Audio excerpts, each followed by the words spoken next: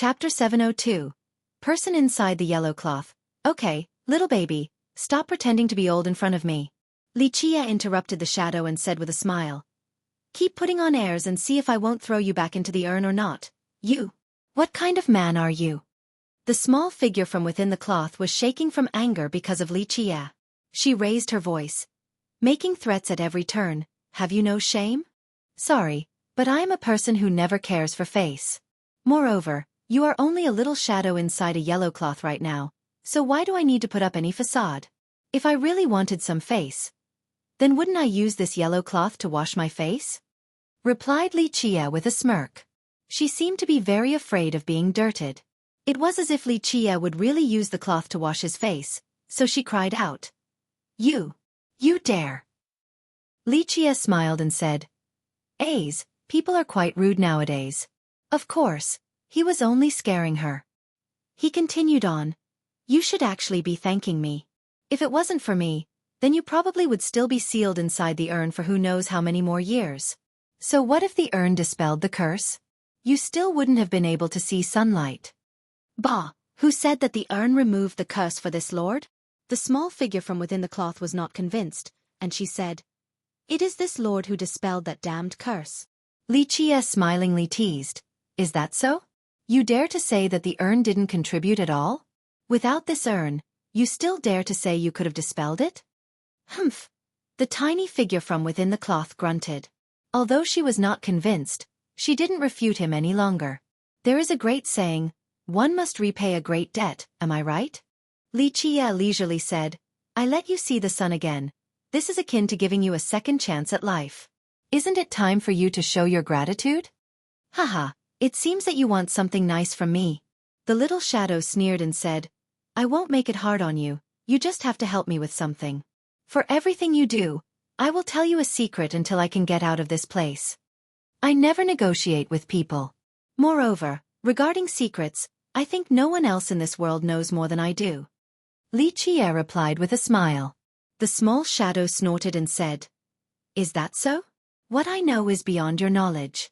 For example, the secret of the ancient Ming. Secret of the ancient Ming? Lichia laughed and responded, That is indeed not bad. Bringing up the ancient Ming right away. A bit interesting. The small figure gloatingly said, Humph, those fools that year wanted to dig me out just because they wanted to find out about the ultimate secret of their race. She had not talked to anyone for a very long time, so although she was especially annoyed with Lichia, she was still willing to talk with him. Lichia replied with a grin. Do you know how the ancient Ming was finally destroyed? Did you know that back in an ancient era, the oldest ancient Ming geezer was dragged out by someone? Every bone in the geezer's body was torn asunder, and this person was able to find out many secrets about the ancient Ming from this geezer's mouth. Do you think that you can know more than this person? Humph. Not necessarily. I am a person who knows the ultimate secret. Moreover, I know far more secrets than just that. For example, I know quite a few things about the 12 burial grounds. The small figure retorted. Lichia responded, I don't doubt that. I'm sure you do know a few things. At least you can recognize greatness. The small figure didn't give up and said, If you help me, then for each matter, I will tell you one secret. I'm sorry to say that I will not negotiate with you. Besides, if I wanted to know a few secrets, including the ultimate secret of the ancient Ming, I do not need to learn them from you. Lichia chuckled and said, I only need you to tell me one thing.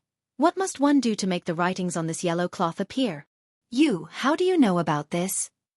The small figure jumped from shock after hearing this. She was actually frightened this time. It's nothing. Lichia laughed and continued on. Back when this thing was still buried in the ground, I assumed that it was evil. However, after seeing this yellow cloth, I knew right away that it was just you being cursed. The truth is that the evil presence had nothing to do with the yellow cloth. But this cloth does indeed have an incredible origin. Although one couldn't clearly discern the figure of the small shadow on the yellow cloth or even her facial expression, the small shadow suddenly flinched, so one could guess that she was shaken by this comment. Humph, what could you possibly know about incredible origins? The small shadow grunted, but this made it clear that Lichia was on point with his comment. Lichia didn't mind her attitude at all. He chuckled while saying, Little girl, your act can scare or trick other people, but who do you think I am? Even if your origin is amazing, I know far more things about this world than you. Bah, who is a little girl? Call me a little girl one more time and I'll really show you who's boss. The small shadow was very displeased by what Lichia called her. Even if one couldn't see her figure, it was clear that she was baring her fangs at him. However, Lichia ignored her protest and chuckled. Little girl, if you are still unconvinced, then I'll let you know something. There was once an ancient shrine that had been smashed apart. Do you know what I saw inside? It was a scene where the earliest people and ancient immortals were prostrating. There were also a whole bunch of old rumors regarding a certain something. Do you know what that thing was? Someone was holding a piece of yellow silk towards the sky with myriad realms on their shoulders. Lichia paused for a moment before continuing. Little girl, you should know that the things I have seen are beyond your imagination. Do you know what the firmament institution is? Do you know the sceneries before even the desolate era? Do you know how I know the situation of this yellow cloth? No matter who you may be, the locations I have been to are beyond your imagination. The small shadow on the cloth was clearly unconvinced and snorted. Humph. What's the big deal? Bah, I have been to many places that you haven't. Instead of being angered, Lichia cheerfully said, Oh, then do tell, what kind of places have you been to before? I have plenty of time right now, so I would be more than happy to listen. Bah, why do I have to tell you? Don't even think about prying any secrets from me. The small shadow sneered and acted as if she would never fall into his trap. Lichia started laughing while clapping his hands together, saying, Little girl, you think too highly of yourself. To be honest, there is no way I would force you since your old stories won't be that interesting to me anyway. You.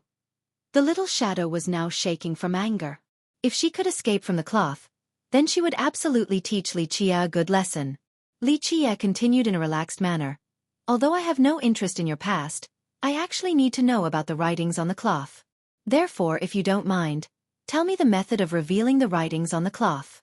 Maybe it will also be beneficial for you. Well, I do mind. Why should I tell you?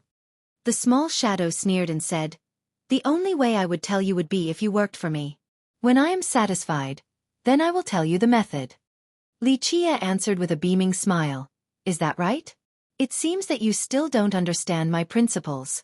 Only I bring out the conditions, not others. Moreover, your situation of being trapped inside the cloth right now is quite unfavorable. The heavens won't heed your cries and the earth also turns a deaf ear. Do you really think you can talk about conditions with me? The little shadow snorted and said, Fine then. If you don't do as I say, you will never obtain the writings on the cloth. Good point. Lichia laughed and continued. However, little girl, there is one thing you should know. I am a person who goes to the extreme. If I can't get something, then others shouldn't even dream about getting it. How about this? I might as well burn this cloth and finish everything. What do you think? Haha, such an overconfident brat. The little shadow sneered. Do you know what this cloth is? Do you think you can burn it as you please? Even if you tried for 100 years, you still wouldn't be able to burn it. Well, that could be the case. Lichia slightly nodded his head and put on a grave expression to say, But I don't mind trying different things. For example, my green lamp over here. Having said that, he placed the green lamp on the table and held the yellow cloth while cheerfully smiling. If you don't mind, I can try it once with my green lamp's dark flame. This green lamp right here. Regarding its origin, it might not be any less formidable than your cloth. In my opinion, it shouldn't have a problem burning a true immortal to death, so I do feel that using it to destroy this cloth shouldn't be a problem. Of course, I am also a very patient person. If I can't burn it in one day, then I can burn it for 500 years or even 5,000 years. You know, I am someone who has a lot of time. What do you think? Lichia held the cloth closer to the flickering black flame of the green lamp. At this time, the little shadow inside the cloth became silent and still. No one knew what she was thinking. Before I burn this yellow cloth, do you have anything to tell me? Lichia smiled and said, I am willing to listen right now. However, the shadow remained silent as if she had disappeared, refusing to answer Lichia. Okay, in that case, I'll burn it. Lichia chuckled and placed the cloth on top of the black flame. Okay, little baby, stop pretending to be old in front of me. Lichia interrupted the shadow and said with a smile, Keep putting on airs and see if I won't throw you back into the urn or not. You. What kind of man are you? The small figure from within the cloth was shaking from anger because of Xueqi. She raised her voice, making threats at every turn. Have you no shame? Sorry, but I am a person who never cares for face. Moreover, you are only a little shadow inside a yellow cloth right now, so why do I need to put up any facade? If I really wanted some face, then wouldn't I use this yellow cloth to wash my face? Replied Xueqi with a smirk. She seemed to be very afraid of being dirted. It was as if Xueqi would really use the cloth to wash his face, so she cried out. You dare! Chapter 703.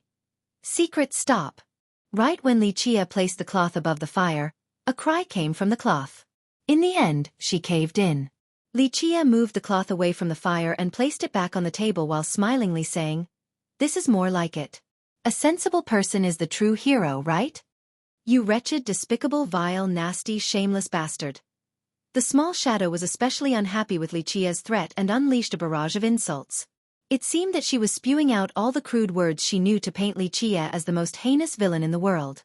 Xueqi didn't care at all and propped up his chin while quietly listening to her insults as if the person being cursed had nothing to do with him. After letting it all out, the shadow finally tired and stopped. Meanwhile, Xueqi was still as cheerful as before. He said with a smile, "If you are tired from cursing and want to stop, then please tell me the method. I am more than willing to listen." The shadow on the cloth scowled and said, "Humph. Bastard, listen well. This lord will only say this once. If you don't understand, then don't blame me for not making it clear." "Please, I'm all ears." Xueqi wasn't angry at all. It was rare for him to have such a good temper and joyous mood. The shadow had no other choice. Even if she didn't want to tell Xueqi, she still had to reveal the method to look at the words on the cloth. After learning the method, Xueqi immediately unfolded the cloth. In the blink of an eye, word after word from an ancient era emerged. A few archaic pictures appeared as well. Both the ancient words and pictures were records of a few extremely earth-shattering secrets of the past that were unbeknownst to all. Good, so this was the case. Xueqi had a dignified expression while examining the text. He would occasionally hit the table in exclamation after looking at these diagrams. For countless years, Xueqi knew more secrets than anyone else. For the ones without answers, he formulated his own theories regarding them. For these unknowns, he had started to find some clues, but now he was able to uncover the answers to some of them from this cloth, causing him to be extremely happy. After carefully reading all the writings and examining all the pictures, he finally heaved a long sigh. He had already guessed some of these matters beforehand. Xueqi smiled and told the little shadow from within the cloth, "Maybe I can lend you a hand with your troubles." "Really?" The shadow was not very welcoming of Xueqi. Her cautious attitude was even more apparent. She had lost to him just now, so how could she not be on guard towards him? "How about you tell me your stories? For example, why are you imprisoned in this thing? Who was the one who placed such a nefarious curse on you?" Xueqi inquired with a grin. The shadow didn't seem to be interested and responded drily, "Who wants to tell you?" Xueqi continued on cheerfully, "How should I put this? Trust is built upon mutual understanding, correct? If you want to trust me, or if you want to earn my trust, then don't you think you should tell me about your past? Then, maybe I can get you off the hook." The small shadow replied in a cold tone, "Is that so? Wait until you can go to that place, then we can talk again." "Humph. Even if you can reach that place, how can I trust you?" "Aze, I am such a good and trustworthy person, yet I have to suffer such unwarranted suspicions. This is truly hurtful," Xueqi movingly stated. The shadow only snorted and didn't say anything else. Xueqi smiled and said, "Of course, I am a patient person, especially when it comes to certain matters. I can wait for several million years. If you think it through one day, then you can come tell me at any time and discuss it. I am a person who readily accepts good advice." There was no response from the cloth. It was as if the little shadow was now completely ignoring him. Xueqi only smiled as he put the cloth back. It was just as he said, he was a patient person. One day, the shadow would have to ask for his assistance. After obtaining a few secrets from the cloth, Xueqi went into seclusive cultivation for 3 full days.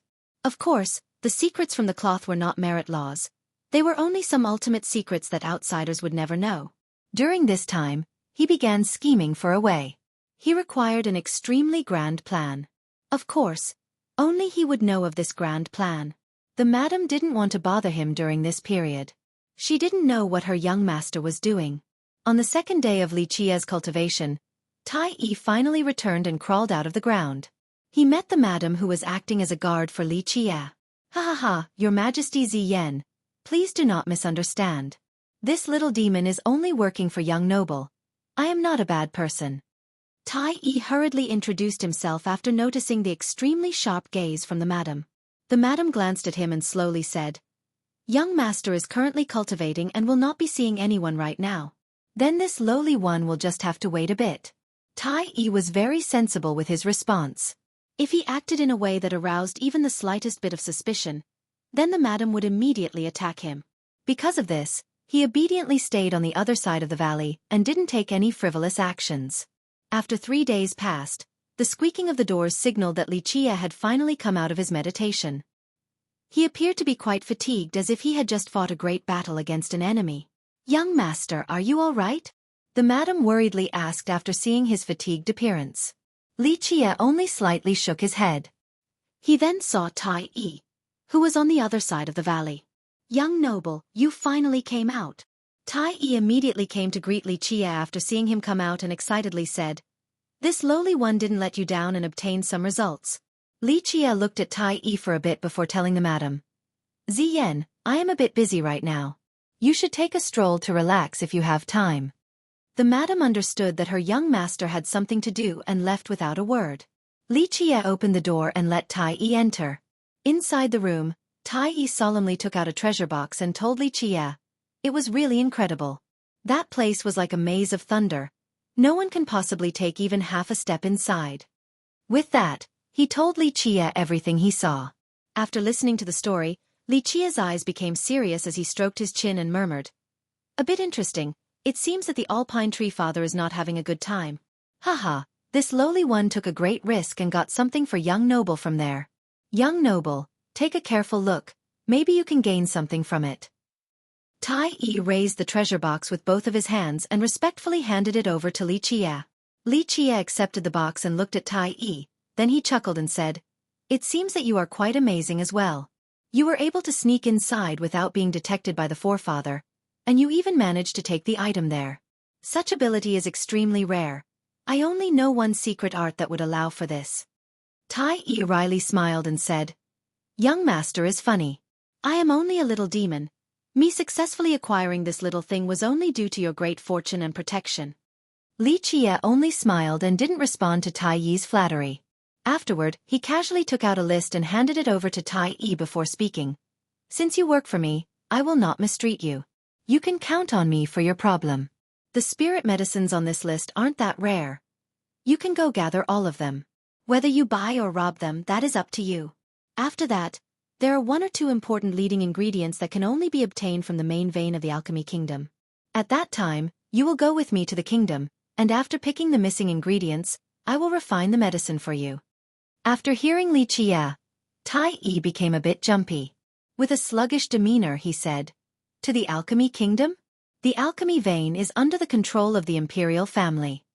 After seeing his expression, Li Qia looked at him again and asked, Is there a problem? Tai Yi coughed and rubbed his palms together awkwardly with a slightly embarrassed expression while saying, There is no problem. It is only that this lowly one has heard that it is not easy to meet the imperial family of the alchemy kingdom. I wonder if they will meet us or not. You don't have to worry about that. It is not up to them to decide. Li Qia looked at Tai Yi and said, Don't tell me you are afraid of going to the alchemy kingdom? Ah, young noble has seen right through me. Tai Yi coughed and responded with an awkward demeanor. Young noble should know that a little demon like this lowly one has never seen the world before. My legs shake whenever I see a grand character. Having said that, Tai Yi swallowed his saliva and forced a smile to say, Young noble, you should also know what kind of existence the alchemy kingdom is. 1 sect, 3 emperors, the most monstrous existence in the alchemy realm. The imperial family is unreachable like immortals up in the 9 heavens. Li Qia glared at him and said, Stop blabbering and get to the point. Tai Yi maintained his awkward expression while responding, Young noble, you should know that I am only a lowly character. I will fall and defecate myself the moment I see matchless members of the imperial family. While I might not be able to get back up, young noble is different. You are a one and only genius across the ages with no peers, the most majestic and supreme of them all. What if I embarrass myself and stain your reputation? Do you think that I won't twist you like fried dough if you keep blabbering on and on? Li Chia gave him a look and slowly said, I don't want to hear this crap. I want to hear something substantial, understand? Haha, young noble misunderstood me. Tai Yi quickly laughed as he had no other choice. He lowered his head and honestly said, Young noble, you are willing to make the medicine for me. I am very grateful and will always remember this in my heart. However, I am only a little demon and do not have the courage to enter the alchemy kingdom. How about young noble let me wait outside the alchemy kingdom's border until after young noble grabs those ingredients, then we'll reconvene. Chapter 704. Tai Yi's secret past. After hearing the ant, Li Chia scanned him from top to bottom and slowly said, So you have been to the alchemy kingdom before? I am quite interested to hear about how you became enemies with its imperial family. The alchemy kingdom was a behemoth, but its imperial family was even more mysterious and unreachable. Fewer than few could meet its members, let alone create a feud with them. Ordinary characters were not qualified to do so. This is absolutely a misunderstanding. Tai Yi jumped and quickly explained. Young noble, you're just imagining it. I am just a little nobody. Even if I was 10 times more courageous, no 100 times more courageous, I still wouldn't dare to become enemies with the alchemy kingdom. Is that so? Then are you saying that the alchemy kingdom's imperial family is a group that would act antagonistically towards a little demon for no good reason at all? Li Chia chuckled and said, Also, what should I say regarding this little demon who caused trouble for the imperial family yet is still alive and well till this day? Is this indicative of the imperial family's incompetence or you being incredible? He paused for a moment before continuing. The more I think about it, the more I want to take you to the alchemy kingdom. Think about it. A behemoth like the kingdom couldn't do anything to a little demon. How weak and incompetent does this make them? I am someone who loves to slap others in the face, so I'll take you to its imperial family and will teach them a good lesson so that everyone will know about their incompetence. They can't even deal with one little demon, so what is this about one sect having 3 immortal emperors and 4 alchemy emperors? This is obviously only a fake reputation. Yep, that's a good idea. We'll do that then. He cheerfully smiled while staring at Tai Yi after finishing his blurb. Tai Yi's expression paled while he listened as his legs turned weak, nearly falling to the ground. He quickly responded, My little ancestor, my boss, my master, please spare this little demon. If you drag me to the imperial family, isn't this the same as taking my little life? Even if I have 9 lives, it still wouldn't be enough, yeah. Li Chia beamingly smiled and said, all right. So how about we talk for real now? A conversation between people this time, you know? Anyone, no matter who they might be, will have their souls drawn in at the sight of that thing. Their legs would be nailed and they themselves would lose all desire to leave. My soul also left my body at that time from temptation. I just wanted to take a look and nothing else. Suddenly, someone rushed in and mistook me for a thief. So afterward, you conveniently stole a few items from them. No, we have to say that it was casually picking up a few items that the imperial family threw away carelessly. Li Chia responded. Tai Yi could only stand there in embarrassment and didn't say anything else. However, I do agree with you on one point. Li Chia laughed and said, The thing that the alchemy kingdom is growing in that pond is absolutely unfathomable. Anyone would lose their mind after seeing it. Very few would be able to stay calm. Great minds think alike. Tai Yi hurriedly added and put on an appearance as if he had just met a true friend. Young noble is completely right. That thing, it is really amazing. There is a reason why the alchemy kingdom is able to own the alchemy vein of the stone medicine world. Even an immortal emperor would covet such a thing. Ah, young noble, when we go to the alchemy kingdom, does young noble want to go take a look at that thing? Tai Yi laughed after speaking. He was trying to urge Li Chia, so he added, You know, that thing is really beautiful. You will definitely love it after seeing it. Li Chia glanced at him and asked, Are you trying to get me to steal that thing from the imperial family? No. The ant hurriedly said, How can we use the word steal when it comes to such an amazing existence? It sounds too vulgar. We have to say borrow no, it's more like it is meant for those who are destined. Young noble is a matchless supreme deity. You are someone who will appear only once across the eons. Only a talent like young noble is qualified to have such a thing, not anyone else. When you praise me like that, I actually feel pretty good and want to nod my head. He then paused and coldly glared at Tai Yi while continuing. However, if you want to persuade me to steal it, then forget it. I am someone who is always just and honorable. If I wanted to take that thing from the imperial family, why would I need to steal? I would just directly talk to them about it. What if the imperial family refuses to give it up? Tai Yi couldn't help but ask. Refuse to give it up? Li Qie arched his lips and revealed a smirk to say. No problem. They would have to excuse me then since I would have to openly rob them. Tai Yi had to lower his head after hearing these words. He was at a complete loss. Only this person ahead would dare to say such a line. For countless ages, no one had ever dared to rob the alchemy kingdom, but this man ahead revealed his intention of doing so in such a light manner as if it was only a trivial matter, something not enough to reach the apex. After hearing the ant, Li Qie scanned him from top to bottom and slowly said, So you have been to the alchemy kingdom before? I am quite interested to hear about how you became enemies with its imperial family.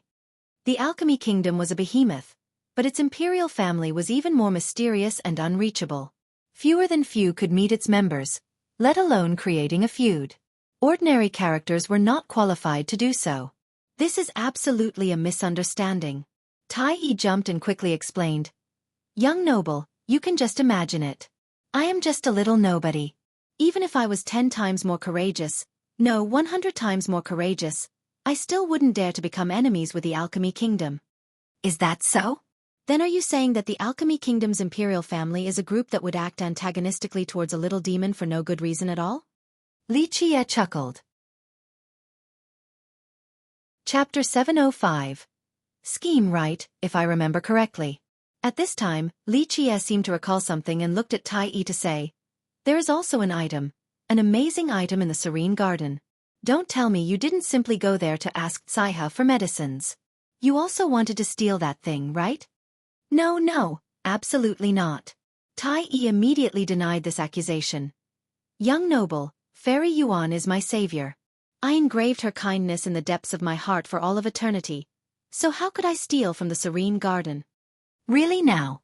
Li Qie remarked in a flat tone while still staring straight at Tai Yi as if he had nowhere to hide. With Li Qie's eyes fixed on him like this, Tai Yi shuddered and lowered his head, forcing out a smile to say, Haha, I can't hide it from young noble, I really had that thought back then. However, Fairy Yuan is a kind person, a real goddess. She saw my grave injuries and immediately treated me without any question. She even gave me some incredible medicines. I will always keep this life debt in my heart, and will definitely not commit any immoral acts at the Serene Garden. I see. Li Qie slightly nodded and said, I hope you are telling the truth, but it really doesn't matter. I just want to let you know that whether it is the Serene Garden or Tsaiha, you better be smart and don't try anything foolish. Otherwise, let alone someone of your strength, even if you were an immortal emperor, I would still look for opportunities to end you. This remark was presented in a calm manner, but even someone like Tai Yi was frightened. He didn't doubt Li Qie's words since he knew very well that Li Qie was someone who could back them up. After a moment of contemplation, Tai Yi calmed down and looked at Li Qie before laughing. Young noble must like Fairy Yuan? In my opinion, she likes young noble as well. Like. Li Qie smiled and looked towards the far distance. Eventually he gently sighed and said, I like many things in this world, too many to count in fact, so in the end, I don't know what I truly like. It's no problem as long as young noble likes it. Does young noble want this lowly one to be a helper? Creating a romantic atmosphere or something like that. This lowly one will definitely do a good job so that young noble can meet Fairy Yuan whenever you wish. Tai Yi quickly tried to match Li Qie together with Yuan Saiha. Li Qie only laughed at Tai Yi's attempt to pull strings and said, You really look down on me too much. If I want to court a woman, do I really need help from someone else? I would just directly win them over. Is there a woman in this world whom I, Li Qie, cannot conquer? Yes, that is only a matter of course. Tai Yi quickly sucked up to Li Qie and said, Young noble is outstanding and able to tread proudly through the era. With young noble's dragon among men features, People would adore you and flowers would bloom wherever you look. Lichia looked at him with one eye and motioned with his hand to say, "Okay, stop sucking up here, go and prepare the medicinal ingredients." Tai Yi acknowledged this command and laughed before turning away to leave. He dug down into the ground and instantly disappeared without a trace. Who knows if it was because he was an iron ant or not? In short, he especially liked to dig holes and travel underground. It would be more accurate if he was a rat instead of an iron ant. Only a rat would love to dig holes and move around underground like this. After Tai Yi was gone, Lichia opened his box and noticed that inside was a group of sealed lights. Upon a closer look, it was not light but a group of lightning bolts. They were in constant motion but were far from being simple lightning bolts. When he looked again, he found that inside this group of bolts hid a great amount of runes, as if the mysteries of the world were inside. Not bad, a group of lightning bolts appearing in a place like this. It is truly not easy to find. Li Qie looked at the lightning bolts and was immediately drawn in by them. Time and time again, he pondered over the runes inside. After meticulous contemplation, he finally succeeded in deriving some clues from within the runes. "All Pine Tree Father, you actually managed to obtain such a great fortune that year," he murmured after understanding those clues. He gazed towards the far distance and suddenly fell silent while thinking about someone, a person who he didn't want to think about too much. One will always need to make a choice regarding a few things in this world. Li Qie couldn't help but sigh and say, "No matter what, you are still the one I'm most proud of out of all the immortal emperors I have groomed." His expression sank after saying this. The emotions of the past were overwhelming. There was too much frustration. Even though he had impeccable means, there were still things that made him feel helpless and forced him to make a choice. Li Qie shook his head, composing himself as he didn't want to think about the past any longer. He focused his mind on this group of lightning bolts instead. He was not satisfied with just deriving the runes inside the bolts since he needed much more. This small group of lightning bolts actually had an unbelievable origin, and with it were a frightening catastrophe. Very few people in the world had actually managed to see this type of lightning. However, Li Qie had seen it before. It belonged to an extremely powerful tribulation. Although opening it was not an easy matter, he still had absolute confidence in himself. In order to solve the mysteries, Li Qie spent 2 days thinking. Meanwhile, Madame Ziyan didn't want to disturb him, so she stayed by the door for his protection. It wasn't until the evening that she left for a moment. A bit after her departure, Li Qie finally managed to solve the riddles behind these bolts and revealed a faint smile. At this time, Tai Yi quickly rushed in and stammered, "Not good, not good. What happened for you to be so alarmed? Is someone chasing you?" Li Qie slowly asked after seeing the panicking Tai Yi. The ant quickly responded, "I'm not being chased, but something happened to Madame Ziyan." "What about Ziyan?" After hearing this, Li Qie immediately stood up while revealing a fierce glare. She was still outside just a moment ago and it hadn't been long since she departed. She is being surrounded by experts from several great lineages like the Heaven Hoof Ravine, the Huangfu clan, and the Crystallized Sea sect at a mountain not far from here. Tai Yi hastily answered. A terrifying murderous intent appeared in Li Qie's fierce glare, causing Tai Yi to shiver next to him. He felt as if Li Qie resembled a terrifying god of death with a momentum capable of killing devils and immortals. "Some people are really tired of living," Li Qie slowly said, "daring to touch my people. It seems that if I am not dyed with blood, some people won't come to realize what death is." Having said that, he immediately left the room. Tai Yi, who was still quivering, suddenly saw a scene of a sea of blood towering into the sky, creating a horrifying spectacle. After calming down, he immediately followed Li Qie. On a mountain not far from the valley, Madame Ziyan was being surrounded by a group of people, the majority consisting gray-haired experts of the previous generation. Their divine rings were out and emitting a bright radiance. All of them had frightening auras. The Radiant Sea Alchemy Saint, Heavenhoof Elders, and High Elders from the Huangfu clan. All of them were famous heavenly kings from the previous generation. As for the young people present, there were those who stood out, such as the Dragon Princess. At this time, there were 2 corpses down by Madame Ziyan's feet. They were both young. No one could recognize one of the corpses, but from his clothing, it had to be a disciple from the ravine. The other dead youth was also quite renowned as a young alchemist. He was the person who became enemies with Li Qie 2 days ago, the Vine Pill King. However, Those two were not killed by the madam. Originally, the madam was protecting Lichia inside the valley when she suddenly found something was amiss and immediately gave chase until the valley's entrance. She noticed that a heaven-hoofed disciple was sneaking around with a companion, the Vine Pill King. However, the king was already dead at that time. It only seemed as if they were entering the valley together. This disciple seemed to want to bring the dead king into Lichia's valley, but he didn't expect to be caught by the madam the moment he made it to the entrance. He was scared out of his wits the moment he saw the madam and immediately carried the king's body and ran. They made it to this mountain not far from the valley. The madam sensed something was amiss and immediately followed them. However, the moment she made it to the mountain, she found that the disciple had been killed as well. She realized that things were going south. It was an obvious trap, so she tried to escape right away. But famous heavenly kings like the alchemy saint emerged all of a sudden. She wanted to break through the blockade, but the powerful heavenly kings among this group immediately halted her retreat with their collective effort. There were guests everywhere at Alpine Mountain, so their conflict drew in many people.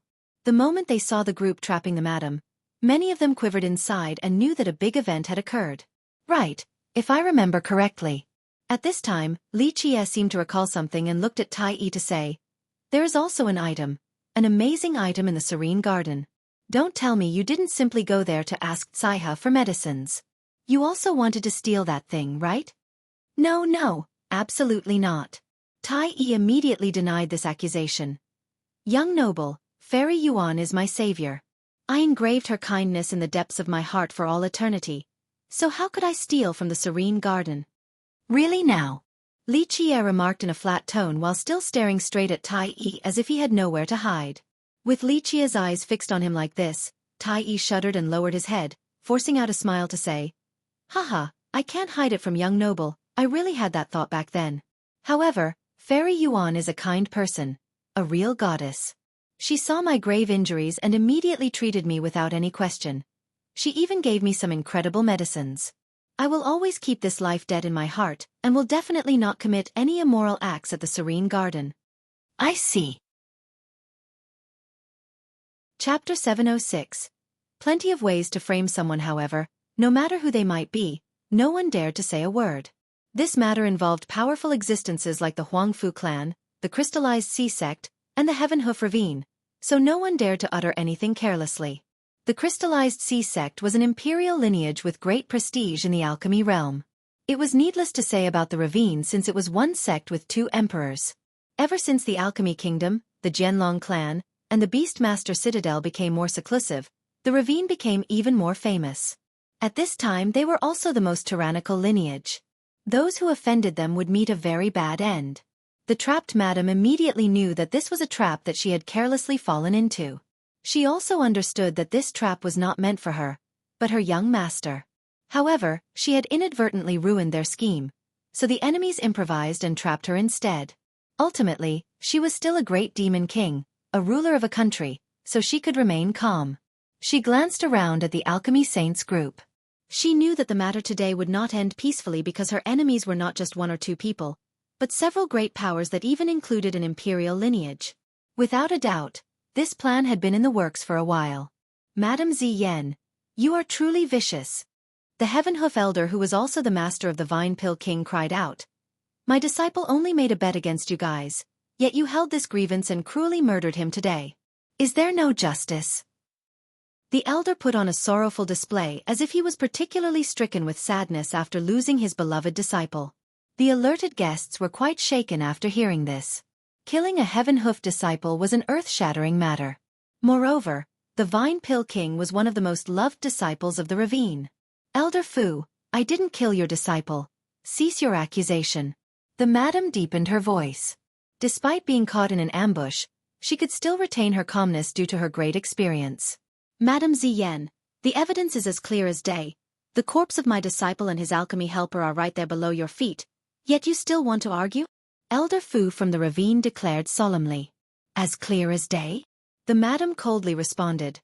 "They were already dead when I arrived here. In fact, your group appearing right when I found these corpses is quite a coincidence." "Too much of a coincidence." "What do you mean, Madam Ziyan?" The chief high elder from the Huangfu clan retorted. "I, along with Brother Fu and the alchemy saint, had planned to discuss the Tao tonight while watching the moon. We brought along our disciples so that they could get to know each other as well. Who would have thought that the moment we got here, we saw you killing our nephews? Madam Ziyan, was it not enough for you and that little animal Li to scheme against our Huangfu descendant? The High Elder added in an awe-inspiring manner. Are there no bounds to your cruelty? For anyone who ever offended you too, is there no end until they are all dead? Do you choose to not obey the laws of this world? While all of you are so certain that I killed these two, where is the evidence? The Madam Drilly replied while standing calmly before her enemies. The evidence is right below your feet. Is it not evident that his corpse is laying right there beside you? The Heaven Hoof Elder raised his voice. Madam Ziyan, even though you are a great demon king, you should know that death is the punishment for murder. Brother Fu, something's not right about this matter. Perhaps not everything is as we see it. The alchemy saint slowly spoke at this time. Everyone knows that Royal Lord Ziyan listens to Li Qia. I'm afraid the Royal Lord wouldn't dare to take charge of something like this. This has to be her taking orders from him. Your words are not without reason. The High Elder from the Huangfu clan silently pondered for a moment before gravely speaking to the Madam. Madam Ziyan, you should know that this is not a trivial matter. Killing a disciple of the ravine is akin to opposing the ravine. Don't tell me that you wish for war between the giant bamboo country and the ravine just because of that Li Qia. The alchemy saint acted as the mediator and spoke. Madam Ziyan, if you were forced to kill them because of Li Qia, then before this matter escalates to the point of no return, you still have a choice. As long as you hand over the real culprit, Li Qia, you will be able to make up for this crime.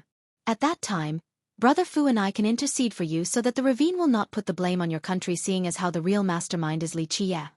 The alchemist finished with a cough. The spectators were watching with bated breaths. No one dared to involve themselves in such a matter because if this took a turn for the worse, it might result in an all-out war between the two countries.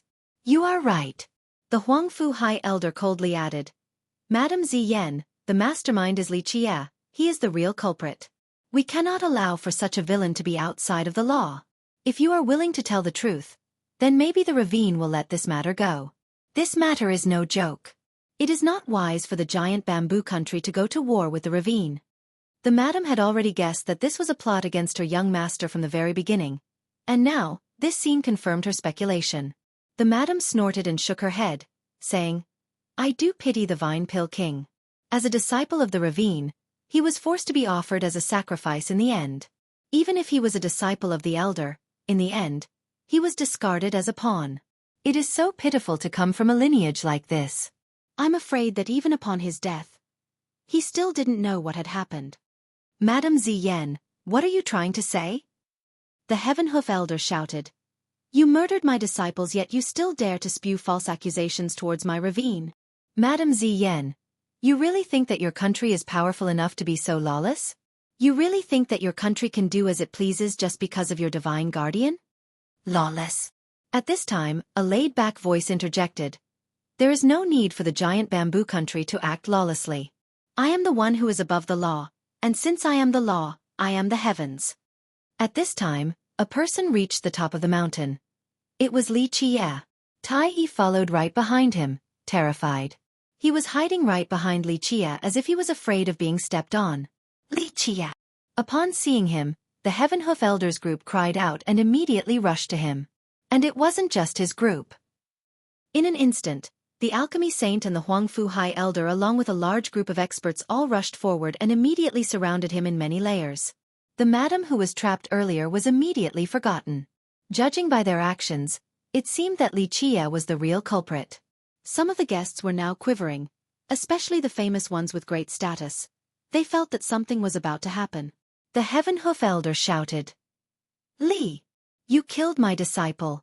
Hand your life over. Li Qia could still retain his cool and leisurely demeanor despite being surrounded. He looked at the elder and smilingly said, Oh, the Vine Pill King is dead? That is a surprise for me. Li, you know this full well. The Alchemy Saint raised his tone. The Vine Pill King only bet against you and used a few unpleasant words. However, you actually held a grudge and ordered Royal Lord Ziyan to kill him. Someone as vicious as you who slays fellow Taoists is unforgivable. Yeah. Li Qia couldn't keep himself from laughing.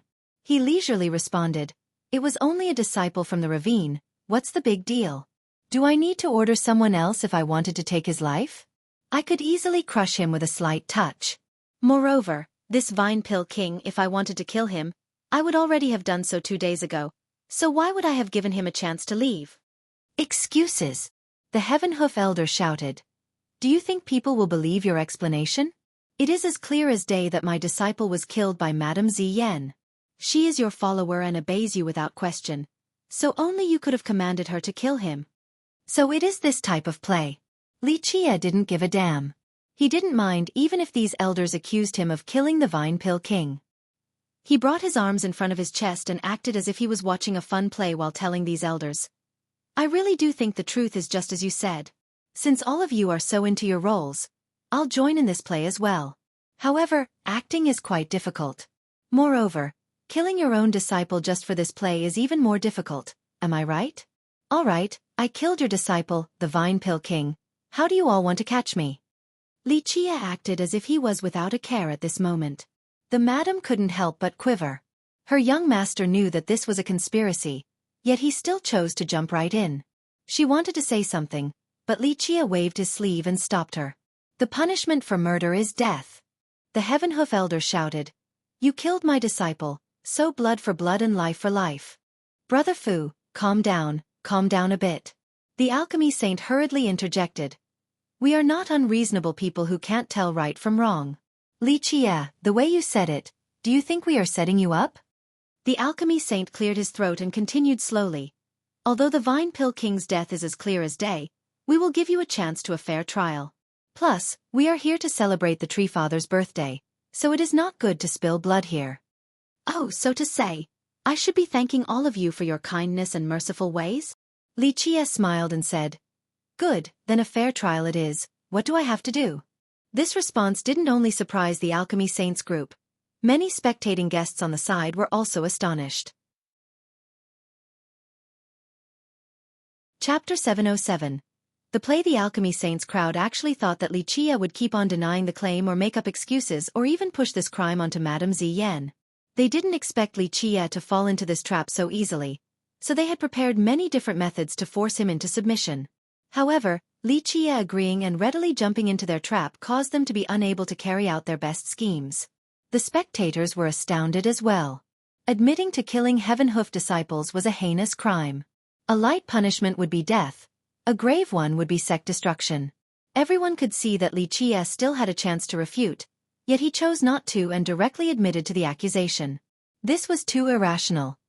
Was Li Chia confused? Even the madam found this to be unexpected. She didn't know what her young master was planning. Could he have an even better plan to counter the opponents? Him directly admitting to the act left the Alchemy Saints group at a loss. They didn't know what to do. From their perspective, this was simply too illogical. The Alchemy Saint composed himself and cleared his throat to say, both our crystallized sea sect and the ravine are reasonable. We will not wrongly accuse others. Although the punishment for murder is one's death, we will give you a fair chance.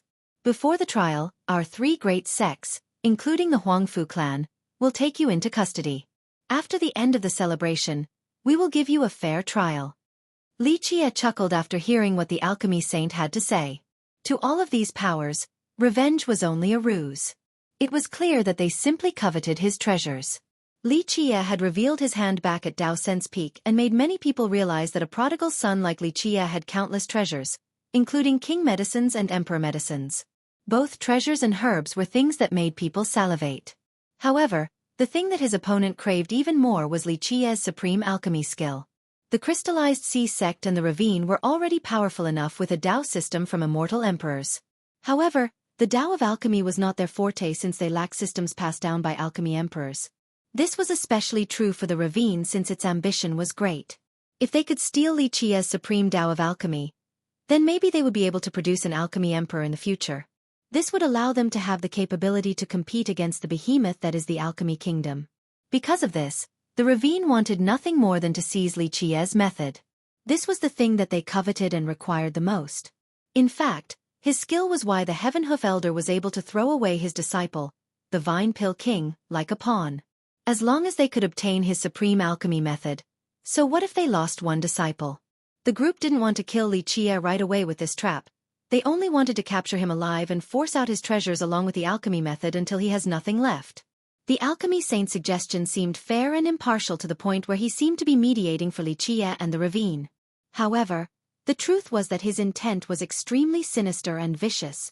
Many eyes were fixated on Li Qie at this moment, especially the great big shots whose eyes were flickering rapidly. At this place, no one was stupid, especially the rulers and lords of their own domains. Which one of them wasn't a sly fox? The moment they saw Li Qie, a few of them were already able to guess the scheme of his opponents. However, no one dared to expose this conspiracy because to do so at this key moment was akin to becoming enemies with the crystallized sea sect and the ravine. Many people had the same thoughts. Innumerable treasures and spirit medicines, a supreme Tao of alchemy, either of these would be enough to excite people. If they could capture Li Qie alive, they wouldn't hesitate to squeeze every last drop out of him. Li Qie smiled cheerfully and asked, "So, should I be thanking you for being so merciful?" The alchemy saint coughed as he replied, "There is no need for that. Young people will always make mistakes, so nothing could be better than turning back time. If you obediently let us take you in, then out of consideration for your repentance, we of the crystallized sea sect will ask the ravine to give you a chance to start over on the day of the trial. Brother Fu, what do you think?" "Humph." The Heaven Hoof Elder acted as if nothing could calm him down. He snorted and coldly replied, "Because the alchemy saint is asking in his stead, if this little animal gives up now, then I can give him a chance for a fair trial. Otherwise, blood will be paid with blood. I have been moved after hearing your words. At this moment, I feel as if I am the worst sinner, and dying 10,000 times still wouldn't be enough for atonement." The Huangfu High Elder coldly spoke. "Humph. To realize this now is not a bad thing. It shows that you can still be saved.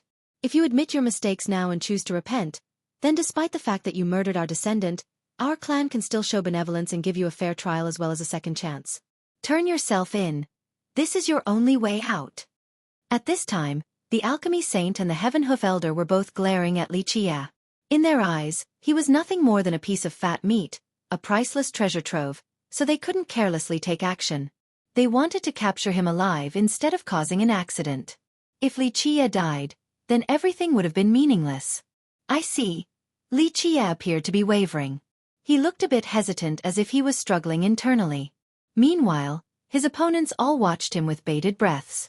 For them, nothing could be better than Li Qie obediently accepting his captivity. As a result, there would be no disturbance at Alpine Mountain, and they would also have captured him alive.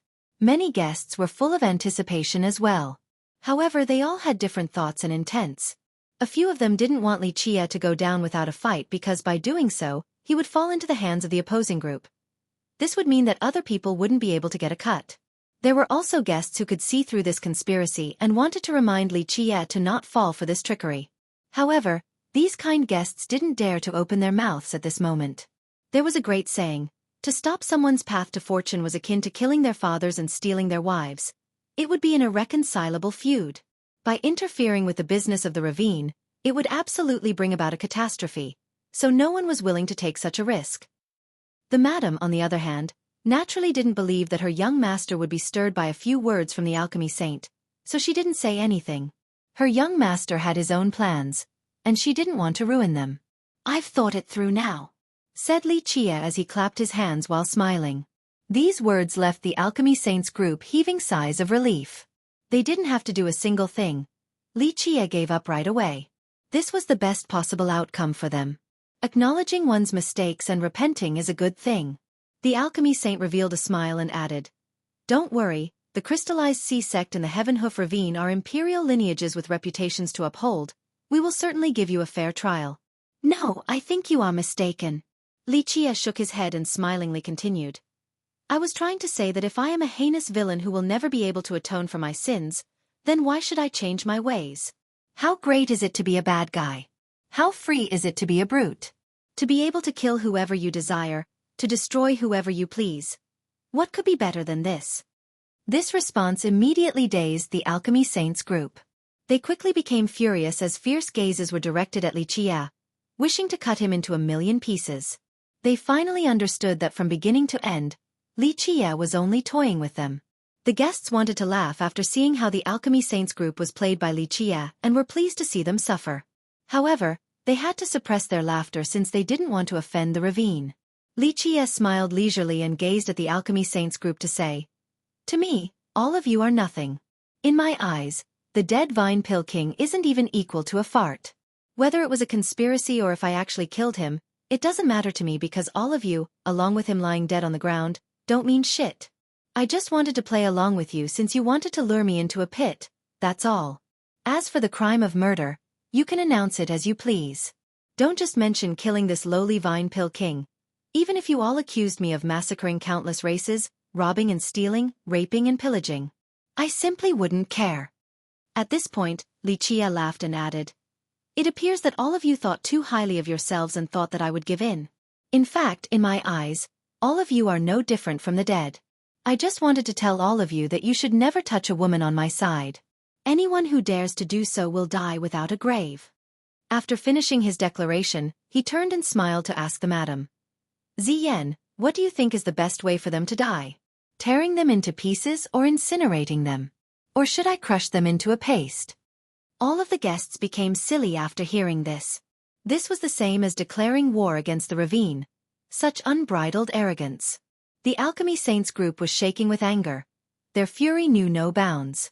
They had the urge to tear Lichia into countless pieces. The Alchemy Saints crowd actually thought that Lichia would deny the claim or make up excuses or even push this crime onto Madame Ziyen. They didn't expect Lichia to fall into this trap so easily, so they had prepared many different methods to force him into submission. However, Lichia agreeing and readily jumping into their trap caused them to be unable to carry out their best schemes. The spectators were astounded as well. Admitting to killing Heavenhoof disciples was a heinous crime. A light punishment would be death. A grave one would be sect destruction. Everyone could see that Lichia still had a chance to refute, yet he chose not to and directly admitted to the accusation. This was too irrational. Was Lichia confused? Even the madam found this to be unexpected. She didn't know what her young master was planning. Could he have an even better plan to counter the opponents? Chapter 708. Immortal Devouring Evil Jar. Little animal, I will grind your bones into dust and tear you to pieces. The Heavenhoof elder was livid after being mocked like this by Lichia. His expression was unsightly to the extreme. He roared as his blood energy became as vast as an ocean. The moment he took a step forward, others would feel as if the world was collapsing. A terrifying momentum appeared, causing people to feel as if their bodies were about to burst. Wow, incredible! Even though Elder Fu specializes in alchemy, his cultivation is quite scary as well. He's actually a myriad king. If he could take a step forward to become a life king and defeat his life reduction, then he would be able to live for another 10,000 years. Many cultivators standing to the side became emotional after seeing the Heavenhoof elder take action. The ravine had many characters like this Elder Fu. Moreover, he was far from being the strongest among its elders, and yet he was already a myriad king. This was enough to show how powerful the ravine was. When Elder Fu was approaching Lichia, a cold scowl appeared on his face. The madam stepped forward and instantly soared through the crowd to act as a shield in front of Lichia. "Elder Fu, if you want to fight, then I will entertain you." Madame Ziyen, who was always benevolent, was now fierce and decisive. Despite her gentle nature, she was still decisive when it mattered due to being a great demon king. Elder Fu stared at the madam and slowly said, "Madame Ziyen, although you have become a demon king with great prestige in the alchemy realm, you need to know your own strength. Your power, at best, is only at the Thousand Kings realm. Do you think you can handle all of us on your own? Even if the alchemy saint and the others do not get involved, I alone am more than enough to take you down." Keep in mind that the world had never seen a true immortal before. The madam coldly stared at her opponents and uttered, "I wonder if Elder Fu had brought a true treasure from Immortal Emperor Qilin or Immortal Emperor Jin Shi or not." At this point, the madam was no longer the woman who was as gentle as water, and instead was a demon king ready to kill. Elder Fu's expression became unsightly as he retorted, "Do you think you are unbeatable with just this evil jar?" With two emperors, the Heavenhoof Ravine was one of the strongest demon lineages in the stone medicine world. Both of their emperors were demons. Immortal Emperor Qilin was the first while Immortal Emperor Jin Shi was the second. Although the ravine had Immortal Emperor true treasures, items of this level were the sex-defining artifacts. Even the ravine would not easily give these weapons to the traveling Elder Fu. You are correct. The madam glanced over them and tyrannically declared, Elder Fu, even if you have an immortal emperor life treasure on you right now, it still wouldn't be enough to enter my sight. You would either have to bring a true treasure or become a virtuous paragon right this instant in order to match me. The madam's domineering aura filled the sky. Normally, she carried herself in an amiable manner in front of everyone. However, it seemed that after following Li Qie, she had been infected by his aggressive attitude. Madam Ziyan, do you think you can rampage everywhere with just one treasure? The alchemy saint sneered. Not to mention the invincible ravine, my crystallized sea-sex true treasure alone is enough to suppress you. That is a matter of the future. We can talk about it when you actually bring out a true treasure. The madam aggressively declared. But now, either all of you come together or get the hell out of here. She was ready to kill at a moment's notice. The madam's domineering aura and her courage to shout at her opponent left them, and even many spectators from afar, shocked from surprise. No great powers would dare to oppose these imperial lineages. Even when they were wronged, they would still choose to acquiesce because once they opposed these imperial lineages, at best, they would come out heavily wounded. The worst-case scenario would be complete destruction. But now the always peaceful Madame Ziyan of the giant bamboo country was acting extremely aggressively and actually challenged the Ravines group. So how could people not be astonished? You! Elder Fu's group was shaking with anger as all of their expressions paled.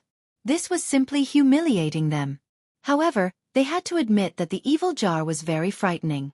The damnedest thing was that they didn't bring along items that could stop the evil jar since they came for the birthday celebration. Elder Fu didn't bring along a life treasure, let alone a true treasure of an immortal emperor. It could be said that in just a moment, all of their plans were derailed. They didn't expect for the madam to be carrying the giant bamboo country's defining treasure. Chapter 709. Slaying enemies like butchering chickens ahem.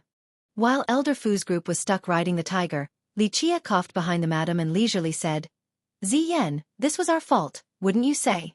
It was just a little argument, yet we are unleashing this scary intent. This is not good at all. Young master is implying? The madam was dazed and didn't know what her young master was trying to do at this moment. Li Qie pulled her back next to him and cheerfully smiled. Our immortal devouring evil jar is too scary, yeah? We should just take it slow so that these old geezers on the verge of death won't defecate themselves. It is not nice to make these elders soil themselves. After all, how would they have the face to see anyone else from now on? These vicious words enraged the Ravines group to the point where they almost died from vomiting blood. The madam didn't know whether to laugh or cry, but she still listened to him and withdrew the evil jar. However, her putting away the jar allowed Elder Fu and the others to secretly heave a sigh of relief. There is this saying, what was it? Li Qie stared at his opponents and slowly spoke. I remember now, there is a great saying, there is no need for a butcher's knife to kill a chicken. For this bunch of insects, is there a need to use such an invincible immortal item like the jar? This would be too wasteful and vastly overestimating them. Such a big tone. The dragon princess sneered in response and said with disdain, hiding behind a woman to brag, are you still a man? If you dare, then come out and fight us. Fight you guys. Li Qie chuckled and took a step forward before calmly speaking. For a bunch of ants like you lot, is there a need to use the word fight? I can kill all of you with one stomp. No problem.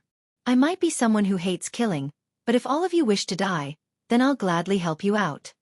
The first reaction from many spectators was that Li Qie was insane.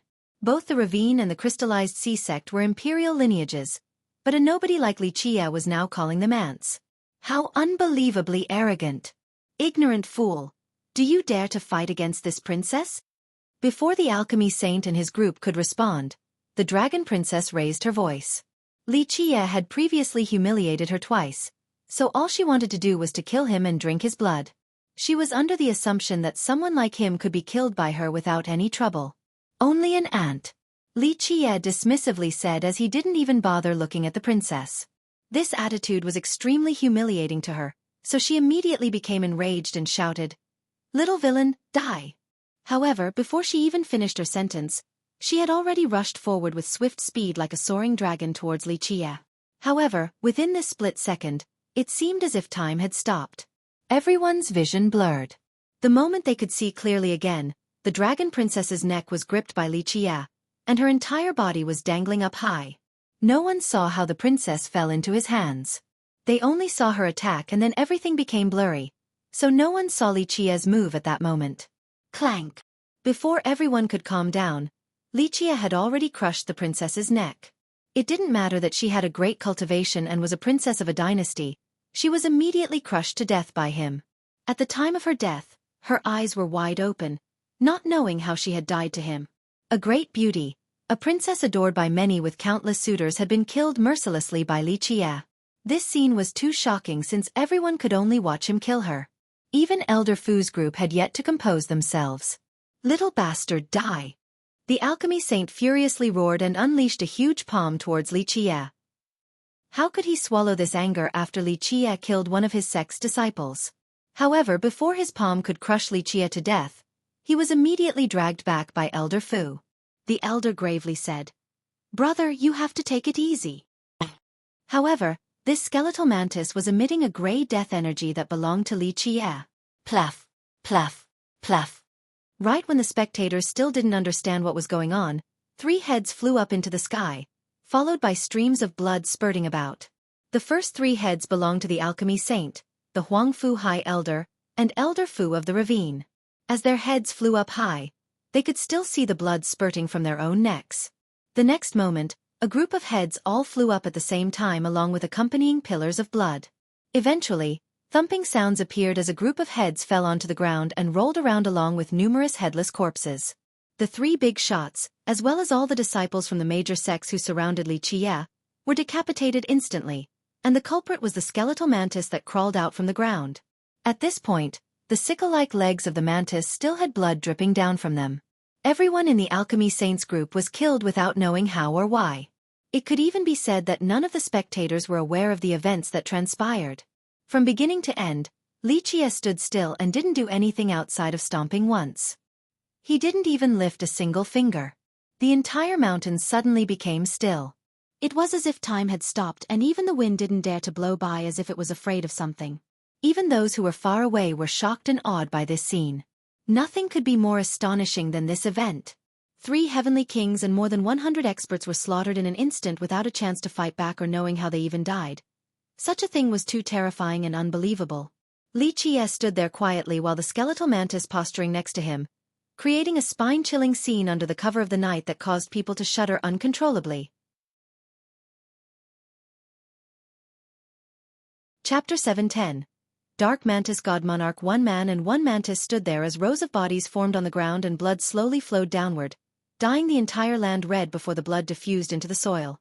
After a long time, a gentle breeze blew by and the stench of blood assaulted everyone present, causing them to feel nauseous. However, the thing that made them feel even more sick was not this sanguine stench.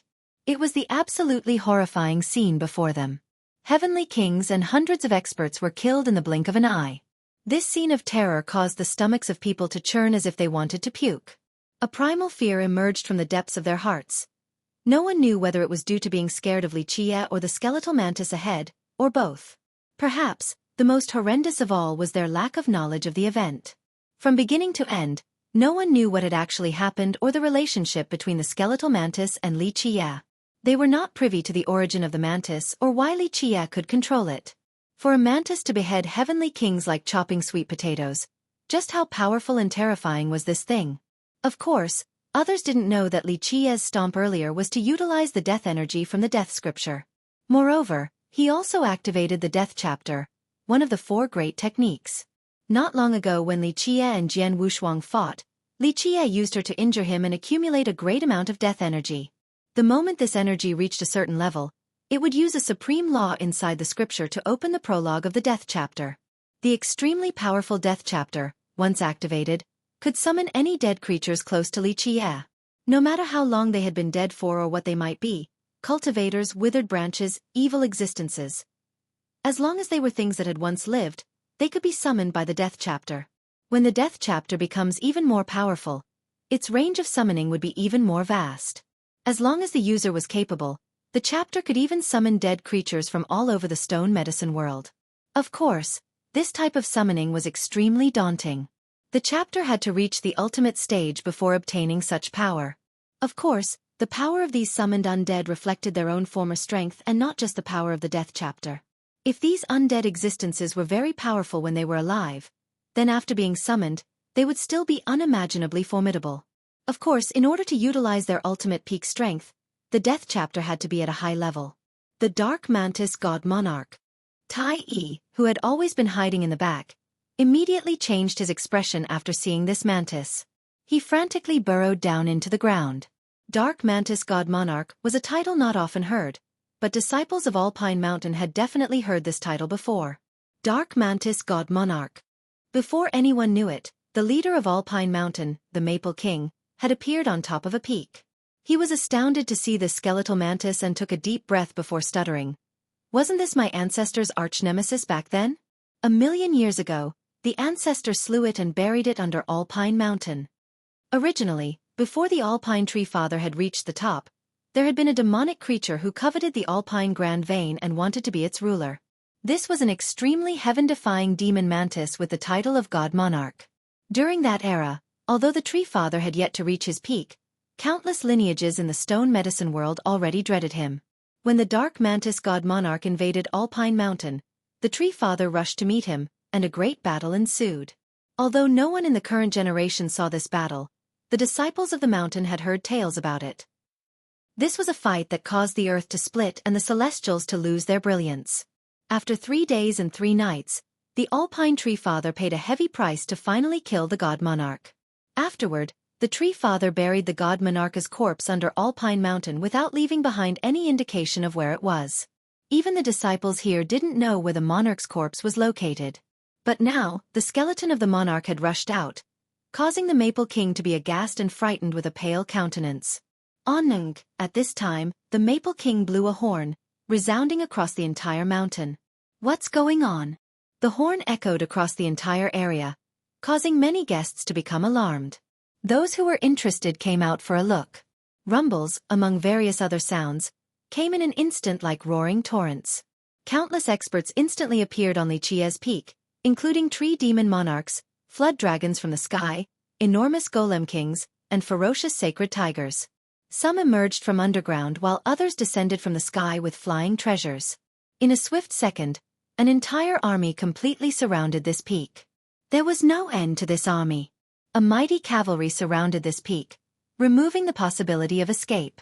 The energy from heavenly sovereigns and heavenly kings at this location could encompass the entire world and was capable of overturning the earth. The guests gasped in the face of this army of experts. Although many people still didn't know what was going on, they didn't dare to approach and could only stand and watch from afar. They knew that something big had happened after the Alpine army appeared to lay siege to this single peak.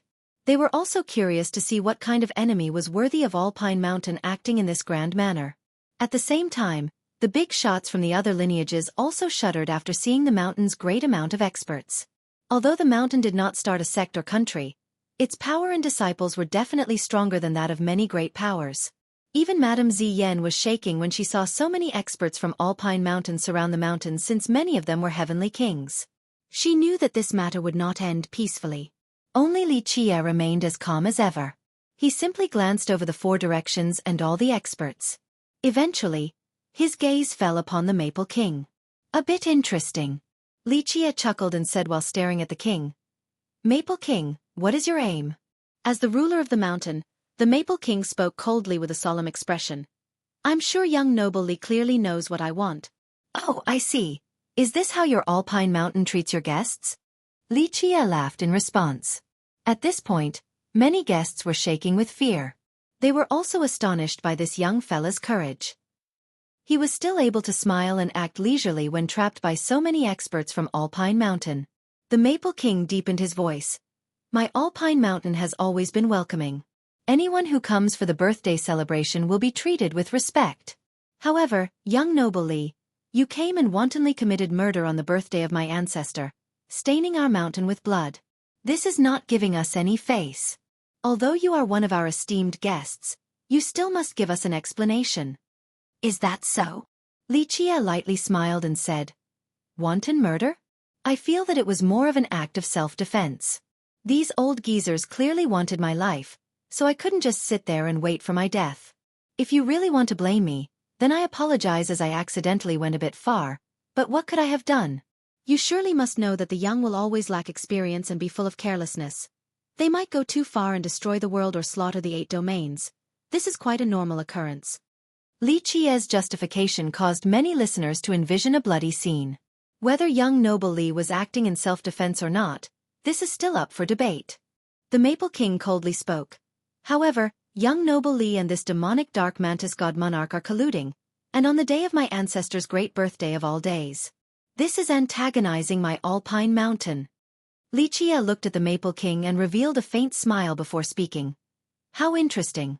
I am only a nobody junior that was trapped by a group of heavenly kings from imperial lineages.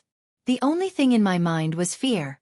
I almost died miserably at the hands of these ruthless kings, but your Alpine Mountain did not come out to uphold justice. And now, a mantis crawled out from the ground to save me. Yet your Alpine Mountain decides to show up now to stand up for justice? How interesting. Li Qie's words caused many of the bystanders to become silent. His description seemed to be stating that he was a lamb surrounded by a pack of wolves. However, the truth was that he was the wolf and the Alchemy Saints group were the helpless lambs. He, the wolf disguised as the lamb, eventually ate everyone from the Alchemy Saints group. Right or wrong, this will be decided in the future. The Maple King drily said. But for now, your wanton murder and collusion with the Dark Mantis God Monarch is clear. If young noble Li wishes to end this matter peacefully, then listen to my words of advice and accept your capture obediently. Li Qie glanced at him and slightly shook his head before speaking. Is this your idea, or the Tree Father's idea? If this is your idea, then I can only say that the Tree Father's descendants are mediocre. However, if this is the Tree Father's idea, then I'm afraid that he has grown old and senile. To maneuver against me is your Alpine Mountain wishing to meet its end. One man and one mantis stood there as rows of bodies formed on the ground and blood slowly flowed downward, dyeing the entire land red before the blood diffused into the soil. After a long time, a gentle breeze blew by and the stench of blood assaulted everyone present, causing them to feel nauseous. However, the thing that made them feel even more sick was not this sanguine stench. It was the absolutely horrifying scene before them. Heavenly kings and hundreds of experts were killed in the blink of an eye. This scene of terror caused the stomachs of people to churn as if they wanted to puke. A primal fear emanated from the depths of their hearts. No one knew whether it was due to being scared of Li Qie or the skeletal mantis ahead, or both. Perhaps, the most horrendous of all was their lack of knowledge of the event. From beginning to end, no one knew what had actually happened or the relationship between the skeletal mantis and Li Qie. They were not privy to the origin of the mantis or why Li Qie could control it. Chapter 7:11. A mighty showing. Li Qie's brazen words caused many of the spectators to take deep breaths. Ever since the Tree Father had reached his current level, countless lineages were wary of him. Even imperial lineages like the Alchemy Kingdom. They had to tread with respect whenever they dealt with the Tree Father. Even a virtuous paragon wouldn't dare to offend the Tree Father. But now, a nobody like Li Qie dared to utter such words at Alpine Mountain. Only Li Qie would be able to do this. The Maple King's expression changed for the worse. He had ruled the mountain for so long and until now, no one had ever dared to challenge them like this. Li Qie alone was daring to speak such contemptuous words. Despite his good temperament and great self-restraint, the Maple King's fury simply couldn't be described with words. Such a big tone. The Maple King coldly said, Young noble Li, my Alpine Mountain will warn you one last time. Otherwise, don't blame us for being impolite. If you don't comply, then we will take action. As for whether you get injured or die, you must bear the responsibility of your choice. At this moment, Li Qie's eyes narrowed as he chuckled to say, Your Alpine Mountain scheming against me is truly unwise. It is your mountain's honor to be graced with my presence for this birthday celebration, yet you actually dared to make a move against me. This is truly not knowing life from death. When I, Li Qie, don't come to cause trouble, even the heavens would have to show its gratitude. But now, you dare ask me to bow down? Very well, so what if it is a birthday? It is time to wash this place with blood. Begin. With a cold countenance, the Maple King and the majority of the experts from the mountain rearranged themselves into an archaic formation. This defensive formation was like a dense forest and covered the entire peak. No tears until sighting the coffin. Li Qia's pupils flashed with a cold glint. In this instant, his death energy emerged with the activated death chapter. It unleashed an amazing power that caused the energy on the skeleton of the god monarch to surge like a river. However, in the current stone medicine world, only the Tree Father was still alive. It was easy to see just how terrifying and heaven-defying the Tree Father was to cause the Alchemy Kingdom and the Jianlong clan to treat him with respect. And now, the Tree Father had personally taken action, causing many guests to feel fear in their hearts. The guests subconsciously stared at Li Qia. A junior like him wouldn't be able to cause any trouble now that the Tree Father personally took action. Among the younger generation, even someone as supreme as the celestial being, Yi Qingqing, still wouldn't be able to do anything. So it's finally the old man's turn to take action. However, when everyone thought that Li Qia was doomed, he was still as calm as ever, showing no fear towards the Tree Father. Everyone, return. However, the next event surprised all the guests. The ancient voice of the Tree Father came again as he gave his command to the Alpine disciples. After his command, all the auras of the paragons disappeared. These paragons who wanted to take action all became silent and stood still. Young Noble Li is an esteemed guest. There has been a misunderstanding. The ancient voice rang again. How about young Noble Li come to my place to resolve this misunderstanding? The moment the Tree Father's words came out, 2 pine branches stretched out from the far distance and came before Li Qia. These 2 pine branches were like spirit dragons intertwined together and instantly created a wooden bridge. This wooden bridge next to Li Qia's feet would bring him straight to the Tree Father's place. This scene caused many guests to hold their breaths as they waited for Li Qia to make a move. What kind of existence was the Tree Father? He was one who could be praised as a supreme god king. Even big shots from the previous generation weren't qualified to meet the Tree Father, let alone the younger generation. But now, the Tree Father wanted to personally meet Li Qia. This was quite perplexing to many here. What outstanding virtues did Li Qia have to warrant this meeting? Since this is the case, why not? Li Qia looked at the bridge in front of him, chuckled, and spoke. Afterward, he boarded his carriage again. This response left many people speechless. They all considered meeting the Tree Father as a great honor. After the Tree Father reached the peak, countless great demons and even monarchs with unparalleled talents came wanting to meet him, but they couldn't. Today, the Tree Father initiated the meeting with a nobody like Li Qia, but his response was completely nonchalant and without a care. If it was any other youth, they would be overwhelmed with excitement. Madame Ziyan also sat on the carriage and took the reins. In fact, there was no need for her to do anything since the Imperial Draco Bull immediately pulled the carriage towards the wooden bridge to head for the Tree Father's dwelling. All the guests watched the carriage until it eventually disappeared from their sight. Chapter 7:12. Alpine Tree Father. After the carriage was no longer visible, one person had to say, "This Li Qia. He's only a junior, so why does he get to meet the Tree Father? My master, the ancient Tusk Monarch, is the most talented demon monarch from the previous generation of the alchemy realm, but he still didn't get to see the Tree Father. Maybe it is because of the giant bamboo country's divine guardian. It and the Tree Father are the 2 demon forefathers of our world, so this might be why. Li Qia and Madame Ziyan are from that country, so it isn't that strange for the Tree Father to see them."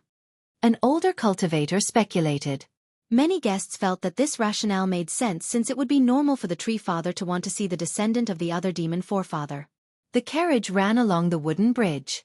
Although squeaking sounds could be heard, the journey was very smooth. It didn't take long before the carriage made it to a peak. The worldly energy on this peak was as vast as an ocean. Everything was dyed in a lively blue, giving the area the appearance of a grand ocean. Although this peak was not large, it felt as if it was the prime power of this land. On top of the peak was an old pine tree that had experienced the turmoils of countless years. It took root in this land for millions of years, and nothing could shake it.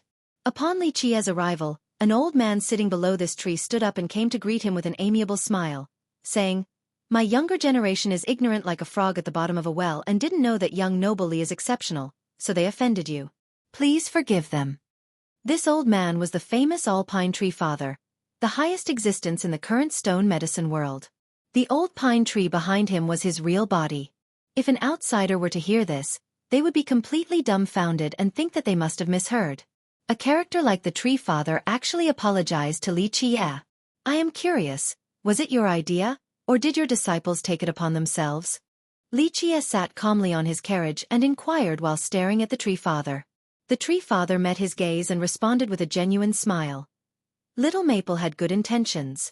He thought that young Noble Li had a way to solve my problem, so he wanted to keep young Noble Li behind. If you want to blame someone, I'll take the blame. This is our Alpine Mountain's fault.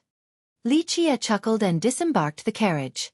After gently patting the bull, he said, I do feel some sincerity. As for the reparations, I'll think about it. Having said that, he sat down next to the Tree Father without any reservation. The Tree Father looked at the Imperial Draco Bull standing to the side and couldn't help but voice his praise. What a divine creature. Once it turns into a true dragon, we simply wouldn't be able to compare to it. Others might not be able to see it, but the Tree Father immediately knew that this was an auspicious beast with the bloodline of a true dragon. Meanwhile, the bull calmly remained standing there, ignoring the Tree Father's praise. Only a great man like young Noble Li would be able to be the master of such a divine beast. The Tree Father sat down next to Li Qie and smiled kindly. At the same time, Madame Ziyan went to stand behind Li Qie, waiting. Although she was a great demon and a king, her status and identity were not enough to gain her an audience with the Tree Father. Li Qie looked at the Tree Father and smiled to say, Smart people find me very easy to deal with. As for this past matter, whether it was the Maple King personally taking the initiative or something else entirely, it is no longer important to me. Since you wanted to meet me, let us not waste time walking in circles. Get straight to the point. The Tree Father looked at Li Qie and eventually sighed before speaking. I have lived for countless years. In the stone medicine world, outside of the giant bamboo divine guardian, I'm afraid no one else has lived for as long as I have. For millions of years now, my eyes have seen many people, but I cannot see through young Noble Li. Not many people can see through me, so don't mind it. Li Qie lightly responded. The Tree Father pondered for a moment before speaking. I have a certain problem, and Little Maple heard that you were able to communicate with the giant bamboo divine guardian, so he wanted to know the situation of the guardian to see if it could solve my problem. However, in my opinion, Little Maple went about it the wrong way. The same problem does not exist for the guardian. Although both of us are referred to as the two great demon forefathers, I know that Senior Divine Bamboo doesn't share my problem. You are right about that. Li Qie responded. You are a true demon forefather, but the giant bamboo isn't. The Tree Father gently nodded and added. Which is why I said Little Maple was looking at things the wrong way. In my eyes, the real method to solve this problem is dependent on young Noble Li, and not with your ability to communicate with Senior Giant Bamboo. Your Tao of Alchemy is supreme, so today, I invited you here to see if you could solve this problem for me. You are mistaken about this. Li Qie shook his head and explained. Your problem isn't something that can be solved by alchemists. I have picked up on the scent of medicines while sitting here. If I am not mistaken, you have recently gone to find the old alchemist of the Alchemy Kingdom to diagnose your problem. The Tree Father was momentarily stunned before voicing his praise. Young Noble Li is truly unfathomable, indeed worthy of having an unparalleled Tao of alchemy. At this point, he nodded his head and admitted, My situation is not looking very optimistic. Recently, things have been getting worse, so I had no choice but to shamelessly ask the old alchemist for help. Unfortunately, he was powerless as well. It seems like you are pretty confident in me, Li Qie said with a chuckle. The Tree Father smiled back in response and said, I heard young Noble Li could refine pills like cooking. Even those from the Alchemy Kingdom are incapable of such supreme pill refinement, so my hopes are quite high when it comes to you. I know your problem very well. Li Qie seemed to have known this beforehand and said, When the heavens want to end life, no one will be able to escape. This is part of nature. Truly incredible. You know right away before even conducting a diagnosis. You are an incredible doctor. The Tree Father's expression changed after hearing Li Qie's words. Li Qie said with a smile, This has nothing to do with being a good doctor. This is a tribulation. At the very least, only an existence like you would have to withstand such a tribulation. One might be able to survive an act of God, but no one can survive a self-brought calamity. The Tree Father wryly smiled and stated, As such, this old life of mine depends on young Noble Li. If even you cannot help me, I'm afraid I won't live for much longer. After hearing the Tree Father, The madam standing behind Lichia was shocked and had to utter, "Is Tree Father not like our divine guardian? Are you not able to live for tens of millions of years in this world?" "No, I am not like Senior Giant Bamboo. I am a demon, but the senior is not." The Tree Father slightly shook his head and said, "Senior Giant Bamboo chose not to gain his own sentience and remains unstained by the world. Without any emotions, he is an immortal bamboo, a tree that took root in the elegant azure Great Vein. He can continue to live on as an immortal bamboo, not caring about mundane matters. But Senior is also rooted at the alpine Great Vein." The madam couldn't help but say. The Tree Father smiled and said, "Correct, I am indeed rooted in this Great Vein. However, I have sentience and have become a demon. Although taking root at this vein can allow me to live for 3 to 5 more generations, I am doomed to die in the end." Lichia grinned and commented, You can live for 3 more generations at best, so you are a bit unwilling." The Tree Father responded with a sad laugh. "Young noble Li took the words right out of my mouth. Although I have countless divine techniques, after taking root at the Great Vein, I have become one with it. I can be anywhere in the millions of miles where the alpine Great Vein stretches, but I can never leave it. Not even my avatar is able to do so." "Senior wants to go outside?" The madam was a smart person, so she immediately understood the Tree Father's intent. The Tree Father gently nodded and said, "That's right, I have lived for generation after generation, but I have never left Alpine Mountain. While I can live for a few more years, I want to go see the world outside and wait till the day where my life comes to an end so that I can pass on without any regrets." "Unfortunately, you underestimated the power of the old villainous heavens." Lichia chuckled once more. The Tree Father smiled back and said, "In fact, I have lived for many years, and it was also my first time seeing the heavens slashing one's lifespan. I wanted to leave this place, but I have to remove my main root first. I was well prepared to do so after tens of thousands of years." The madam was shaken after listening up to this point. For an existence like the Tree Father, his main root was not much different from his life. What price and efforts must he pay to cut off his own root? The Tree Father paused for a moment before continuing. "Everything went smoothly as I was cutting off the main root. It's just that I didn't expect. At the very last moment, the high heavens sent down a mighty tribulation in an attempt to annihilate my lifespan. At my level, unless I wanted to become an immortal emperor and seize the heavens' will, there would be no tribulation that I cannot handle. A mighty tribulation capable of slashing my very lifespan.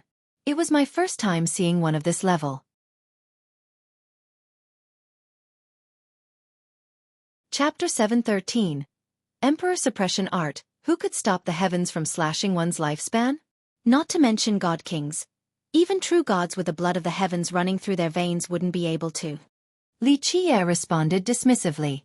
God King was a simple title for top existences among cultivators. At the virtuous Paragon realm, each of the individual levels had a certain title. These were divided into the following levels from weakest to strongest: Great Powers Ancestors, Legendary Masters, Eternal Existences, and Apex Existences. Great Powers Ancestors were normally ordinary virtuous paragons. Legendary Masters were the strongest among these ordinary paragons. Eternal Existences were different. To be able to earn the title of Eternal, these paragons must be able to earn a divine title or be able to establish their own country. As for Apex Existences, there were several theories. Some people considered God Monarchs to be Apex Existences while others considered God Kings to be at this level. Of course, there were also those who considered God Monarchs as Eternal Existences. There was also a distinction with this title. If the monarch was bestowed the title by an immortal emperor, then this monarch could be considered an Apex Existence. So to speak, if a God Monarch personally dubbed themselves with this title, or if it was flattery from low-level cultivators, then they would only be considered an Eternal Existence. Real God Kings were even more extraordinary. They were top-level existences without superiors. A real God King wasn't only bestowed the title by an immortal emperor, they must also be recognized by the 9 worlds as well as the invincible generals and officials of that time. This type of God King was the real deal. The truth was that a real God King would only appear twice or thrice each generation. As for those who called themselves God King or were referred to as such by others, they were most likely unqualified for this title. For instance, the Alpine Tree Father. Without an immortal emperor bestowing the title upon him, he decided not to call himself a God King. However, He was truly qualified to become one since he possessed the power of a god king. Indeed, even god kings are helpless against the high heavens. The tree father said with a tinge of emotion, when the heavens wants to end life, not even a true god can stop it, let alone a god king. In this world, only an immortal emperor would be able to withstand the heavens. True god was another title. Just like its name suggests, they are real gods that did not belong to the human race, the demon race, or any other contemporary race. Legend states that true gods were deities unknown to the rest of the cultivators. They were from a secret race that outsiders did not know of. People believed that they had the bloodline of the heavens, so they were destined to be deities upon birth. Even charming spirits, who were referred to as the heavens' favored children, couldn't compare to true gods. True God was not just another name for supreme power. It also represented a very mysterious existence. If a god king and a true god were to have the same strength, the same treasures, and the same merit laws, the true god would have a great advantage due to their heavenly bloodline. They had advantages that the rest of the cultivators in this world lacked. Lichia smiled and said, "Not necessarily. Those who can withstand the heavens are not limited to immortal emperors. A few supreme lords can defy the heavens as well." Supreme lords, even an apex existence like the Tree Father sighed after hearing this title. The ones who are able to tread this world freely, able to assail even immortal emperors. Although the Tree Father was currently the highest existence in the stone medicine world and even respected by a lineage like the Alchemy Kingdom, he was still without confidence when emperor assailants were brought up. These were existences that very few people knew about. In fact, how many people in this world actually managed to come into contact with one? There were several theories regarding these supreme lords. Some considered god kings to be supreme lords, but many people did not support such a claim. There were quite a few who considered existences capable of assailing immortal emperors to be supreme lords. This rang especially true for powerful cultivators. In their eyes, only existences capable of harming immortal emperors could be called supreme lords, experts capable of treading the world freely. The Tree Father emotionally sighed. Even he didn't dare to call himself a supreme lord or an emperor assailant. In the midst of his wishful thinking, the Tree Father calmed down and gently shook his head while revealing a gentle smile to say, "Since young noble Li seems so confident, you must surely have a method to solve my problem." Li Chia was as calm as ever. He smiled and said, "The high heavens wish to end life, so it sent down its power. I know that a terrifying calamity was left behind in your route. If this was in the past, then it would be very problematic. Even if it could be dealt with, it would require a lot of methods and even 1,000 years of effort. However, it seems that Lady Luck is smiling upon you. Right now, I have a shortcut to deal with your problem." Although the Tree Father had lived for millions of years, he was still excited and quickly asked, "Nothing could be better then. What is young noble Li's condition?" "There is no need to rush negotiations. Before that, I have a question for Tree Father. What does young noble want to know?" "As long as I know the answer, I'll reveal everything," the Tree Father quickly responded. At this time, he required Li Chia's assistance.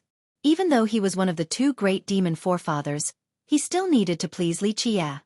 "Your legacy techniques are from the Emperor Suppression Art," Li Chia slowly uttered with a serious gaze. The Tree Father was caught off guard. He stared at Li Chia with a shocked expression and asked, "How did young noble Li find out?" "So it is so."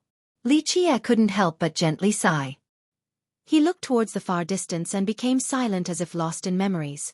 Madame Ziyan was slightly startled as well. She had seen Li Chia's expression before back in the old house on the outskirts of the capital. "Does young noble Li know the origin of this legacy?" the Tree Father asked in a humble manner after seeing Li Chia's expression. Li Chia composed himself and looked at the Tree Father to say, "The name of your cultivation method is Emperor Suppression Art. You actually didn't know about its origin?" The Tree Father wryly smiled and shook his head to answer, "I'm afraid others would find this matter hard to believe. Since young noble Li recognizes this art, then it is fine to tell you. I am a pine tree at my roots. A very long time ago, I was only being affected by a little bit of spirit energy from the alpine great vein. This amount of spirit energy was neither enough for me to become a demon nor for me to gain sentience. However, it gave me a sliver of awareness. Nevertheless, I was not able to recognize or identify items." The Tree Father paused for a moment before continuing. "It wasn't until one day when a woman came to Alpine Mountain that things changed. Although I couldn't tell things apart, I would never forget the moment of her arrival. Lichia looked at the Tree Father and slowly said, "The strange phenomena of the 9 worlds where myriad realms floats. Even if the deities were in this world, and even if the god kings were still present, they would not dare to come close. They would only prostrate from far away. The endless Tao of the world could only be below her feet. The heavens above could be nothing but silent. She carries the dazzling heaven's will. Under her illuminating radiance, everything else becomes dim and listless." The Tree Father was astounded and exclaimed after hearing Lichia's description, "How does young noble Li know?" Lichia only sighed softly and didn't answer the Tree Father. The Tree Father didn't pry any further. He also gazed into the distance to immerse himself in the past, mumbling, "That scene is unforgettable. Even though I had seen immortal emperors later on, I'm afraid she was the most powerful existence I have ever seen. Although I couldn't open my eyes to witness the world back then, I could sense it. At that time, all existences in the stone medicine world prostrated. Even the most heaven-defying existence in the alchemy kingdom didn't dare to approach. He could only continue hiding." "What happened afterward?" Lichia asked slowly.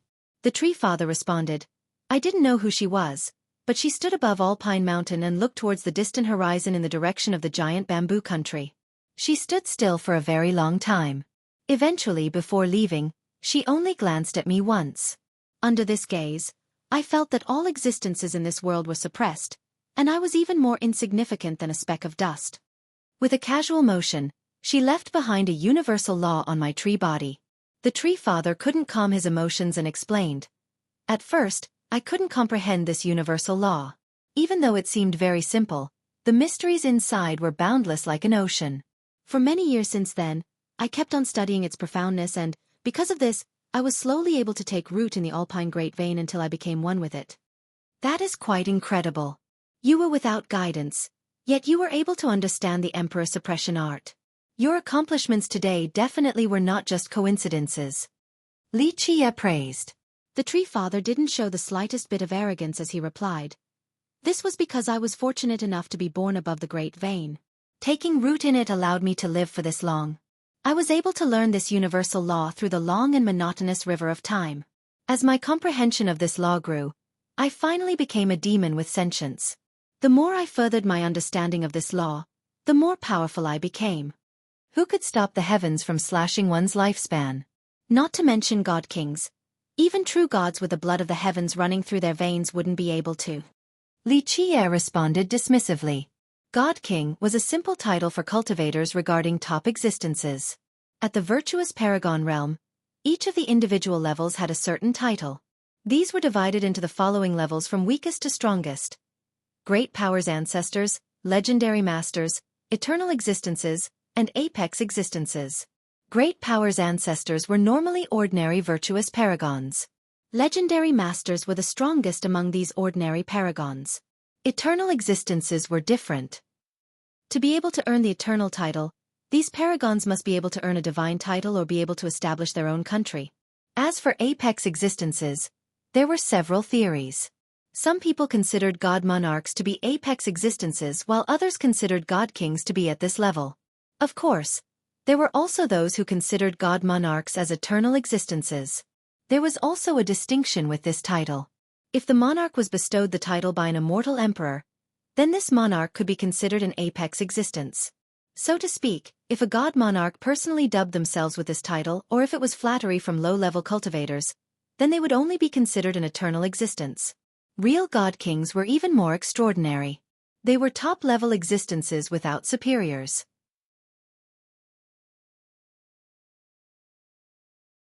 Chapter 7:14. Origin of the Emperor Suppression Art. The madam behind Lichia was also moved. Just one universal law was able to create the Alpine Tree Father. Just how powerful and terrifying was this heaven-defying merit law named Emperor Suppression Art? I have always been comprehending this law. It was not until I reached the top that I finally derived all of its profound mysteries. At that point, I discovered the runes that had the name of this law, the Emperor Suppression Art. The Tree Father explained.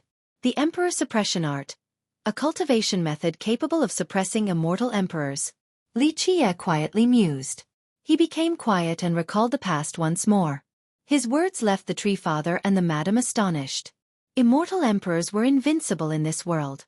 Could someone actually manage to suppress them? The tree father took a deep breath and had to ask. This art can suppress immortal emperors? Li Qie smiled and gently shook his head to say, I am not looking down on you, but you definitely won't be able to do so. Of course, that woman is another story.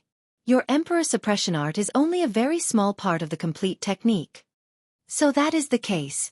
The tree father stated. Nevertheless, this emperor suppression art made me who I am today, so I am already very satisfied. Your attitude is admirable. Perhaps it is because of this that you are able to have today's accomplishments. It wasn't just a coincidence. Li Qie smiled while gazing at the distance. I wonder if young noble Li can inform me about which lineage my legacy art came from? Li Qie still hadn't revealed his art's origin, so he looked at Li Qie longingly. For the rest of the world, the tree father's cultivation was from self-enlightenment, but the tree father knew the truth in his heart. Although the tree father couldn't leave Alpine Mountain, he had ordered his disciples to pay some attention to see if there were any lineages or merit laws in this world that were similar to them.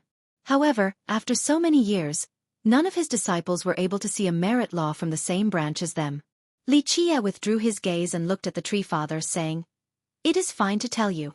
This emperor suppression art came from Empress Hong Tian. Upon hearing this, the tree father was immediately ecstatic. No news could be better than this.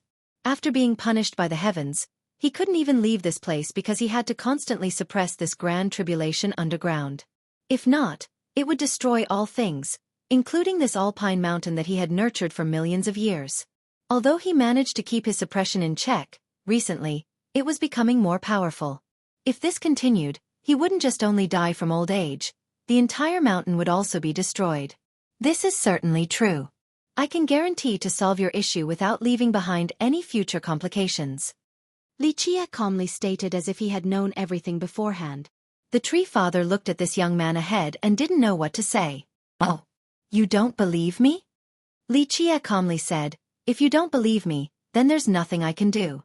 It is fine to not accept this deal. The tree father took a deep breath and said, I believe. The old heavens will always create a miracle. The Alchemy Kingdom and the Jianlong clan were not able to solve his problem. And if these existences were not able to do so, then it was even more inconceivable for a junior like Li Qie to. However, the tree father still chose to trust Li Qie. Like he said, the old heavens would create a miracle. To this, Li Qie responded with a shake of his head. In my eyes, the old heavens have never created a miracle. Only I, Li Qie, will be able to create a miracle. How overbearing were these words? The tree father had seen countless young geniuses. Some were extremely brilliant across the eons, but none of them were as domineering as the one before him. The tree father took a deep breath and solemnly stated, What is young noble Li's condition? Just say the word and my Alpine mountain will meet your demands. After living for so long, he naturally understood that there was no such thing as a free lunch in this world. Li Qie calmly replied, My condition is very simple. Right now, I am missing a powerful virtuous paragon, and you just so happen to be the right man for the spot. What do you think? The tree father looked at Li Qie and asked in a serious tone, Young noble Li is trying to say that you want me to be your Tao protector? Li Qie met his gaze and slowly spoke. Tree father, this Li Qie is not trying to look down on you. These words might be difficult to listen to, but if I really wanted to find a Tao protector, then an immortal emperor would barely meet the requirements. Other people are not qualified to do so. Only I can be the Tao protector of others. No one can be my Tao protector. These unbelievably arrogant words left the tree father speechless. Even the madam standing next to him couldn't help but smile awkwardly, but she was almost used to this attitude.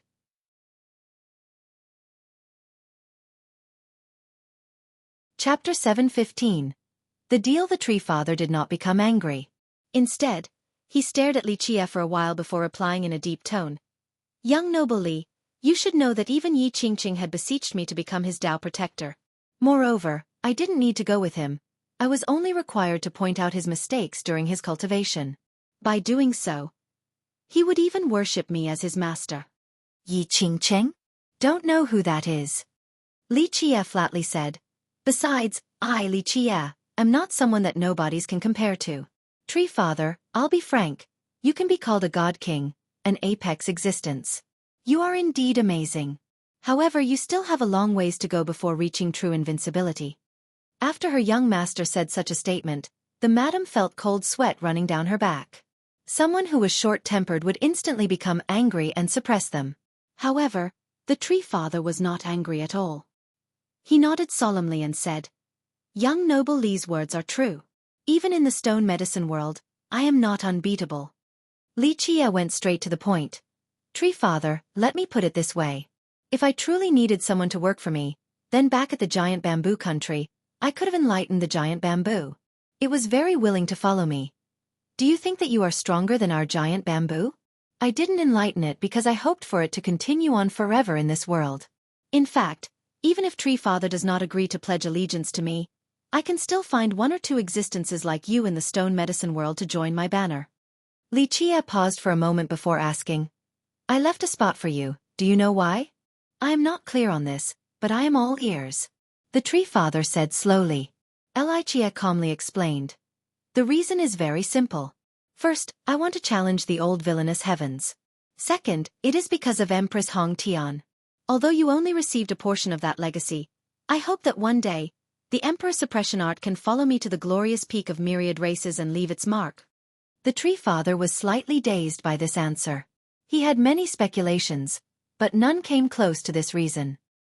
He took a deep breath and said, "What does young noble Li want my old bones to do?" Li Qie responded, "My condition is very simple. I will leave you a general's spot under my banner. In the future, I want you to sweep through the 9 worlds and myriad races for me."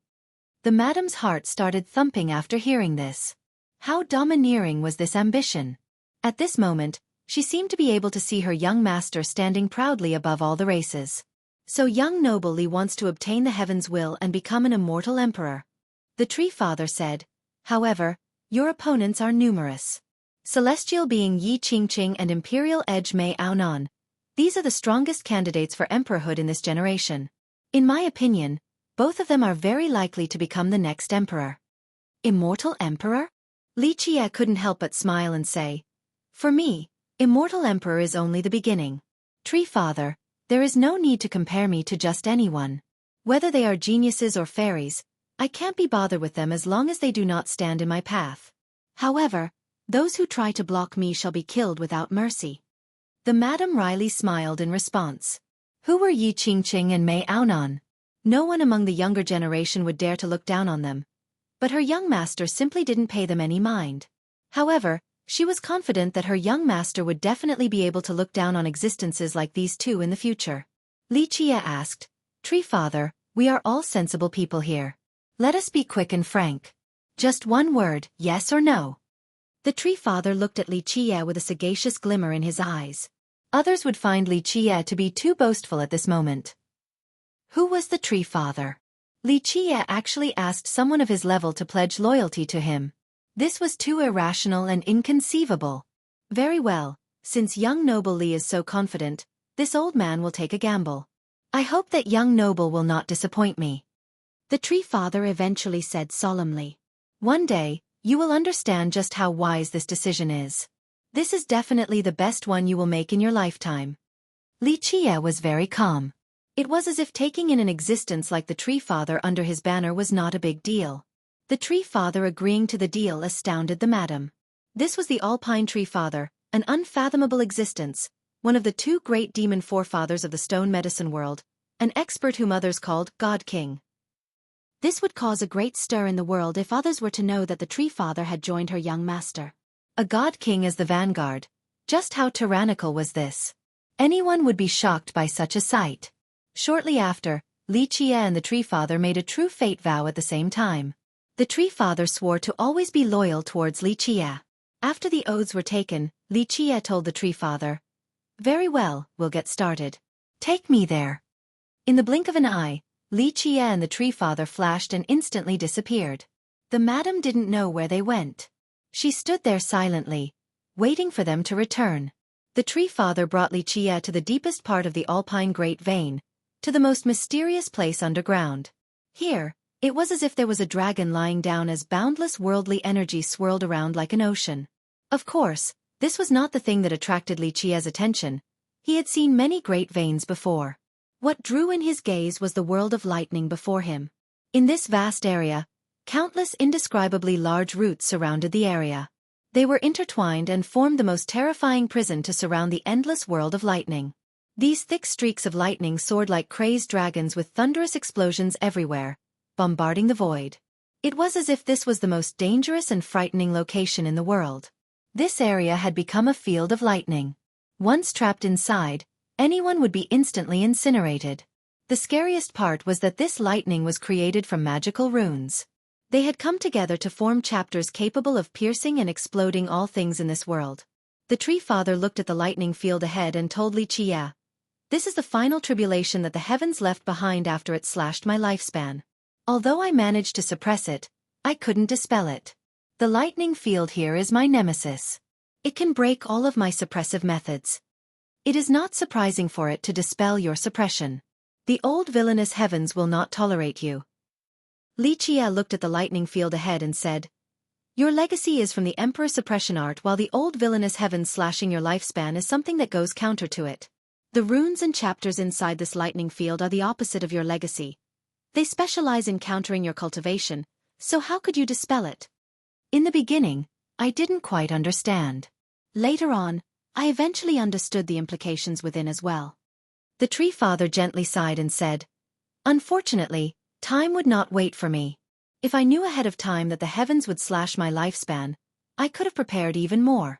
However, after my life reduction, my blood energy was greatly injured and couldn't reach its peak state.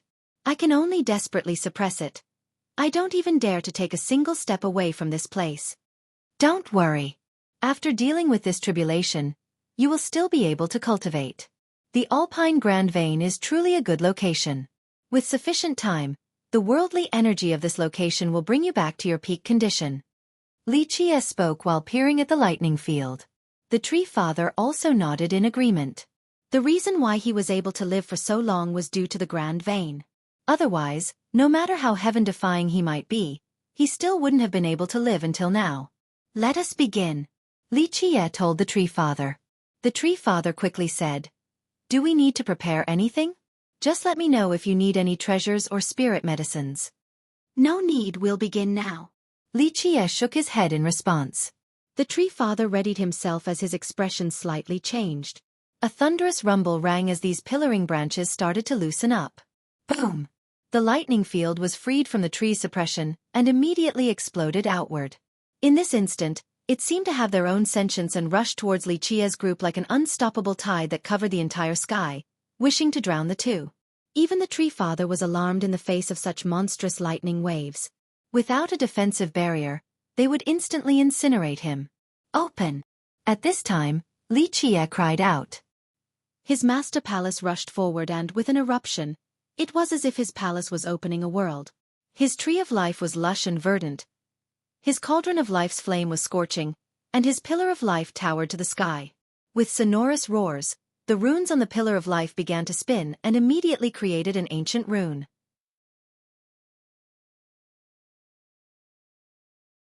Chapter 7:16. Lightning Field Boom. The ancient rune rushed out from the pillar in the Fate Palace and instantly stood guard in front of Xueqi. A series of thumping sounds emerged as the rune turned into multiple universal laws that were seemingly made out of divine metal. These laws intertwined into a supreme chapter. With a buzzing sound, the book transformed into a spatial vortex that instantly began to swirl. Rumble! The swirling spatial vortex created a terrifying gravitational pull. Even the waves of lightning lost control and were sucked into this vortex. The Tree Father was also astounded after seeing this. He had suppressed this lightning before. At that time they gravely injured him. He was well aware of their power. Not to mention Xueqi, even virtuous paragons would not be able to use their most powerful law to withstand it, let alone absorb them. The Tree Father shuddered at Xueqi's intention of devouring this lightning. This was a grand tribulation from the high heavens. Even a god king like himself wouldn't be able to do so. This person's ambition was too great. He didn't know that the rune from Xueqi's pillar of life was not ordinary. Xueqi had obtained an ancient and heaven-shattering rune from the world tree.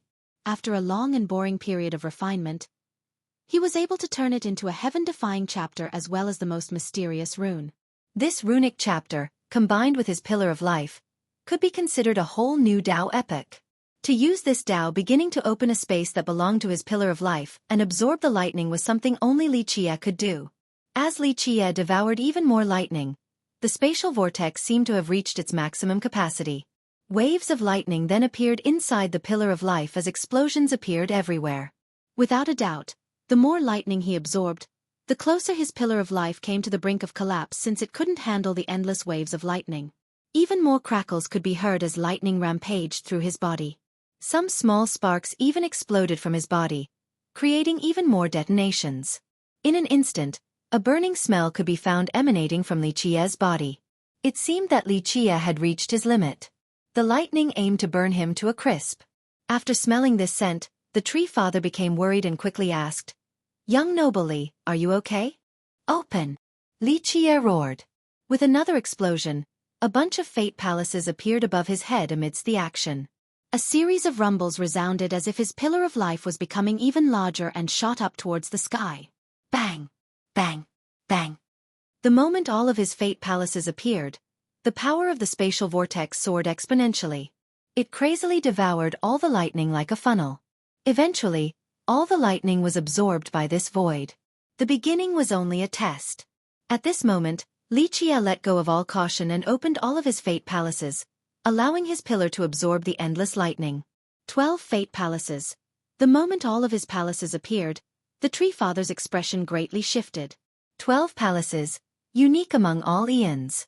Wait, not right. Very quickly, the tree father was able to see the 13th palace soaring above the rest as if it was hiding in the clouds.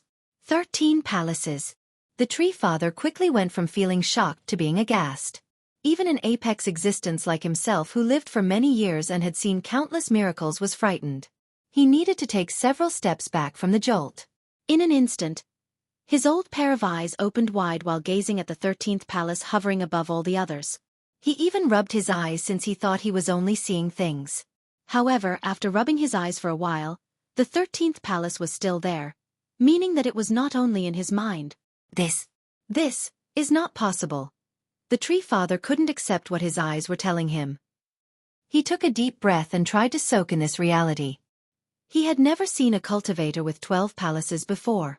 As for 11, he had only heard of some geniuses opening this many and never saw it with his own eyes. He had once seen a youngster open 10 palaces. This youth was extremely brilliant and was considered the #1 genius of the stone medicine world during that era. Although he didn't become an immortal emperor, he was able to reach the peak and become an invincible master. But today, the tree father not only saw 12 palaces, he also saw a 13th. Any cultivator with the slightest sliver of common sense would know that 12 palaces was the limit. Since the start of time, even immortal emperors were not able to break through the limit of 12 palaces. Moreover, having 12 palaces was not only unheard of, such an occurrence only belonged in the legends such as immortal emperor Jiao Heng. Moreover, this was only speculation from future descendants, and no one actually knew the truth. The tree father looked at Li Qie's 13th palace as if he was looking at a ghost. He was truly frightened. If someone had 12 palaces, then the tree father would definitely value such a person since they would become the next immortal emperor. But right now, Li Qie had 13. Anyone would be horrified after seeing this with their own eyes, and god kings were no exceptions. The tree father became absent-minded while looking at the palace and murmured, 13 palaces, a unique miracle throughout the eons, unprecedented and unchallenged for all eternity. At this second, he understood where Li Qie's confidence came from. Anyone with 13 palaces would definitely become an immortal emperor. Everyone else, no matter how brilliant they might be, would only be eclipsed by him. He was at a loss for words as he understood why the arrogant Li Qie said to not compare him to just anybody. With 13 palaces, he truly had the ability. No matter if it was celestial being Yi Qingqing or imperial edge Mei Aonan, both of them would eventually be overshadowed by him. While Li Qie crazily absorbed the lightning, bolts of lightning would occasionally flash above Alpine Mountain. Many guests didn't know what was going on. Some understood that something strange was happening, but they didn't dare to delve into it. As for the Alpine disciples, both heavenly kings and seclusive virtuous paragons had serious expressions. They didn't dare to relax, causing the atmosphere of the mountain to become quite serious. Such a change was felt by the guests despite not knowing what events were transpiring. During this instant, at a certain place in the ancestral ground of the Alchemy Kingdom existed a palace. The Huangfu clan master was finally able to come to this place and see the main descendant of the imperial family, the Alchemy Kingdom princess, Ming Yeshue. In order to enter this place, the clan master had expended countless efforts and used many connections. The clan master couldn't see Ming Yeshue's appearance since she was sitting in a pavilion that was covered by a thin veil. If he wanted to take another step forward, he would immediately be stopped by a group of old women standing guard. The clan master obediently stood in front of the palace pavilion and bowed his head to say, "The 193rd Huangfu clan master greets Fairy Ming. Fairy Ming is the most brilliant jewel of our stone medicine world and the pride of our alchemy kingdom. The Huangfu clan is also proud of you. Just imagine that year, when the Ming clan's sacred saint married a member of our Huangfu clan. Although the Huangfu clan claimed to be related to Ming Yeshue, and when Huangfu Hao was alive, he even told others that Ming Yeshue was his little cousin, the Huangfu clan didn't dare to carelessly bring up this relation in front of her. After all, their connection was quite thin. It could even be said that the two sides hadn't contacted each other for a long time. If the clan master imprudently brought up this connection and made Ming Yeshue unhappy, then it would be quite disadvantageous for the Huangfu clan. Although their clan's power was mighty, it was nothing compared to the imperial family. What business does Huangfu clan master have to see me? A very pleasant voice came from inside the pavilion to interrupt the clan master's flattery and his attempt to build a relationship. Dear fairy, my Huangfu clan is weak and was bullied by others. The human brute, Li Qie, has no restraint. He openly insulted the alchemy kingdom and our imperial family. My Hauer tried to stop this injustice to protect our alchemy kingdom's reputation. Thus he quarreled against the brute, Li Qie. Who would have thought that this brute was so vicious and actually killed Hauer? He even declared his intention to destroy the alchemy kingdom.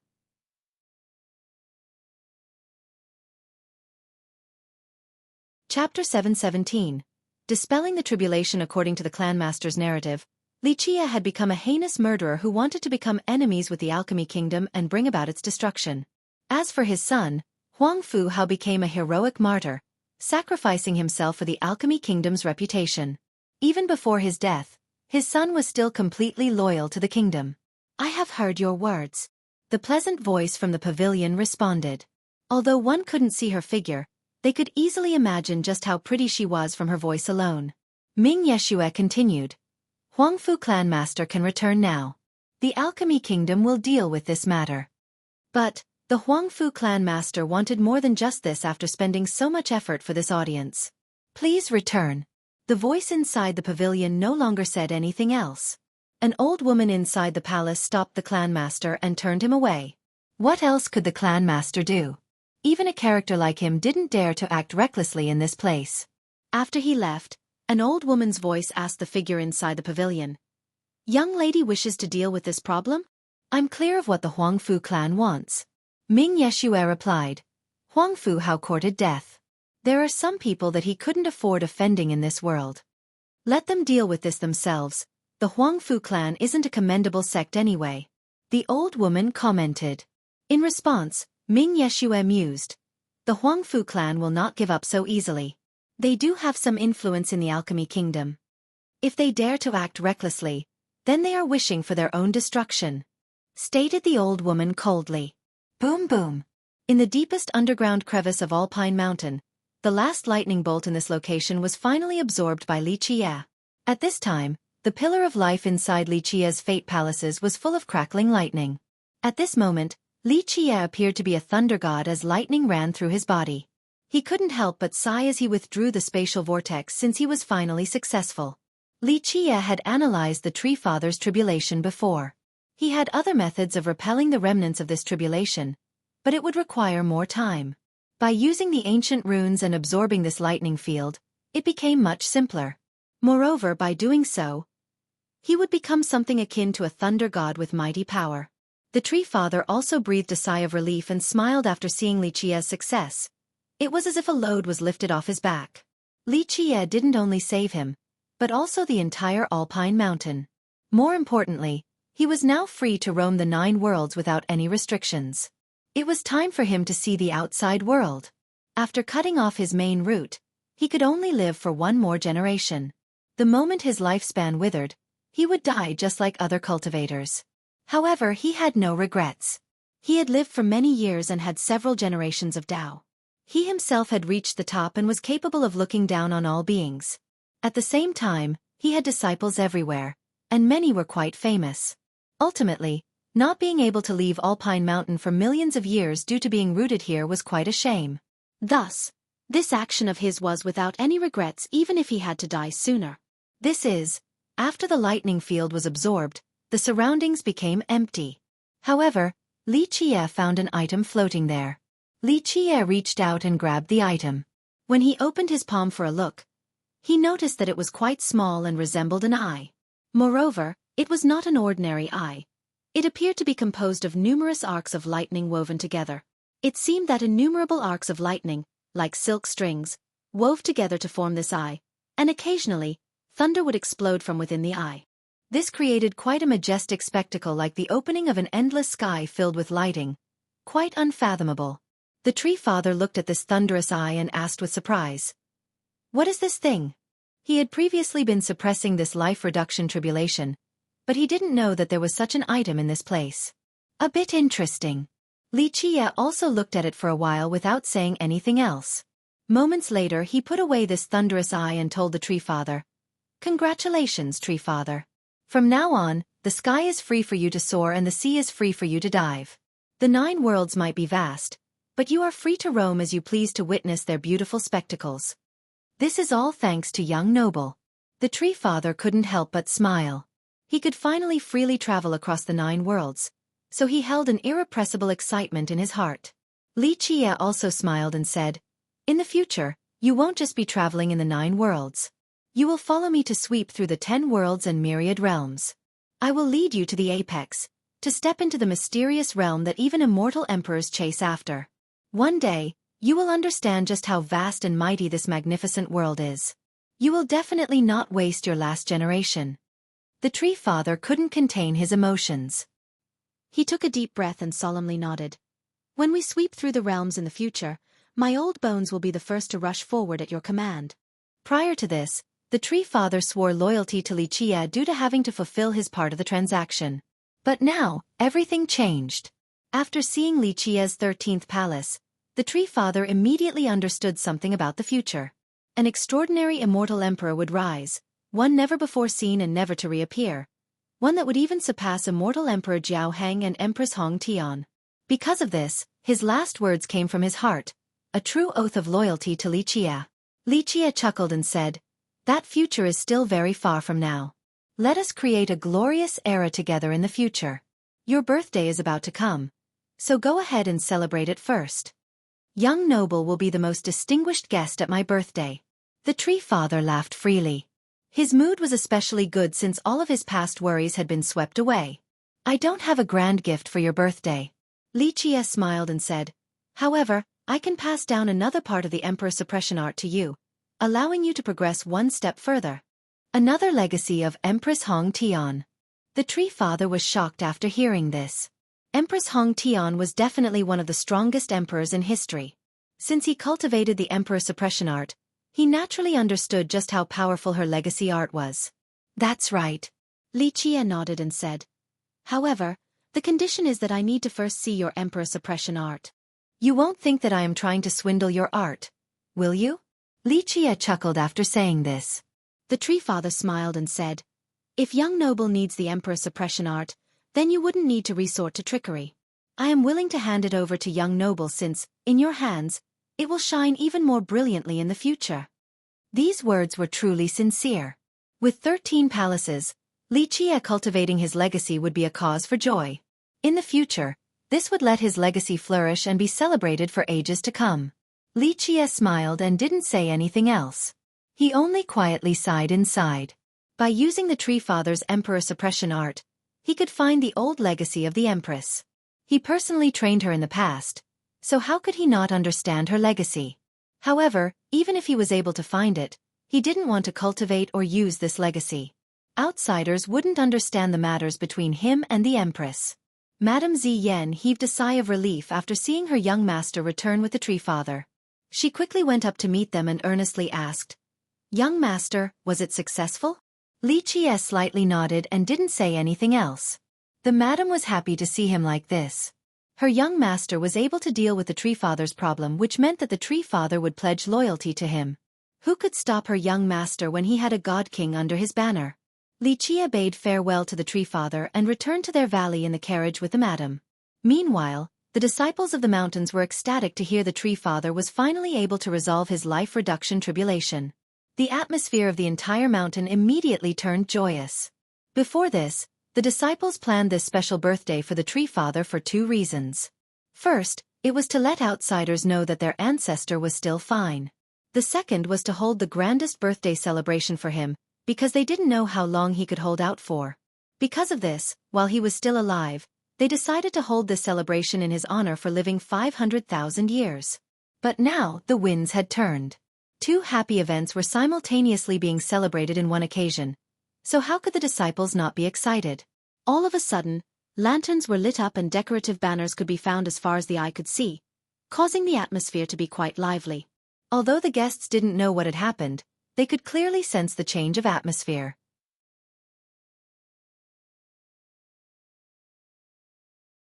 Chapter 7:18. Lightning Eye. Lichia immediately took out the pentagate after returning to the valley. He also took out the seed from a box. The seed created by the fusion of the evil Taifa tree and the blood soul worm. With a series of rumbles, Lichia opened his fate palace, revealing his pillar of life. Crackling in the air, tiny arcs of lightning left the pillar and condensed into the size of a palm. These palm-sized arcs of lightning merged together to become a clear sea of lightning. This was a vast ocean formed purely from lightning. Lichia placed this seed into the sea of lightning. The moment it made contact, it immediately felt danger and wanted to escape. However, Lichia's will was like a gigantic palm and quickly suppressed it. Under his suppression, the seed was immersed in the sea, causing crackling explosions to ring out. The seed seemed to have been thrown into a pan of oil, and would be fried to a crisp at a moment's notice. With careful examination, one would see bloody mists in the form of little tentacles beginning to emerge from the seed, desperately resisting the offense of the sea of lightning. However, as it bore the brunt of the onslaught, something incredible happened. These bloody tentacle mists actually managed to devour the lightning as if they wanted to suck them dry. This process was very slow, but as time passed, the lightning was gradually absorbed by these sponge-like tentacles. Lichia subtly smiled after seeing this result. It was exactly what he wanted. He aimed to refine and change this seed to create an unprecedented seed. When the lightning was about to be completely absorbed by the seed, his pillar of life released even more lightning arcs that eventually turned into another sea of lightning. The seed was, once again, submerged and began to crazily absorb the lightning. This process repeated itself multiple times under Lichia's control. The amount of lightning released by the Pillar of Life was just enough each time. This lightning from the Pillar of Life was extremely destructive. If it wasn't done right, then it could instantly destroy the seed. Because of this, Lichia was very meticulous, releasing just the right amount of lightning each time so that the seed could withstand and absorb the power. After quite a bit of time, the seed eventually consumed enough lightning. It seemed to be very plump as flashes of lightning ran on its surface as if it was a seed of lightning. Lichia carefully examined it one more time and found that there were no problems. He heaved a sigh of relief and sealed the seed again. Then, he took out a different item. It appeared as if he was holding lightning in his hand. This was the lightning eye that he had just obtained. Of course, this name was something Lichia came up with on the spot. It wasn't a real eye. Lichia took his time looking at this lightning eye. After a long while, he figured out a thing or two about it. After revealing a slight smile, he put it away. Next was the yellow cloth. The moment he took it out, the little black figure appeared above it once more. "Humph. You definitely don't have anything good to say." The little figure scowled and said, "Don't tell me there is something you don't understand and now you're asking me for help?" Lichia smiled and gently shook his head before replying, "Little girl, don't brag too much. Although you have lived for countless years, it isn't considered living. During those long years, you were only a little shadow in this yellow cloth, sealed for countless moons. The puny amount of knowledge you have cannot even compare to mine." "Bah, if that is the case, then don't bother me." The little figure sneered. Lichia gestured with his sleeves in a carefree manner as he cheerfully said, "You are misunderstanding me. Today, I am in a good mood and only wanted to find someone to talk to." How about we talk about the high heavens or the archaic epic? Talk about the high heavens? The archaic epic?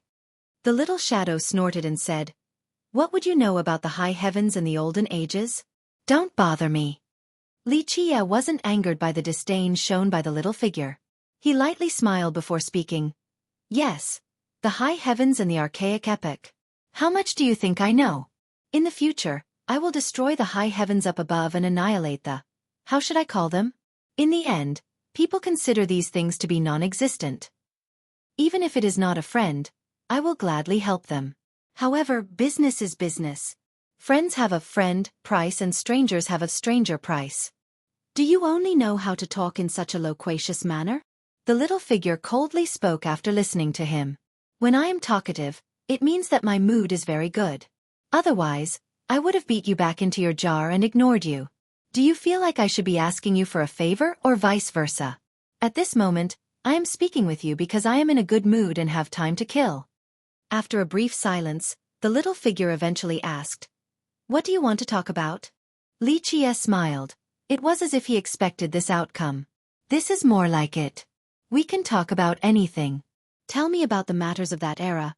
Then I will introduce you to the current world." Eventually, the little figure gave up and conversed with Li Qie. It seemed that they were only making small talk. However, if someone else could hear the contents of their chat, they would definitely be shocked because the matters they were talking about were all earth-shattering. Although it might be trivial matters to them, they were unreachable matters for others. Even if others searched for them using their entire lifetime, they still wouldn't be able to reach the starting point. High heavens, archaic epic, 10th world. All of these were legends. Many people actually denied their existence, but these two were happily chatting about them. Whether it was the high heavens or the 10th world, very few people could come into contact with these things, let alone debate the subject. This was especially true for the 10th world. Many cultivators believed that it did not exist, that it was only a rumor. However, the world did not know that this seemingly empty legend involved many sects unknown to them. Li Qie immediately took out the pentagate after returning to the valley. He also took out the seed from a box. The seed created by the fusion of the evil Taifa tree and the blood soul worm. With a series of rumbles, Li Qie opened his fate palace, revealing his pillar of life. With crackles in the air, tiny arcs of lightning left the pillar and condensed into the size of a palm. These palm-sized arcs of lightning merged together to become a clear sea of lightning. This was a vast ocean formed purely from lightning. Li Qie placed this seed into the sea of lightning. The moment it made contact, it immediately felt danger and wanted to escape. However, Li Qie's will was like a gigantic palm and quickly suppressed it. Under his suppression, the seed was immersed in the sea, causing crackling explosions to ring out. The seed seemed to be thrown into a pan of oil and would be fried to a crisp at a moment's notice.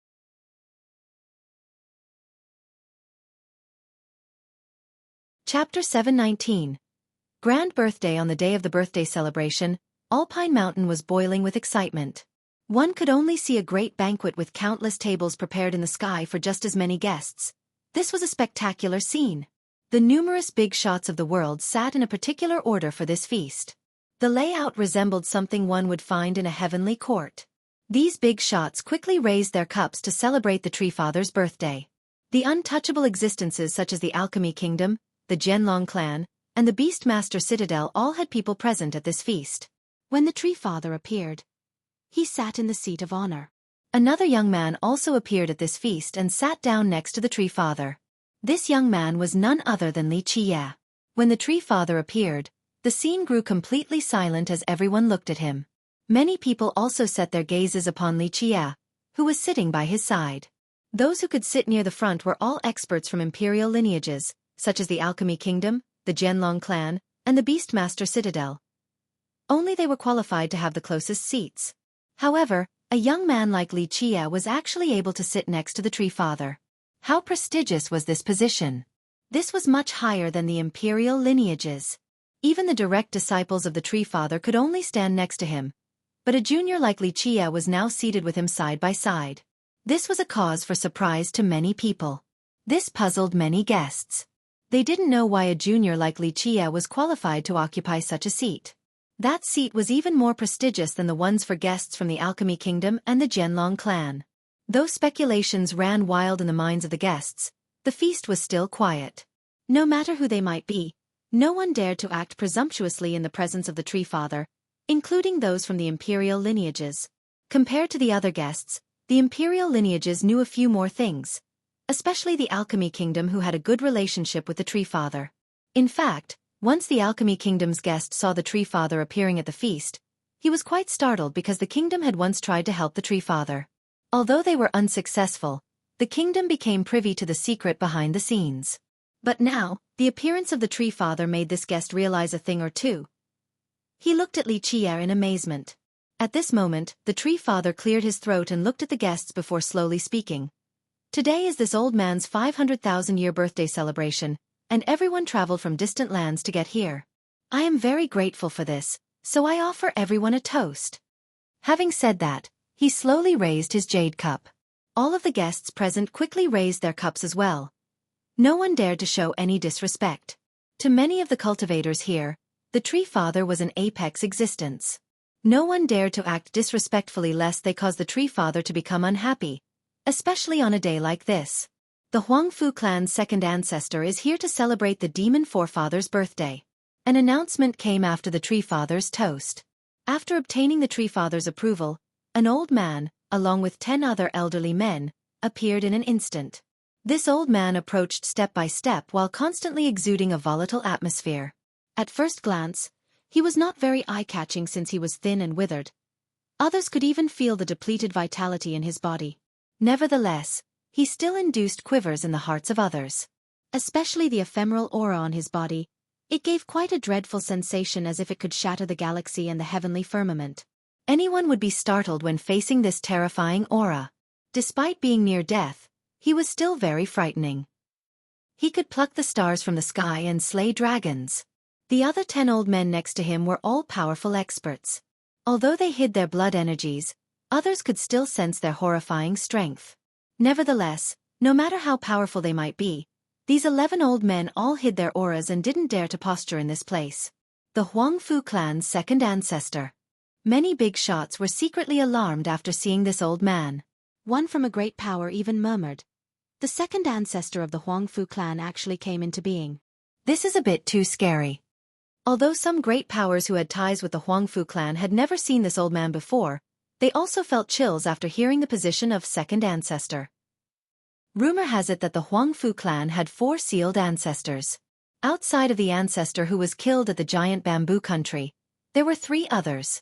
All 4 of them were said to be incredible virtuous paragons, and the sacred ancestor was the most unfathomable. In the Huangfu clan, outside of the sacred ancestor, the second ancestor was the strongest. Once this type of great power's ancestor was sealed underground, they would not easily come into being. Breaking the blood era stones required them to pay a big price. However, the Huangfu clan's second ancestor had arrived, causing many people to realize that he didn't come here solely for the birthday celebration. The Huangfu clan is here to celebrate Demon Forefather's 500,000th birthday. The second ancestor came before the Tree Father and cupped his hands together, saying, "A small token of respect, I hope Tree Father will accept." Having said that, he raised an ancient box with both hands. Even a virtuous paragon like him was only a junior in front of the Tree Father. Who knew what was inside the box? However, the Tree Father didn't take a look. He only let a disciple next to him go and accept this gift. After the second ancestor gave his blessings, he solemnly said, "The Tree Father's prestige is widespread and worthy of our admiration. However, there is one thing that I cannot keep silent over." The second ancestor caused a stir in the crowd as many spectators held their breaths. Everyone knew that something was about to happen. The Tree Father glanced at the second ancestor and slowly uttered, "Speak your mind." The second ancestor took a deep breath and spoke in a solemn yet sentimental manner. "Howard was the only inheritor of our Huangfu clan, the one who would inherit our legacy. Not long ago, he represented our clan to come celebrate Demon Forefather's birthday, but who would have expected such terrible news of his death at Alpine Mountain?" All the guests shivered at this statement. Everyone knew that this matter was not so simple. After hearing this declaration, the Maple King coughed and quickly said, "Second ancestor, there is a misunderstanding regarding this." The second ancestor looked at the Maple King and lowered his tone. "I don't know if it was a misunderstanding or not, but my Howard died at Alpine Mountain. Can you take responsibility and give my Huangfu clan an acceptable answer?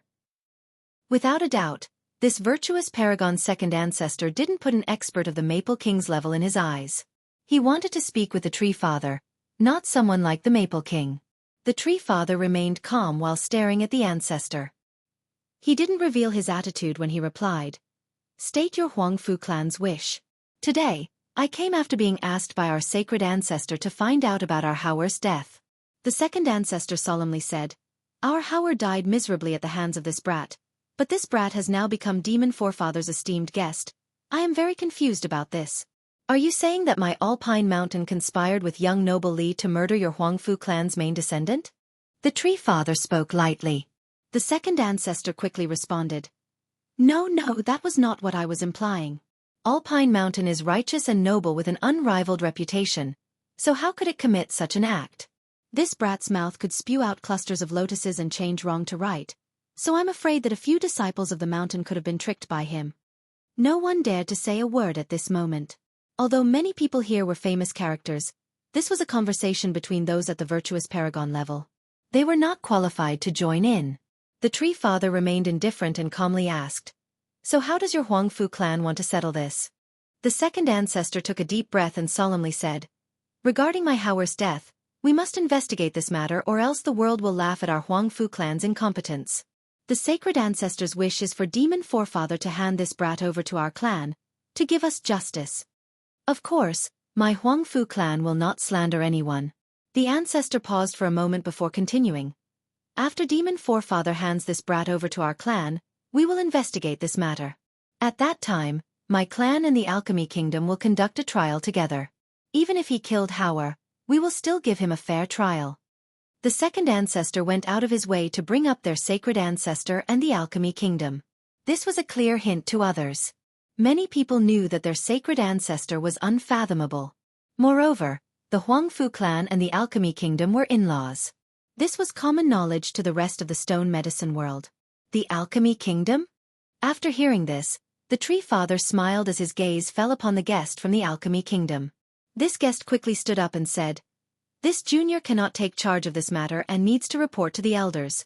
He was not stupid enough to easily get involved in these muddy waters." The Tree Father withdrew his gaze and looked at the second ancestor to say, "So, the Huangfu clan wants my Alpine Mountain to hand over our guest?" The second ancestor quickly answered, "Please don't misunderstand, Demon Forefather. This brat has ulterior motives. He mixed in with the guests, aiming to cause rifts between the sections. This person killed my Howr at Alpine Mountain in order to besmirch Alpine Mountain's unparalleled reputation. The brat is neither a disciple nor a guest of the mountain. He is just a vicious brat with diabolical intentions. Alpine Mountain shouldn't tolerate such a cruel and malicious junior like this. Wouldn't you say, Demon Forefather?" There was a reason why the second ancestor appeared here so suddenly. The big shots also understood the implications behind his words and, at the same time, found the answer to a few of their questions.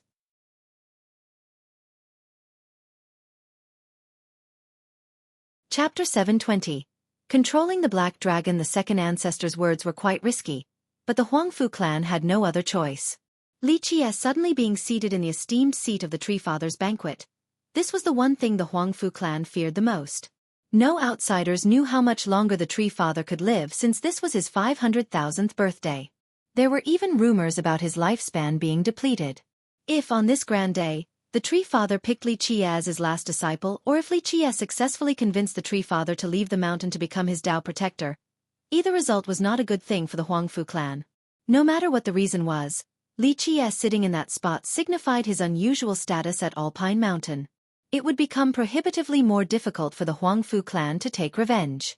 Furthermore, they didn't only want revenge, they also wanted to capture Li Qie alive to torture him and seize all of his treasures along with his supreme Tao of alchemy. Thus, the second ancestor appeared just in time to try and prevent this outcome from happening.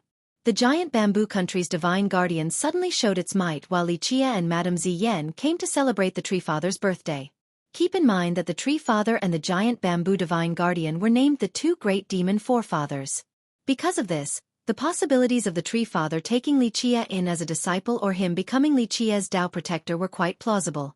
The second ancestor was hoping that Alpine Mountain would abandon Li Qie in order to save its own reputation.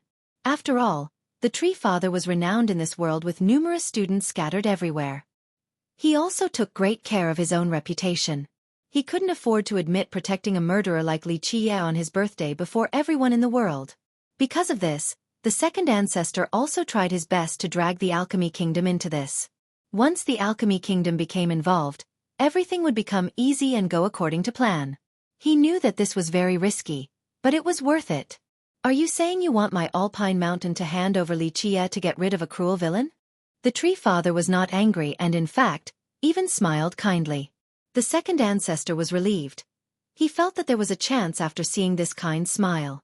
He quickly responded, Demon Forefather's righteousness and integrity are well known in the world. Demon Forefather is the role model of our stone medicine world, and Forefather's conduct is praiseworthy and admirable. I myself can only prostrate in admiration. At this time, he quickly praised the Tree Father so that the Tree Father couldn't say no. Stop. Don't put me on such a high pedestal. The Tree Father interrupted the ancestor and gently waved his sleeve to say, I am now very old, so I can't get up that high. I'll fall down and break my bones. At this point, the Tree Father cleared his throat before continuing. My old bones can't handle such a big matter. What does young noble Li think about this? His gaze fell upon Li Qie after saying so. Li Qie remained seated in his seat as a faint smile appeared on his face. It was as if this matter had nothing to do with him. It wasn't until the Tree Father's question that he glanced at the second ancestor and leisurely said, Today is Tree Father's great birthday, so how could we bother Tree Father on such an auspicious day? If people want to come find trouble, then let me deal with them. After hearing this, the second ancestor's eyes suddenly turned cold as he glared at Li Qie while uttering, Nothing would be better than you realizing this. Be obedient and leave with me so that we will not disturb Demon Forefather's banquet. My Huangfu clan will not hurt you, and we will give you a fair trial in the near future. The second ancestor's words were more pleasant than songs. However, once Li Qie fell into their hands, they would exhaust all means to wring him dry. You are mistaken about this. Li Qie laughed and shook his head to say, Who says I am going with you? What I was trying to say was that today is the Tree Father's 500,000th birthday. This is quite a rare event. Out of consideration for this joyous occasion, I will not cause trouble or lower myself to your level. Before I become angry, return from whence you came. I will pretend that nothing had happened. Li Qie's words caused the second ancestor's expression to quickly change. All of the guests here glanced at each other. Many of them felt that Li Qie's words were too contemptuous. The second ancestor was a virtuous paragon. No matter the level, this was a terrifying existence and not someone a heavenly king could fight. But now, a junior like Li Qie dared to speak to a virtuous paragon in this manner. Did this mean that he had the support of the Tree Father, so he could act unrestrained? What does Demon Forefather think about this? The shocked ancestor took a deep breath then looked at the Tree Father, wanting to understand his stance.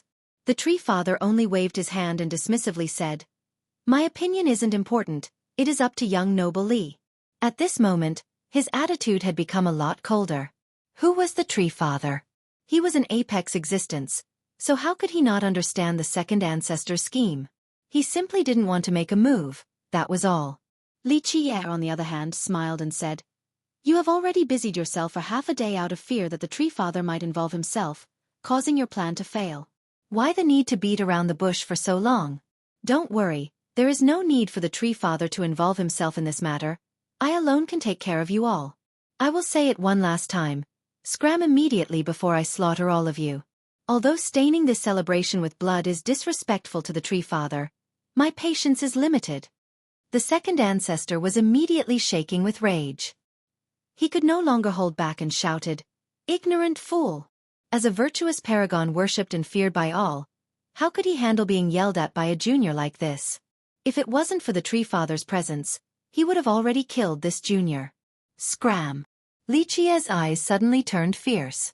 In an instant, a death energy emerged and diffused into the air.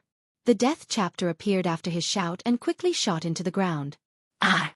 The roar of a true dragon resounded. With a crash, a huge black dragon flew out from the ground all the way to the sky. The moment it reached the air, it was as if a huge mountain range had appeared in the sky. It was completely black and its scales seemed to be made from black metal, reflecting the sun's light. The giant dragon's eyes emitted a dark and profound light as if it came from the depths of hell.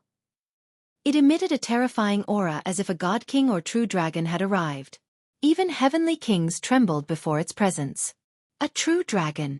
One of the guests was frightened and screamed in horror. The weaker of the guests were frozen in their seats. Even the big shots paled and thought that it was a true dragon. The tree father was also astonished when he saw this black dragon. Only he knew what this black dragon was. Ow! The black dragon in the sky roared and slashed its claws down at the 10 old men next to the second ancestor. Die! The 10 old men cried out in response and wanted to slay this beast. However, it didn't matter that they were heavenly kings. They couldn't reach the apex when facing the black dragon ahead. Under one claw, all 10 were immediately captured by the black dragon, and all of their weapons were crushed. Animal, you dare? The second ancestor was extremely alarmed.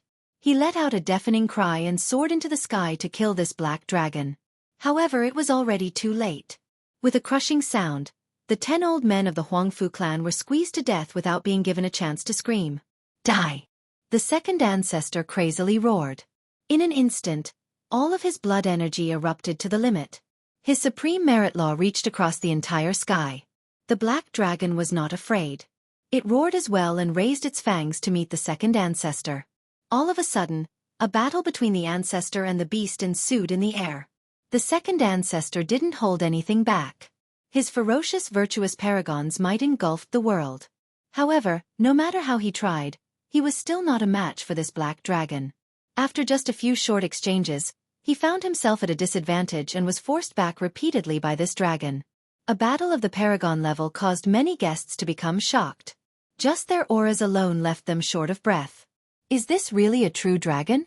A guest couldn't help but wonder after seeing the dragon pushing the ancestor back repeatedly. Keep in mind that the second ancestor from the Huangfu clan was unfathomable and had been sealed underground for a very long time. If it wasn't a true dragon, then how could it push a virtuous paragon back with just several moves? Open! The second ancestor screamed and summoned a mirror. At this point, he was covered in bloody wounds after being defeated by the dragon in just 5 moves. His injuries were quite severe. In the blink of an eye, the summoned mirror poured down a boundless divine light. Once this divine light fell upon the black dragon, it revealed the black dragon's true body.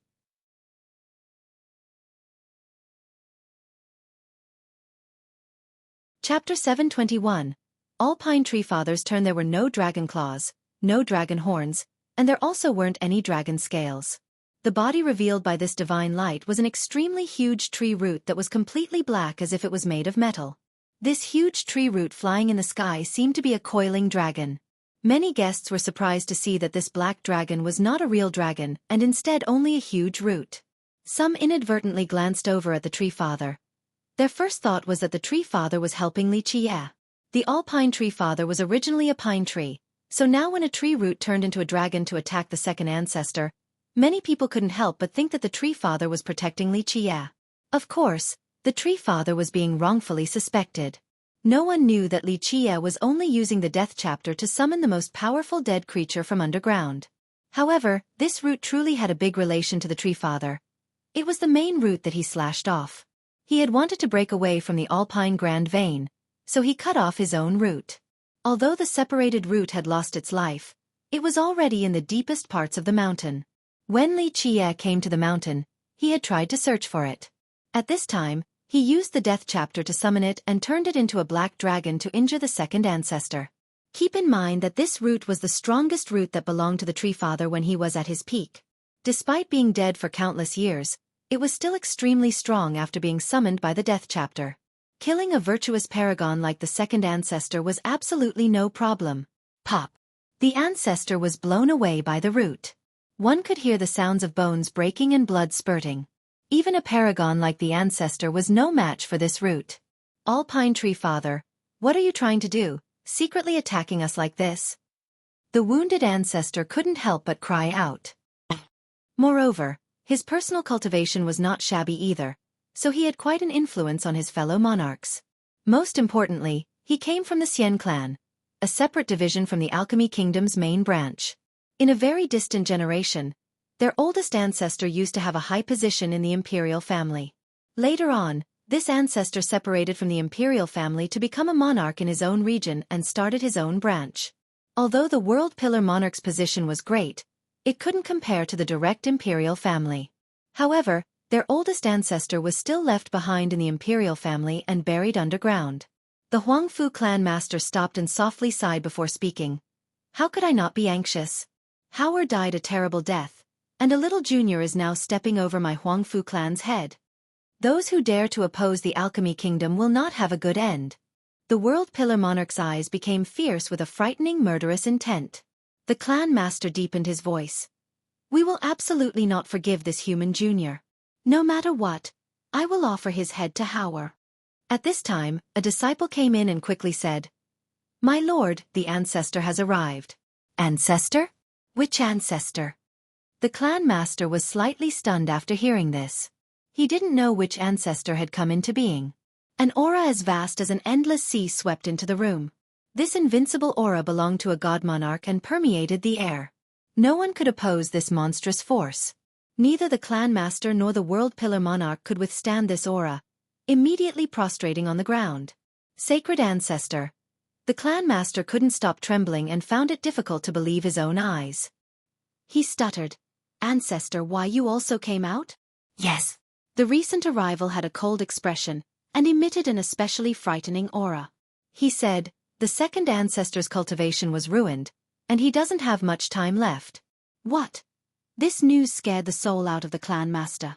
To him, this was no different from a thunderbolt sent down by the heavens. How could that be? The clan master was in dismay. Not long before this, their youngest ancestor had died in the giant bamboo country.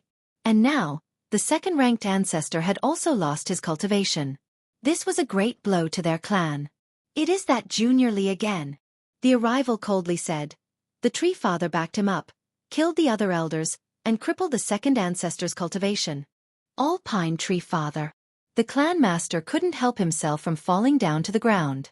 He was unable to compose himself after hearing this news. In the stone medicine world, who didn't know about the Alpine Tree Father's might? As an apex existence, who didn't know how frightening he was? This was not just flattery. Even a behemoth like the Alchemy Kingdom had to be relatively respectful towards the Tree Father. There were no dragon claws, no dragon horns, and there also weren't any dragon scales. The body revealed by this divine light was an extremely huge tree root that was completely black as if it was metal. This huge tree root flying in the sky seemed to be a coiling dragon. Many guests were surprised to see that this black dragon was not a real dragon and instead only a huge root. Some inadvertently glanced over at the Tree Father. Their first thought was that the Tree Father was helping Li Qie. The Alpine Tree Father was originally a pine tree, so now when a tree root turned into a dragon to attack the second ancestor, many people couldn't help but think that the Tree Father was protecting Li Qie. Of course, the Tree Father was being wrongfully suspected. No one knew that Li Qie was only using the death chapter to summon the most powerful dead creature from underground. However, this root truly had a big relation to the Tree Father. It was the main root that he slashed off. He wanted to break away from the Alpine Grand Vein, so he cut off his own root.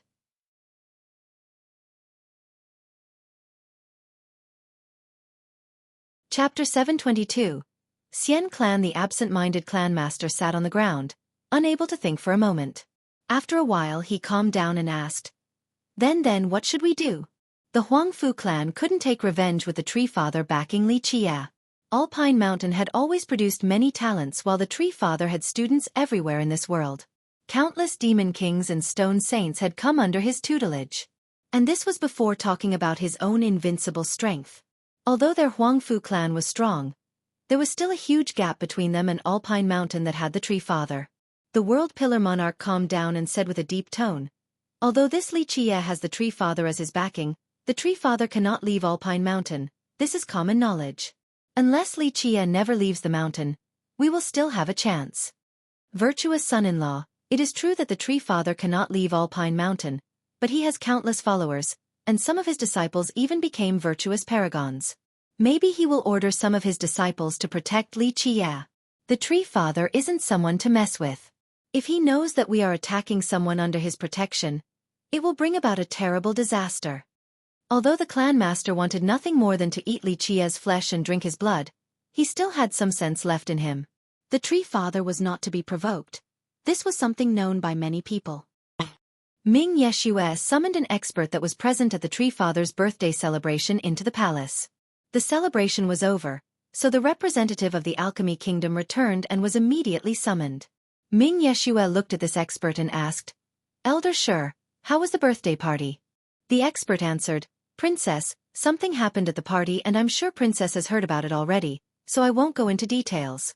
However, there is one thing that I must report." "Do tell, Elder Shi," Ming Yeshue said. "Your keen insight has always been welcomed by the other elders." The expert pondered for a moment before speaking with a solemn expression. "In my personal opinion, the Tree Father has recovered.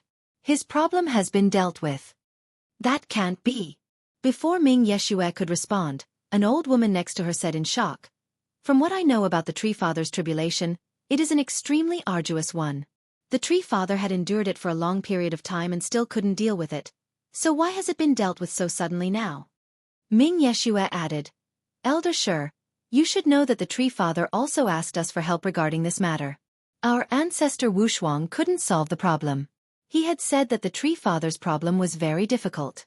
Unless the Tree Father breaks through the last chain to become an existence of the Emperor Assailant level, he wouldn't be able to suppress this tribulation completely." At this point, even she became emotional and said, "Does that mean that the Tree Father has broken through and became an Emperor Assailant?" An Emperor Assailant was a terrifying existence that couldn't be stopped unless by an immortal emperor. This was true invincibility below emperors. "I'm afraid not." This expert hesitated for a moment before continuing. "Although I was unable to see through the Tree Father's true level, in my opinion, he still hasn't returned to his peak condition just yet. The issue lies with Li Qie. If I am not mistaken, then he was the one who solved the Tree Father's problem." "Li Qie again." The old woman next to Ming Yeshue had to speak. "He was actually able to solve the Tree Father's tribulation. This is too demonic. Even our ancestor Wuxuang was unable to do so." Li Qie dealt with the Tree Father's tribulation. After hearing this news, Ming Yeshue's eyes also became serious. The expert contemplated for a bit before speaking. "Princess, this is just my personal guess. Although I am not completely certain, he should indeed be the person who solved the problem. However, I believe that it is far from just this. I'm afraid the Tree Father didn't only deal with his tribulation, he can now also leave Alpine Mountain. He is free now." The old woman next to Ming Yeshue's expression became dim as she asked, "Can the Tree Father truly leave the mountain?" An existence that had lived for so long and was capable of being bestowed the title of God King, like the Tree Father, would bring dread to just about anyone. Many lineages felt lucky that he was not able to leave the mountain. Otherwise, he could sweep through all his opponents in the stone medicine world. The Tree Father's freedom was not something everyone wanted to hear. It was definitely not a good thing for many lineages. Just imagine, a contemporary God King with flourishing vitality being able to travel in this world. Just how terrifying was this? "I'm afraid that is the case. I suspect that it is virtually guaranteed." The expert solemnly responded. With a serious gaze, Ming Yeshue slowly said, "This might not necessarily be a bad thing. A few existences will be able to meet their match. There is another thing." The expert hesitated for a moment before speaking. "I believe the Tree Father is willing to be Li Qie's Tao protector. Otherwise, he wouldn't be willing to back Li Qie to the point of destroying the second ancestor's cultivation. This Li Qie is truly capable." The old woman said, "In the past, Yi Qingqing personally went to Alpine Mountain and tried to persuade the Tree Father to point out his mistakes and to become his Tao protector.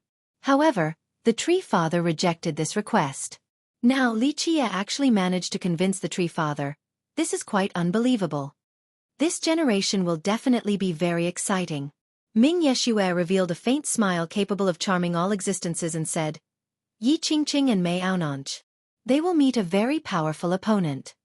This expert held his breath and didn't dare to comment because both of the people mentioned by the princess were the most likely candidates to become the immortal emperor of the current generation. "Elder Shi, keep an eye out for the World Pillar Monarch." Eventually, Ming Yeshue gave a command to this expert. "The World Pillar Monarch?" The expert was slightly taken aback after hearing the command. Ming Yeshue explained, "The Huangfu sacred ancestor has arrived. It seems that they will not give up." "I understand." The expert immediately said, "If there is any movement, I will report back to Princess right away.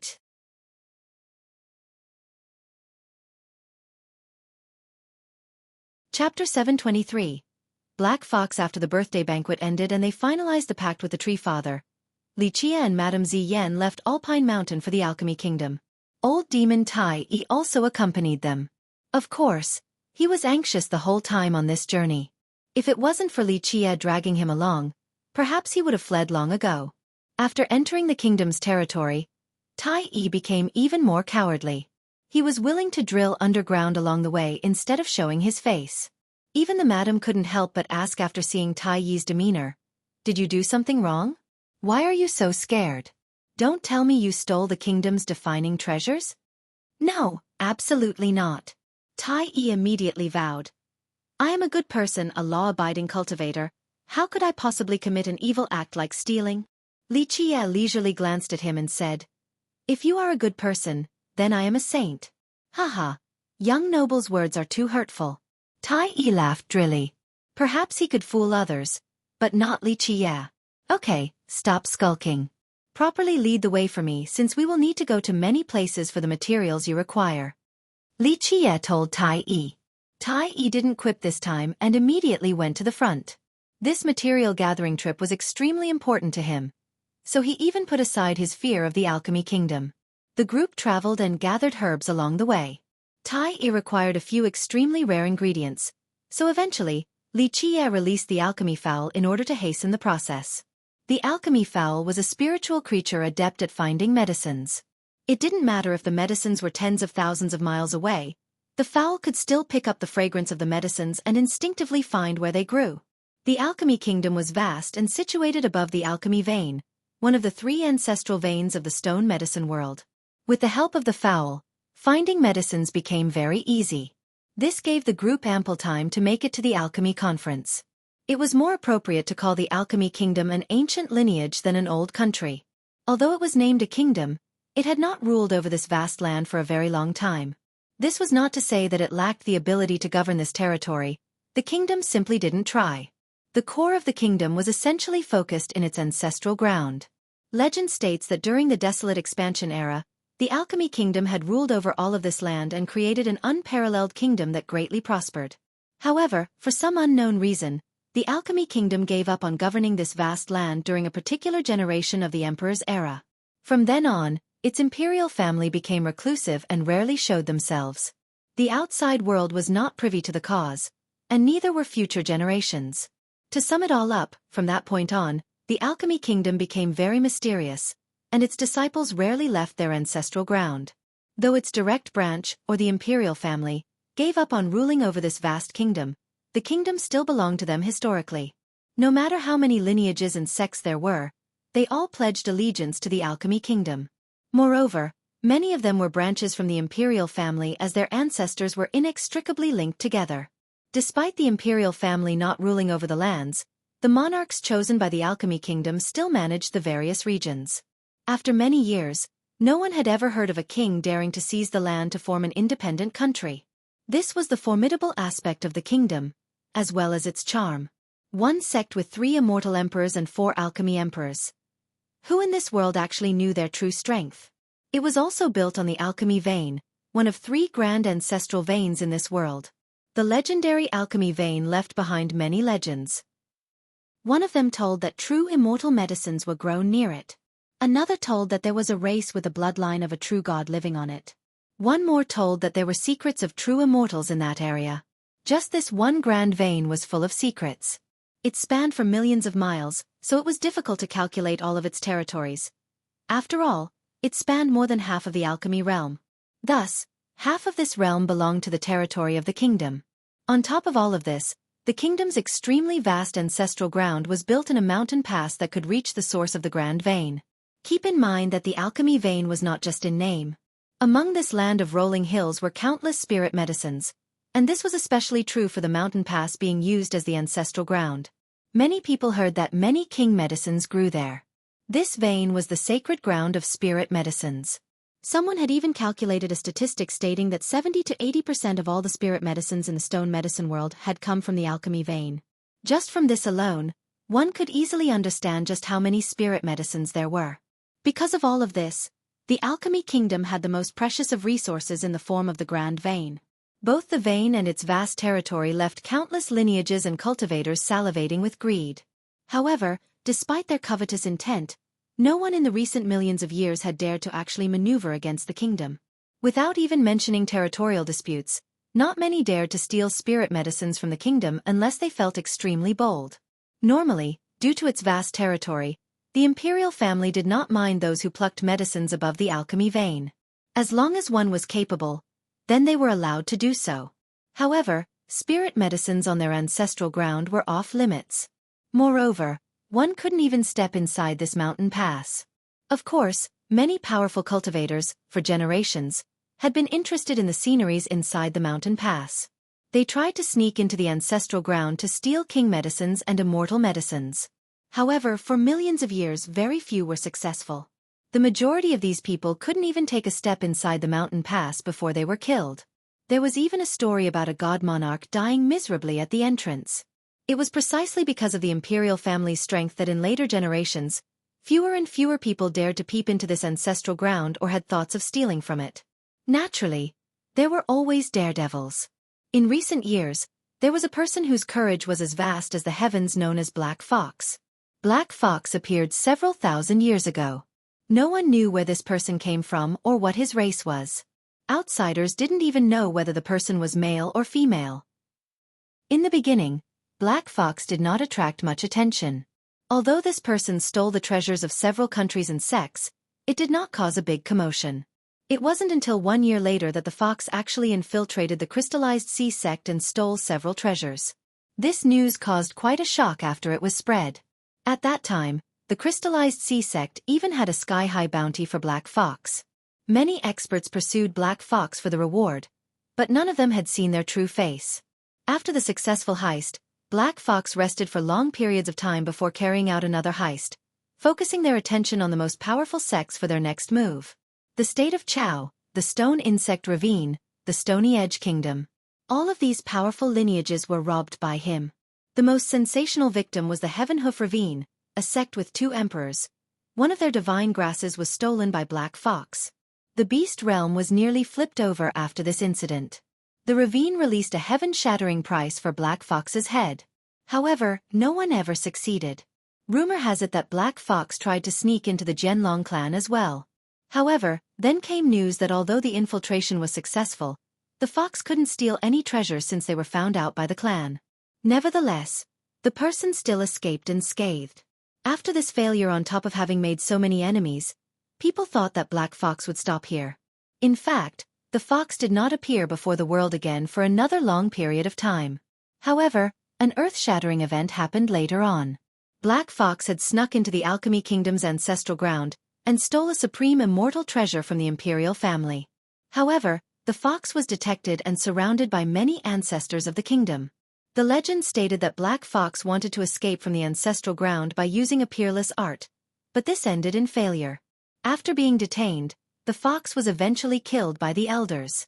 Afterward, there was even a rumor stating that the elders ground the fox's bones to dust and spread it around the Alchemy Kingdom as a warning to those who had malicious intentions against them. Regardless of whether this was true or not, one thing was certain: Black Fox never appeared again.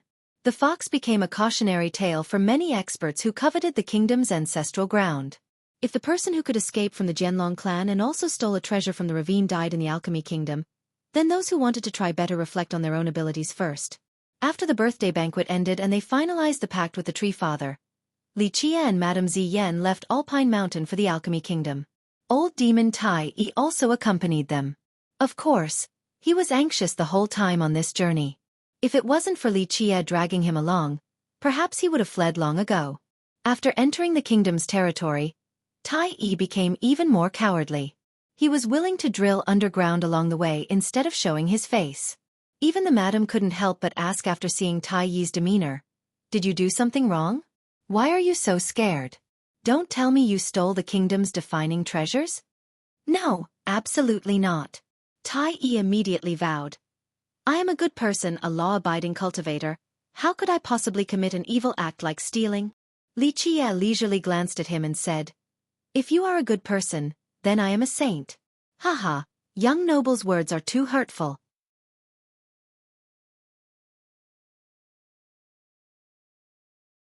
Chapter 724. White Cloud Master. After they entered the kingdom, Lichia released the alchemy fowl to find the herbs that Tai Yi required. The kingdom was the biggest natural garden in the stone medicine world, so it could be said that the whole process was quite easy with the chicken's help. However, the chicken did cause trouble for Lichia. It was a supreme species and a priceless treasure, especially to alchemists. A chicken like this would cause countless alchemists to drool. And so, on a particular day, the alchemy fowl climbed up mysterious mountain to pluck a serpent spirit root. The moment it flew back to stand on Lichia's shoulder, a team could be found chasing after it from the mountain. This team had around 100 people. All of them were experts with surging blood energies like rivers. All of them wore Taoist robes, and among them were golems and demons in all kinds of shapes and sizes. The leader was a demon with round eyes and a tiger's forehead. It was clear that he was a demon tiger. He was adorned with a golden Taoist robe and had a whisk in his hand. The tiger image behind his robes emitted a howl as if it could destroy all things. This demon monarch had reached the Era Sovereign Realm. This was the apex of the Heavenly Sovereign Realm, and he could step into the Heavenly King Realm at any moment. The tiger Taoist, with his 100 disciples, quickly descended the mountain. The moment he saw the alchemy fowl standing on Lichia's shoulder, his eyes became fierce. Although they didn't surround Lichia's group, a formation was already formed so they could entrap them at any time. Infinite blessings to you. This tiger Taoist cupped his hands and greeted Lichia with a Taoist phrase. While approaching, he added, "Fellow Taoist, I am the master of the White Cloud Temple.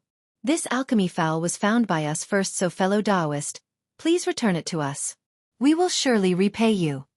"Return it to you?" Lichia smiled and said, "This chicken is my pet. Me not bickering with you all for chasing my chicken is already considered a blessing. What proof do you have that it is your pet? This chicken was first tamed by us, but due to our carelessness, it managed to escape. As a result, you happened to pick it up just now." An expert behind the White Cloud Master sneered. Without a doubt, the experts from this temple wanted to take the chicken. This was not strange at all. Anyone would salivate over a supreme bird like the alchemy fowl. The master looked at Lichia. In his eyes, Lichia was ordinary without anything special. He then looked at the madam and noticed that she was hiding her blood energy. He predicted that this woman ahead was not necessarily stronger than him. Next was the carriage that Lichia was on. It couldn't be any more shabby. The master became confident and felt that Lichia's group must have come from a little sect and wouldn't be powerful at all. Since the master was not as strong as the madam, it was not surprising that he couldn't see through her cultivation when she was hiding her energy. "Fellow Taoist, whether this chicken is your pet or not, our White Cloud Temple will not take advantage of others. As long as you are willing to part with this chicken, the price is negotiable." The White Cloud Master said slowly. It wasn't easy to meet an alchemy fowl, so the White Cloud Temple would not give up. Because of this, the master wanted to force this transaction regardless of whether Lichia wanted to or not. However, Lichia didn't bat an eye and dismissively said, "Not for sale." The master's expression immediately darkened after hearing this response. At this time, the disciples of the temple quickly encircled the group. Their actions made it very clear that if Lichia didn't sell, they would resort to violence. Such a threatening stance would cause a cultivator from a small sect to tremble and most likely hand over the alchemy fowl. The master's intimidation tactic was far from just this. He deepened his tone. "Fellow Taoist, you should know that the alchemy fowl is a spirit bird and should only be owned by a virtuous master. I am not trying to benefit from buying the chicken. I am simply obeying the orders of celestial being Yi Qingqing. Under his orders, our temple is here to pick herbs from the alchemy kingdom. Today, we saw your alchemy fowl and remembered young noble Ye's orders. He had once told all the heroes in this world to help find him one. This old Taoist is buying it as a tribute for young noble Yi, so please let it go. When you visit the stone realm in the future, young noble Yi will surely repay you." The master finished in an aggressive tone. The message was very clear. One could afford to not give him face, but not Yi Qingqing. Even the most uninformed person in the stone medicine world knew that Yi Qingqing could become the future immortal emperor. Many people in this world held him in high regard, and countless powerful cultivators and lineages pledged allegiance to him. Just bringing up the name Yi Qingqing, was enough to scare others into giving face. Someone described Yi Qingqing as having 100 great generals under his banner.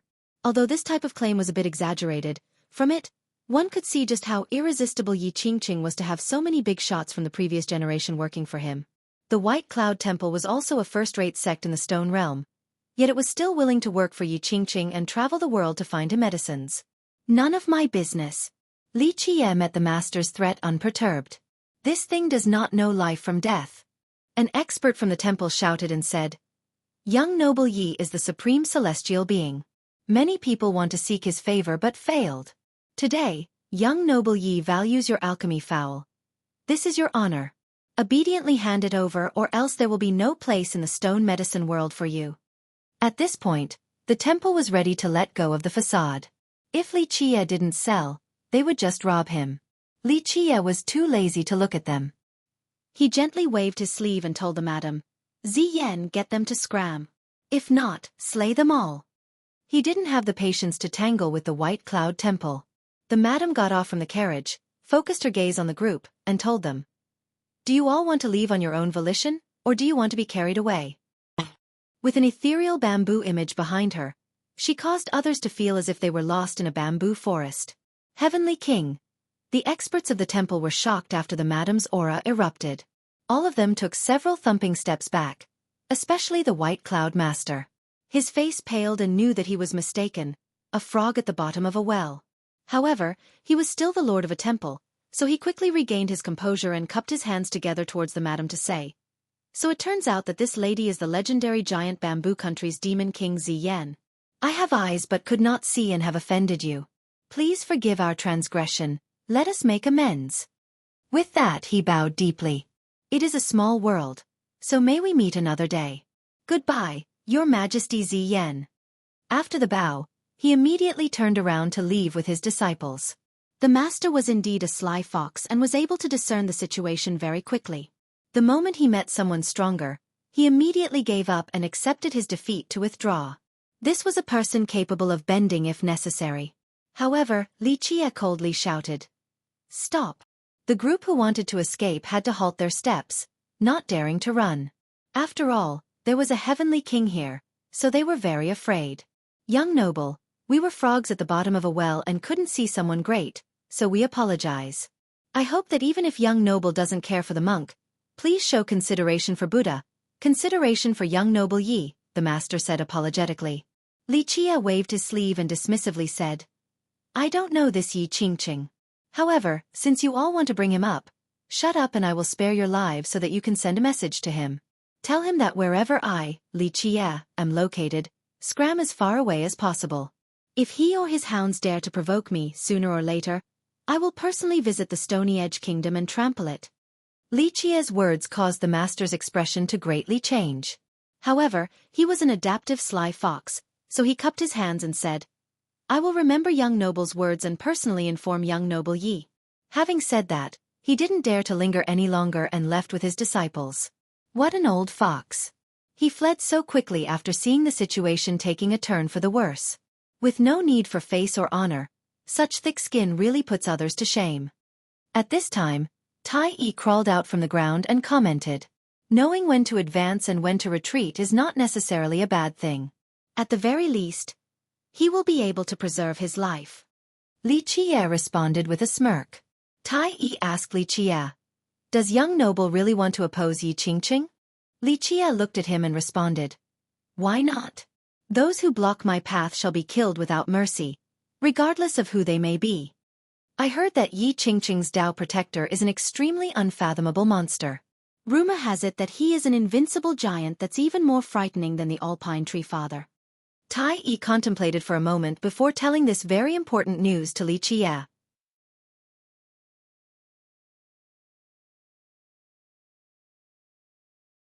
Chapter 725. Ambushed, an existence more powerful than the Alpine Tree Father? Who could it be in the stone medicine world? After hearing this, the madam couldn't help but be moved. In this world, everyone knew of the Tree Father's prestige. Although he didn't claim to be a god king, many people in this world respected him as one. For many generations, it was common knowledge that outside of immortal emperors, it would be hard to find someone stronger than him. The madam had heard that there were a few existences even stronger than the Tree Father, but she had never met them or even heard of them showing themselves. Tai Yi shook his head and said, I don't know the details. I only heard that Supreme Celestial Being Yi Qingqing is unbelievable and actually managed to convince a few old undyings to come out. An old undying that had slept for millions of years also emerged to be his Tao protector. Invincible giant? Li Qie grinned and said, So what? Those who block my path, no matter who they are, shall be killed without mercy. Having said that, he glanced at Tai Yi and said indifferently, It seems that your news is quite up to date. You really know many things. Haha, thank you for your praise. This little one has only heard rumors, that's all. Tai Yi rubbed his palms together and wryly smiled in a very humble manner. Li Qie only smiled and didn't delve deeper. He said, Let us go. Once we settle down and prepare the ingredients, I will start the cauldron for you. Tai Yi became excited and immediately responded, Thank you, young noble. As long as young noble gives the order, I will obey it even at the risk of my life. Li Qie didn't say anything else and got on his carriage to continue the journey. However, they didn't get far when suddenly, a buzzing sound rang in the distance. A Tao rune appeared above them and turned into an ancient formation at an unbelievable speed. Whoosh! The ancient formation suddenly rained down countless arrows that quickly sealed the surrounding 1,000-mile radius. We're being ambushed. The madam shouted with a shocked expression. The moment she wanted to protect Li Qie, she found that the rain of arrows from the sky was not aiming at them. Clank! The sound of a series of chains clanking together appeared. In the blink of an eye while the madam was startled, the entire space here was sealed by the arrows that turned into a giant lock. This ancient lock could seal the heavens above and suppress hell below. It suddenly appeared with the intention of sealing the entire group. In this split second, both the madam and Tai Yi were astounded since they couldn't move. It was as if their bodies were chained by something. Even Li Qie was no exception. A gigantic lock capable of sealing even time itself trapped him despite his incredible power. However, Li Qie remained calm unlike the frightened madam and Tai Yi. Only his eyes narrowed as he gazed at the formation in the sky. Moo! During this perilous moment, the Imperial Draco Bull used an unbelievable might to escape the lock. It roared and pulled the carriage into the sky. It traversed thousands of miles in just the blink of an eye with astonishing speed. Right when it escaped the border, the formation in the sky emitted a bright light. Countless arrows, once again, shot over the earth to create a new lock to seal the bull once more. However, as the bull traversed the sky, it was like a dragon soaring in the 9 heavens and seemed to be able to escape the shackles of the world's laws. It seemed to have eluded the fabric of space and time. No matter what the lock tried to do, it was unable to stop the bull. With continuous detonations, the bull was able to pull the carriage away from the 1,000-mile radius that the formation encompassed and crossed the earth. In the blink of an eye, it traveled over 1 million miles. Such speed would stun just about anyone. Of course, its great name was not just for show. By the time the bull stopped, it had thoroughly escaped from the formation. The locks around Madame Ziyan and company all disappeared. The madam finally calmed down, but she was still quite shaken despite being a heavenly king. She took a deep breath and said, Who ambushed us? I'm afraid that formation was either of the Emperor or God King level. She was quite powerful, but the seal from the lock in the sky had rendered her immobile without any opportunity to resist. Such a powerful suppression astounded her. Is it that group from the White Cloud Temple? The madam asked with doubt. Earlier they had a fight with the temple, and now, someone suddenly ambushed them. This was quite a coincidence. Tai Yi shuddered and exclaimed while aghast. The person who ambushed us must be a legendary master at the very least. Even if they aren't a god monarch, they would still be an incredible virtuous paragon. Li Qie glanced at Tai Yi before speaking nonchalantly. We'll find out right away if we go back and take a look. Go back. The madam shuddered and said, The enemy might still be there. If we go back now, isn't it the same as walking back into their trap? Into their trap? Li Qie smiled and said, If they have left already, then it is their fortune. After all, there would be no leaving otherwise. His eyes became fierce after finishing these words. In this instant, both the madam and Tai Yi couldn't help but feel a chill. Li Qie's fierce eyes made them think that he was an awakened beast from prehistoric eras, capable of devouring the heaven and earth. The madam had an illusion that Lichia was grinding his white fangs, ready to sink his teeth in. He emitted an aura that would instill chills in just about anyone. He let the bull pull the carriage back.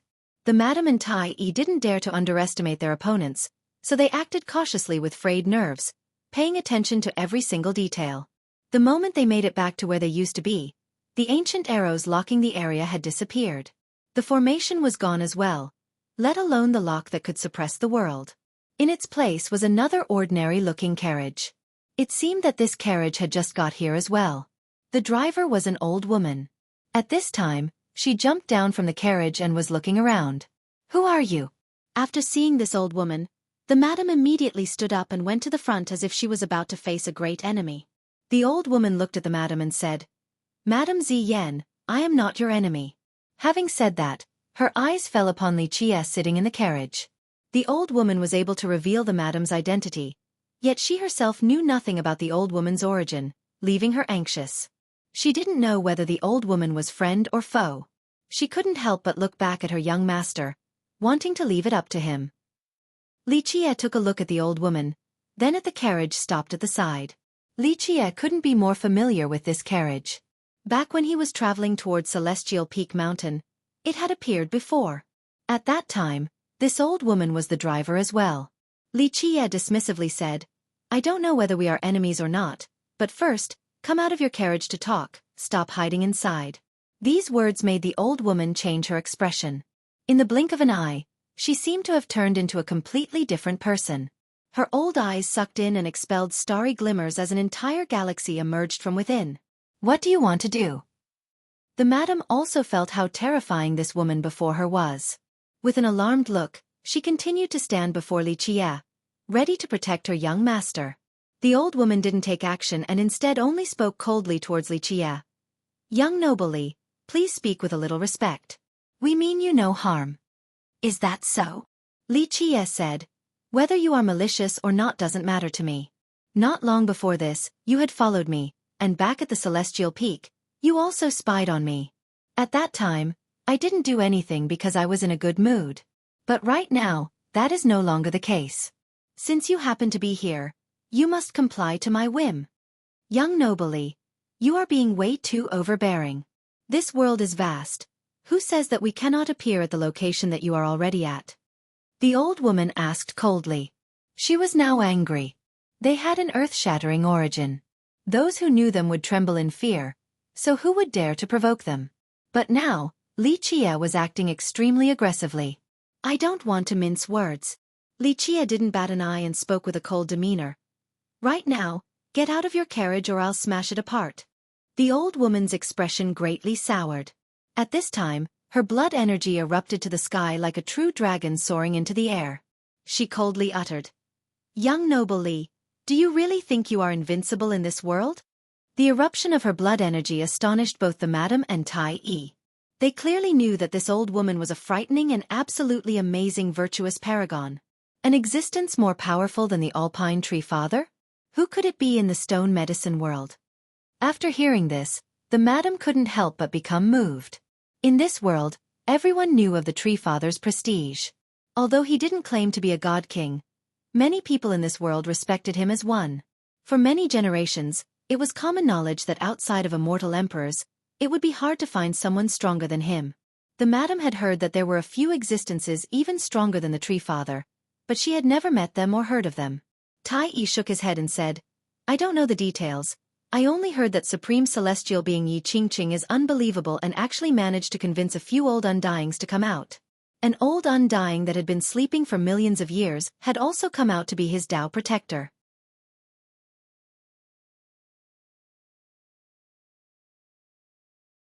Chapter 726.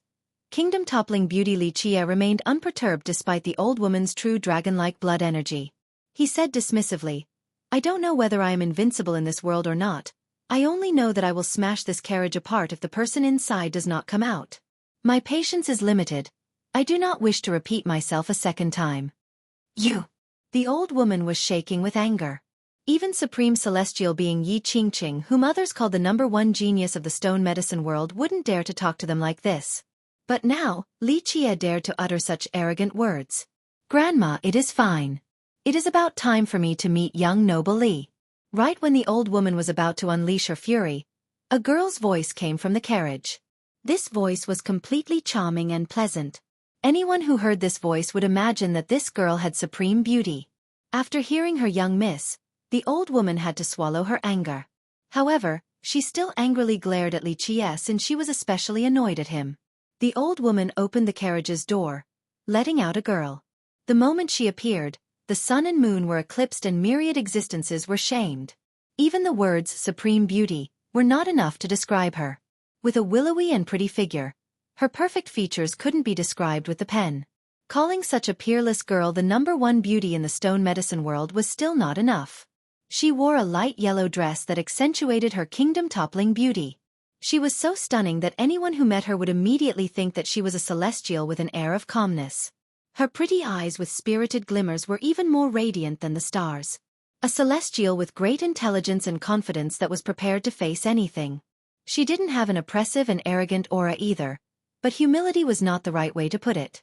Her temperament gave the sensation of perfection, like ink coming together with paper. It was too difficult to describe. Madame Ziyan's beauty could also be described as kingdom-toppling. Although her beauty was not the reason why she was renowned around the world, many people would agree that she was absolutely gorgeous. However, before this girl, even the madame's beauty dimmed.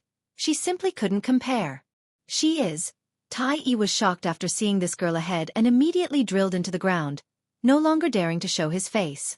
Li Qie was as calm as ever as he gauged the girl from top to bottom without missing any details. In the eyes of others, his current appearance was one of a womanizer, causing the old woman to snort in great disapproval. However, the peerless beauty ahead was very graceful and free. Despite Li Qie's enjoyment, she was neither angry nor embarrassed. Prior to this, Li Qie had also met stunning beauties, such as Jian Wushuang.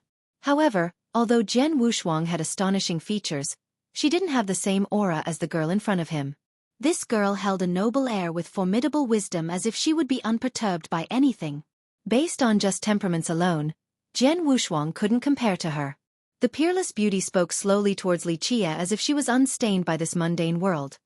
I rarely meet people, but I can understand why young noble Li was unhappy. Li Qie looked at her and said, "Today, my mood was quite sour, but it's much improved after seeing you." His words were obviously teasing her. Other women would not give Li Qie a good reaction even if they didn't get angry.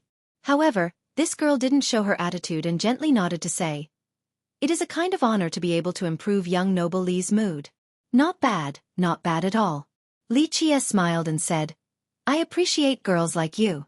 It is indeed difficult for others to not like such a smart girl. A supreme beauty needs more than just a good bag of skin. One needs a sense of self-awareness and wisdom." Li Qie's frank teasing would cause any beauty to be offended, but not this peerless girl ahead.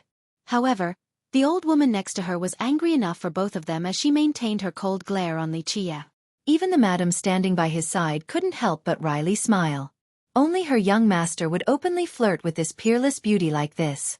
"I am honored at young noble's praises." The girl chuckled, but this chuckle alone was so kingdom-toppling that it could steal the souls from others, causing them to be forever enchanted. "A pearl in the night."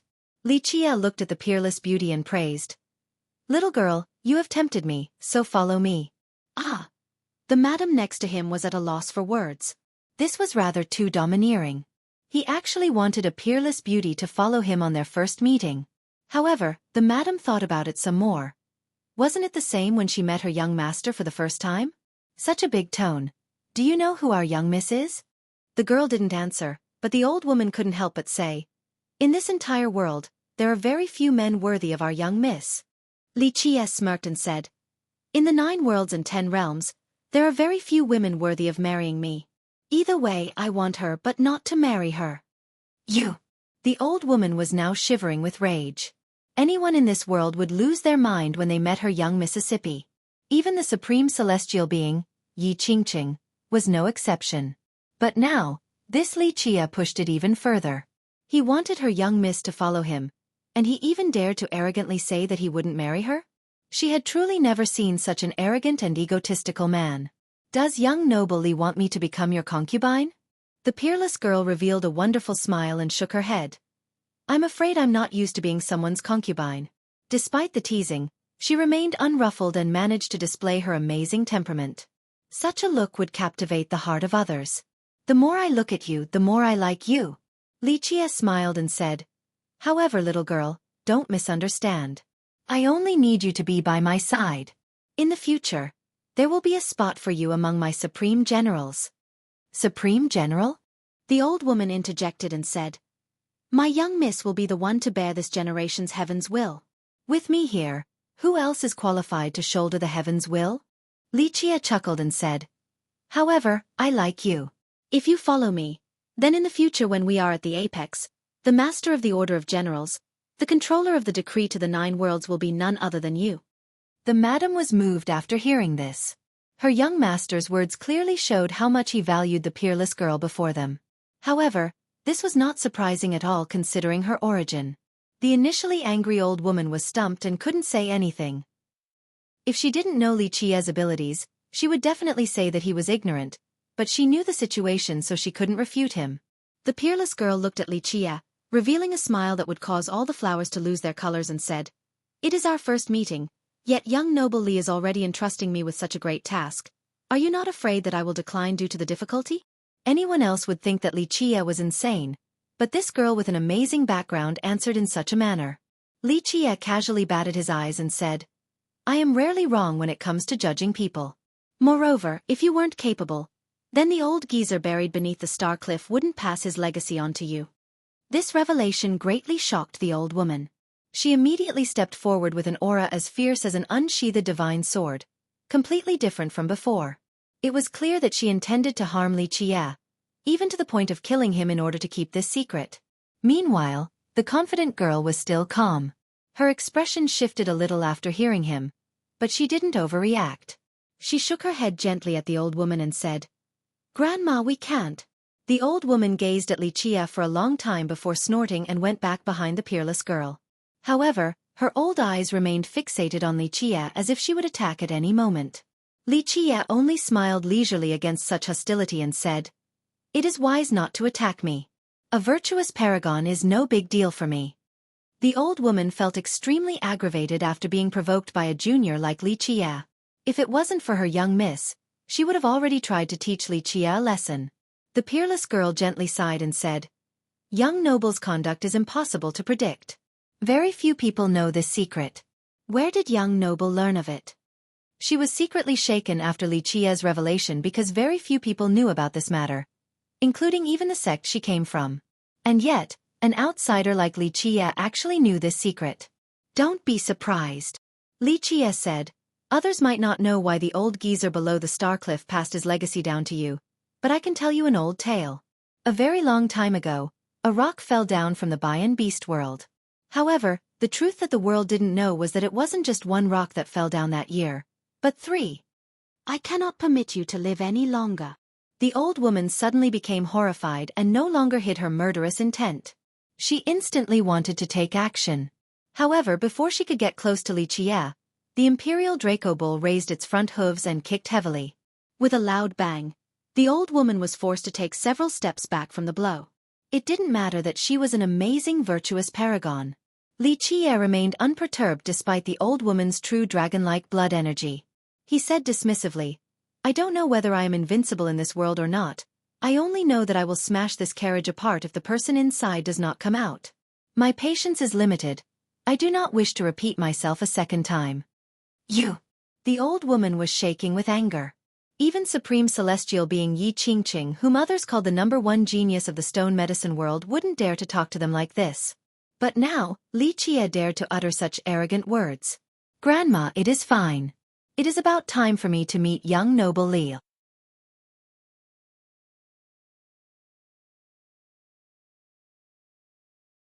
Chapter 727. Ming Yeshue. The old woman was astounded after being kicked back by the beast. She was a paragon yet was still blown back like this. One could easily imagine just how heaven-defying this seemingly inconspicuous buffalo was. Out of consideration for this little girl, I won't kill you. However, don't try to provoke me. Even a lineage like yours is not worthy to be in my sight. Lichia slowly uttered. The old woman's expression became a bit unsightly.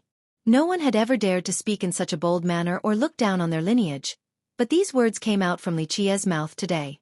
"Grandma, it's fine." The peerless girl gently waved her sleeve and shook her head again after seeing the old woman wanting to give them another shot. The old woman finally stopped after receiving the command from her young Mississippi. However, she was still cautious towards Li Qia because he knew too much.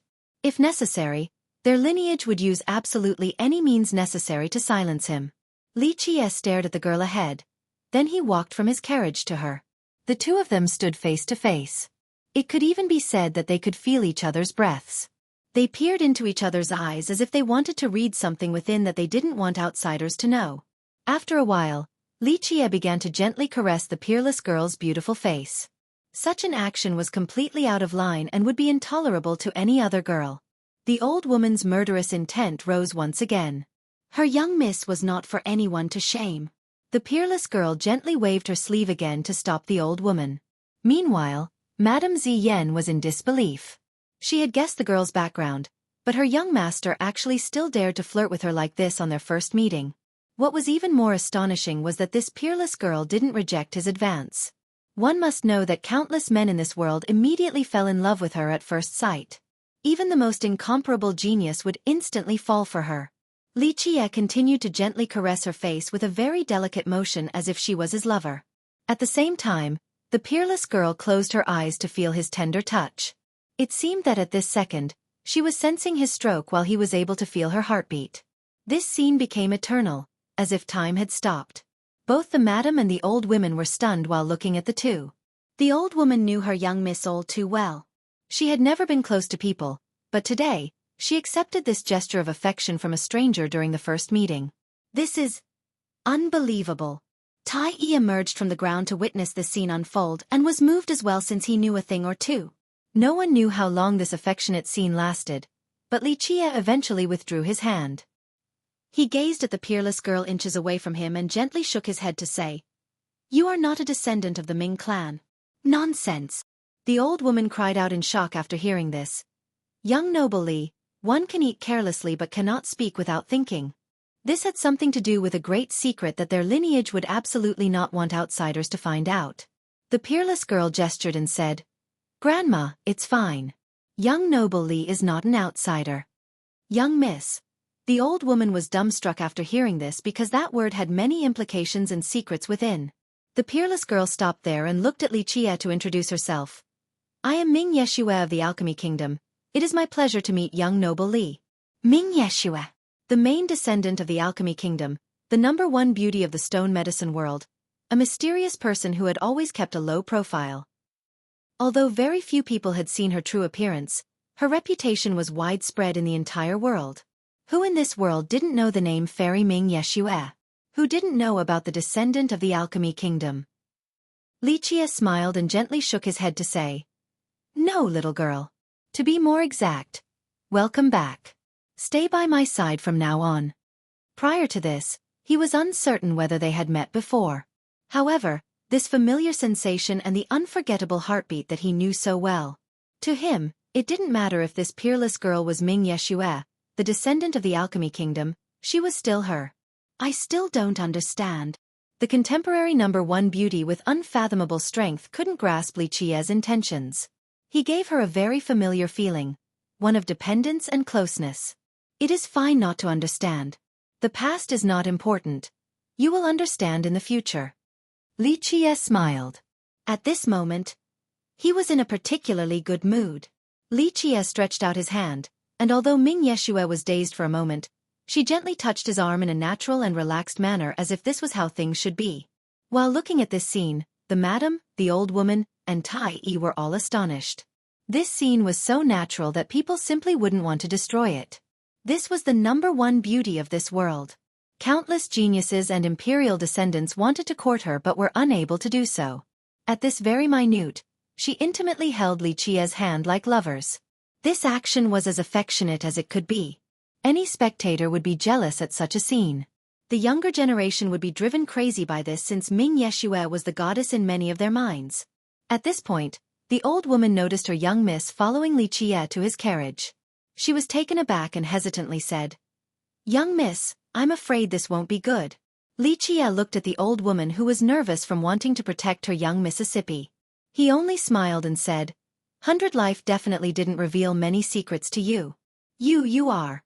The old woman was astounded because just these words alone revealed a monumental secret. Even ordinary ancestors in their kingdom didn't know this. She was only able to become privy to it since she was the one who accompanied Ming Yeshue during her childhood. Your alchemy kingdom has no notable secrets to me. Li Chia sat on the carriage and said, besides, you don't need to be so paranoid. I will cherish this little girl more than anyone else. My protection for her will far exceed the likes of what your alchemy kingdom can provide. Having said that, he gently stroked Ming Yeshue's hair. At this time, Ming Yeshue was sitting next to him while Madame Ziyan took the other side. Both of them were great beauties. Especially Ming Yeshue, who was especially peerless. Such a scene was incredibly enviable and jealousy-inducing. The old woman stared at Li Chia for a while before choosing to be quiet. It was just as he said, there were many secrets that she did not know. For example, her young miss was said to be the descendant of the Ming clan. However, very few people in the kingdom knew that this was not the truth.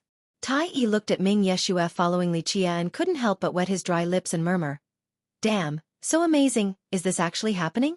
He knew a particular secret, but he was still in disbelief after seeing this scene since it was just too shocking for him. Ming Yeshue's eyes fell upon Tai Yi, who still had half of his body underground. She revealed a faint charming smile and asked, this fellow Taoist, have we met before? Tai Yi's expression greatly changed after hearing this. It was as if he had seen a ghost. He immediately waved his palms in denial and said, no, Fairy Ming is thinking too highly of this lowly one. This lowly one is only a small, insignificant ant demon that has only heard of Fairy's great name. This lowly one has never seen Fairy's face before. Our meeting today is this lowly one's blessing that had been accumulated for 3 lifetimes. With that, he immediately drilled into the ground and escaped without a trace as if he was very afraid. Li Chia understood Tai Yi's action very clearly, but he didn't point it out. He simply stroked Ming Yeshue's jade-like hand while closing his eyes, seemingly caught in old memories. I have some questions. After a while, Ming Yeshue softly spoke to him. She was so calm and elegant that it would cause others to become intoxicated. Even a beauty like Madame Ziyan had to admit that calling her the #1 beauty in the stone medicine world was not enough. I know, but none of that matters. Li Chia said with a smile. You will understand later. However, I have something to remind you of right now. Your alchemy kingdom has someone using the heaven suppression formation, aiming to capture me. Out of consideration for you, I will not pursue this matter. However, if there is ever a second time, I will overturn the alchemy kingdom. Overturn the alchemy kingdom. The old woman was upset at such words. She was from the kingdom and its direct branch at that. How could she be happy when Li Chia said such things in front of her? I know you are annoyed with me. Li Chia chuckled and said, if you can meet 100 Life, let him know that your alchemy kingdom shouldn't forget your past mistakes. Don't forget the aftermath of the divine beast realm. Such words rendered her breathless because she had heard a few legends that were known by fewer than few people. Even the kingdom's big shots didn't know about them. Young noble Li shouldn't blame grandma. She is just very protective towards me. Ming Yeshue slowly said. Li Chia looked at the old woman and said, I'm not mad at her. If I was, then the Imperial Draco Bull wouldn't have simply kicked her away earlier.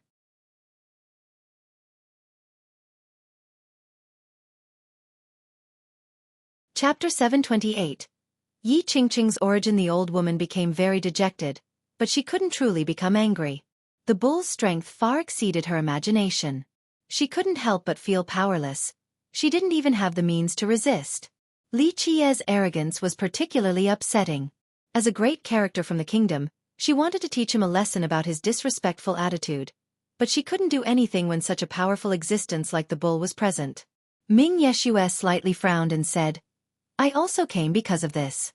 We have many experts at the kingdom, but one that can utilize such a great formation must be at the ancestor level. At this moment, whether it's the direct branch or the side branches, no ancestors have come into being. At least, not on record. Li Chia chuckled and said, then go look into it. This time, I will not take action because of you, but this won't necessarily be the case next time. Ming Yeshue gently nodded and said, whether it is the direct or side branches, The elders will investigate this matter to see if an ancestor had personally taken action. She was a decisive person, so after making her choice, she immediately wanted to go back. She told Li Qia, "Does young noble Li want to go with me? If you are willing to enter our ancestral ground, I will introduce you to our elders." To the younger generation of the stone medicine world, such an invitation was definitely an honor and a great compliment. Anyone would happily accept it. Whether it was for her beauty or to see the ancestral ground of the alchemy kingdom, both were irresistible to the younger generation. However, Li Qia only smiled and said, "You go back first. I will take a look later." Anyone would go mad if they knew that even an invitation from the number one beauty was refused. Ming Yeshue didn't push the subject. After saying farewell, she went back to her carriage and quickly left in order to investigate this matter. After watching Ming Yeshue's carriage leave, Li Qia withdrew his gaze and sat back down. The madam couldn't help but ask after Li Qia settled down, "Young master knew Fairy Ming before this?" Li Qia looked back at the departing direction of Ming Yeshue and smilingly said, "How should I put this? Prior to this, I have never met or known anything about Ming Yeshue, the descendant of the alchemy kingdom." However, he left out a sentence. A very long time ago, he once possessed an item that he painstakingly cultivated. Tai Yi crawled out from the ground at this time with a slightly changed expression and said, "This Fairy Ming, she's unfathomable, very unfathomable, and scary on top of that." The madam nodded in agreement to this evaluation. This is true. Although Fairy Ming's fame is not as prominent as Yi Qingqing's notoriety because of her mysterious and low-profile conduct, many people still consider her as an existence capable of opposing Yi Qingqing. "Your Majesty Zi Yan misunderstood what I meant." Tai Yi shook his head and said, "I'm not only referring to her unfathomable cultivation or her unparalleled talents. I am talking about her frightening origin. It is definitely monstrous." After listening to the aunt, the madam shuddered and replied, "Many big shots in this world know about Yi Qingqing's origin. He might be from the golem race, but it is far from being that simple since he was initially a divine stone. An unmatched stone." "I have heard of this speculation as well."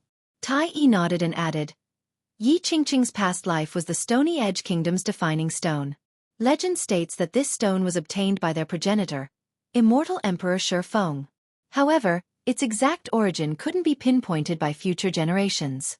In short, this was the greatest stone in their kingdom. It was hidden in the location with the richest amount of worldly energy at the Stony Edge Kingdom. For generations, the wise sages of the kingdom preached Tao scriptures to this stone and used their blood energy to cultivate it. A few decades ago, this stone suddenly felt the heaven and earth and obtained life. It was completely unbelievable. At the moment of its inception, it immediately had flesh and blood and could be considered supreme." Tai Yi couldn't help but lick his lips at this moment after reciting this long passage. The madam also nodded and said, "Yi Qingqing is indeed incredible." After experiencing so many wise sages expounding on the Tao along with long years of cultivation, some even said that he will be the second immortal emperor by sure. Any sect or lineage, even ones with two emperors like the Heaven Hoof Ravine, hold him in high esteem and believe that he can become an emperor. The madam was shocked after thinking through what she just said. She recalled what her young master said earlier, as did Tai Yi. If Yi Qingqing's origin was unmatched but Ming Yeshue's origin was even more monstrous, then just what was her origin? The madam was able to connect some dots at this moment. Until now, outsiders had always thought that Ming Yeshue was the descendant of the Ming clan, the imperial family. However, after today's events, it appeared that she had a different origin. "Let's go, it is pointless to speculate these things," Li Qie said with a faint smile. "The alchemy conference will begin soon, so we should enter Alchemy City." Well, Tai Yi's neck involuntarily shrank into his body after hearing this. While trying to hide, he apprehensively said, "Going to Alchemy City might be very dangerous." Li Qie glanced at him and said, "You did some immoral things that are unforgivable, so you don't dare to enter Alchemy City, right?" Tai Yi awkwardly smiled and said, "Young noble is misunderstanding me. This lowly one is only worried for you. As young noble can see from earlier, the alchemy kingdom has people with malicious intentions towards us. Young noble's alchemy is peerless, so maybe someone is coveting it. Maybe even an ancestor wants to capture you alive." After hearing this, Li Qie lifted his head and gazed towards the direction of Alchemy City while revealing a gentle smile. I'm more afraid that the Alchemy Kingdom will not take action. If they maneuver against me, then everything will be easy. However, if they are friendly and treat me as a guest, then I would truly feel bad about taking Ming Yeshua away. If they want to kill me, then it would be even better. The madam revealed a smile and asked, "Young master likes Fairy Ming?" Li Chia chuckled and responded, "How can this be called liking? I only want that girl to stay by my side in the future. If the Alchemy Kingdom wants to do this peacefully, then I can satisfy all of their demands. If they want it the hard way, then it will be even easier." Is Fairy Ming that important to young master? Madame Ziyan was moved. At this moment, she realized that her young master was not in love with Ming Yeshua, and that he had a different reason for wanting her to stay with him. Li Chia didn't answer her question. Instead, he only looked towards the far distance while reminiscing. After a while, Li Chia's mind returned. He looked at Tai Yi and said, "Whether we go to Alchemy City or not is not up to you to decide. At that time, I will need to be there to refine some medicine, so if you escape and lose this good opportunity, don't blame me for not reminding you." Tai Yi shuddered after this reminder. He immediately patted this chest like a drum and put on a courageous act as if he was willing to walk through fire. "Young master, don't worry. Wherever you go, I shall be there as well. I will definitely not embarrass you." Li Chia smiled and said, "Okay, don't speak such nauseating words. Do you think I don't know what's on your mind?" Tai Yi dryly coughed with an awkward look. Even the madam looked at Tai Yi one more time. She knew that he was a coward, at least in appearance. He clearly didn't want to go to Alchemy City, but after listening to her young master, he lost all reservations. This really raised the madam's curiosity about his injury. The group traveled towards the city with the bull pulling the carriage at great speeds. It was not long before they arrived. Alchemy City was located in an extremely strategic location. It was the first outpost before the entrance to the alchemy vein, and only one step away from the ancestral ground of the imperial family. Alchemy City in the stone medicine world was also known as Imperial City or Alchemy Capital. Although it was called a city, it wasn't actually a city. In the 9 worlds, when big sects formed their own countries, the majority of their capitals would be very huge ancient cities. Alchemy City, on the other hand, had no semblance to a city. There were neither towering walls nor patrolling experts at this place despite being called Imperial City. The old woman became very dejected, but she couldn't truly become angry. The bull's strength far exceeded her imagination. She couldn't help but feel powerless. She didn't even have the means to resist. Li Chia's arrogance was particularly upsetting. As a great character from the kingdom, she wanted to teach him a lesson about his disrespectful attitude, but she couldn't do anything when such a powerful existence like the bull was present. Ming Yeshua slightly frowned and said, "I also came because of this. We have many experts at the kingdom, but one that can utilize such a great formation must be at the ancestor level. At this moment, whether if it's the direct branch or the side branches, no ancestors have come into being. At least, not on record." Li Chia chuckled and said, "Then go look into it. This time, I will not take action because of you. But this won't necessarily be the case next time."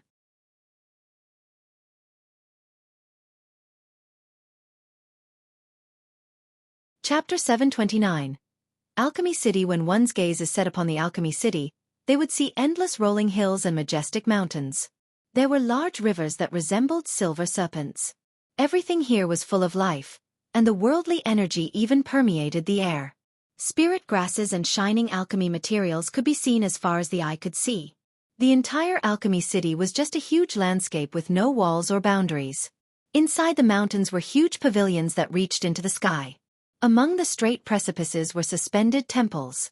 Inside the valleys were floating ancient shrines. Hidden buildings were everywhere in this place, and divine bridges spanned across thousands of miles. Rainbows connected one mountain to another, making spectators think that this was a land of the immortals. An older legend said that this city was not named Alchemy City in the past. Others referred to it as Phoenix City. As for the reason, very few people later on could say why. Even the imperial family didn't know the exact details. There were many speculations regarding the name Phoenix City. However, these speculations themselves were just hearsay and were without concrete evidence. However, one of them was more reliable. In ancient times, there were no human inhabitants in this place.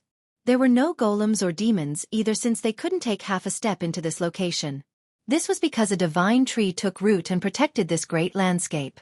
Later on, a phoenix came to this area and chose the divine tree as its nest.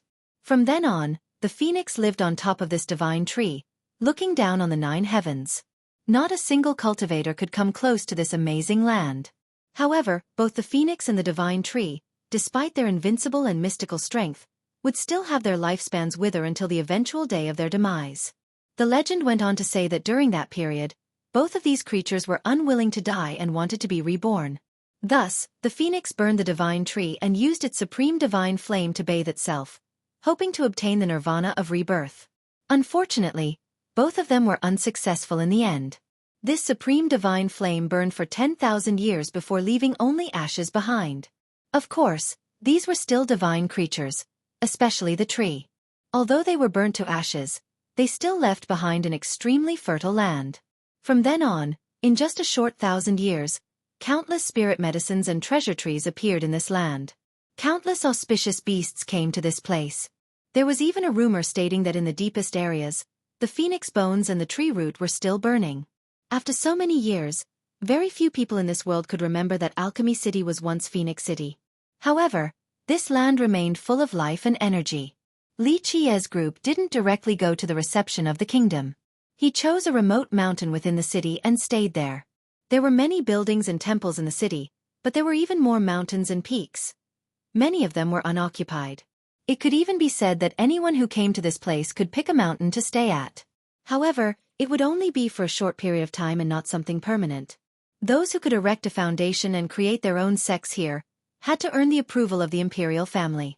Moreover, this crowd consisted of either subjects of the kingdom or were part of the side branches of the imperial family. Such a good opportunity was not available to outsiders. Outsiders only came and stayed at these mountains and valleys for a short amount of time. No one dared to stay long since it would be akin to challenging the kingdom's autonomy. Li Qie picked a great mountain that reached all the way into the clouds. This mountain seemed to be quite old and tattered, as if someone had crushed it or it had been scorched by flames. No vegetation grew at this place since it was very dry. Standing on this mountain, a dry heat assaulted their faces. Anyone at this time would feel very annoyed. Despite its towering size, this desolate mountain was out of place among these rich lands. The madam couldn't help but say while standing on top of this place, "The worldly energy of this mountain seems to have been drained." Li Qie stood on the highest point to look at the 4 directions, but he didn't say anything. Tai Yi also looked around to the distant lands. He noticed that the vegetation around here was not flourishing and the worldly energy was quite lacking. He immediately said, "It's not just the mountain's energy. It seems that all the locations around it are affected as well." Li Qie withdrew his gaze and revealed a faint smile to say, "We'll stay here for the time being." The madam was confused and asked, "Young master, the Alchemy Kingdom prepared a main hall to receive all the alchemists from their respective sects for this conference. Why are we not going there? It is more convenient to kill while outside." Li Qie responded with a grin. The madam couldn't help but chuckle at this reasoning. Compared to this reasoning, nothing else could be more silence-inducing. She said, "If young master wants to kill people, you should pick a prettier location. This place only agitates people. Perhaps this is an ominous place and would cause people to be flustered." "You're right," Li Qie commented. "This is not a good location, but it is a very decent place to kill. We'll stay here. There will be a good show later on." The madam stopped talking and immediately summoned a treasure pavilion. In the blink of an eye, a square courtyard fell down to the mountain.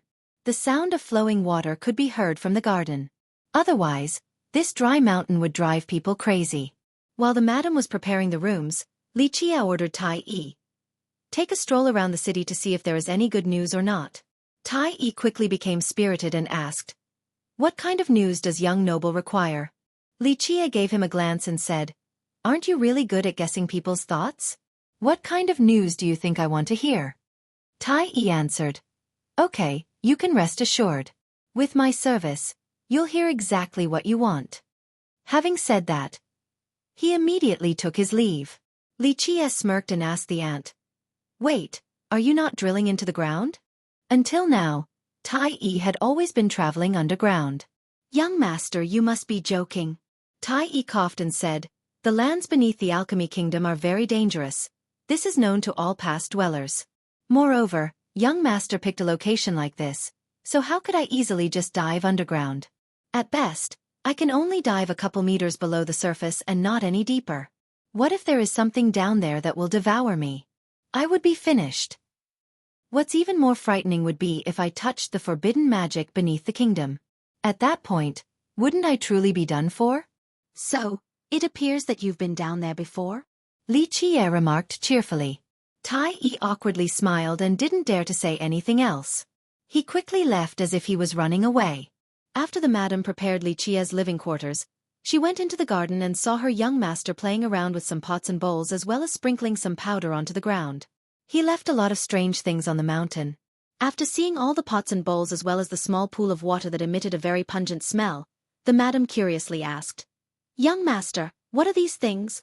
Li Qie kept himself busy while answering. "Just preparing a few things. One always needs to prepare before killing. My hands have been itching lately, and I have a few methods that I haven't played with in a while. Constantly killing people instantly is very boring." "Is this the method young master is talking about?" The madam looked at the pots. There were many things she had never seen before. Li Qie said with a smile, "To be more exact, this is a part of alchemy. Alchemy is not only about refining pills or curing wounds. It is a very rich art that incorporates beast mastery, changing of tribulations, and stealing from the heavens." He narrowed his eyes and continued on. "Since people say that the alchemy kingdom is the model for alchemy, we have to play with alchemy to be tasteful, right? Always using force can be quite tiring." The madam couldn't see through what her young master was planning. After a while, he was finally finished with these pots. They all had strange shapes and seemed very bizarre, leaving the madam completely confused. After a while, Li Qie finished and brushed off his palms while saying, "It has been a long time since I last played with these items, so I was a bit rusty. The Tree Father's inventory was truly amazing. It had exactly what I needed. Otherwise, it would have been troublesome to collect them one by one." Before coming to the kingdom, the madam knew that her young master had taken a trip to the Tree Father's treasury. So it was to take these materials. "What purposes do these things serve, young master?" The confused madam didn't try to guess and directly asked Li Qie. "You'll find out very soon." Li Qie responded with a grin. He focused his gaze and said, "I hope the enemies will not disappoint me, or else this game will be very boring."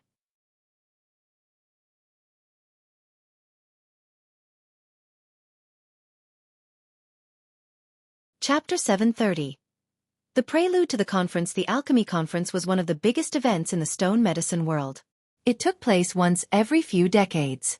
Moreover, it was jointly held by many imperial lineages, and the venue would change each time. This time, the conference was being held in the Alchemy Kingdom. This place was even more grand compared to other lineages. All the alchemists here were especially enthusiastic.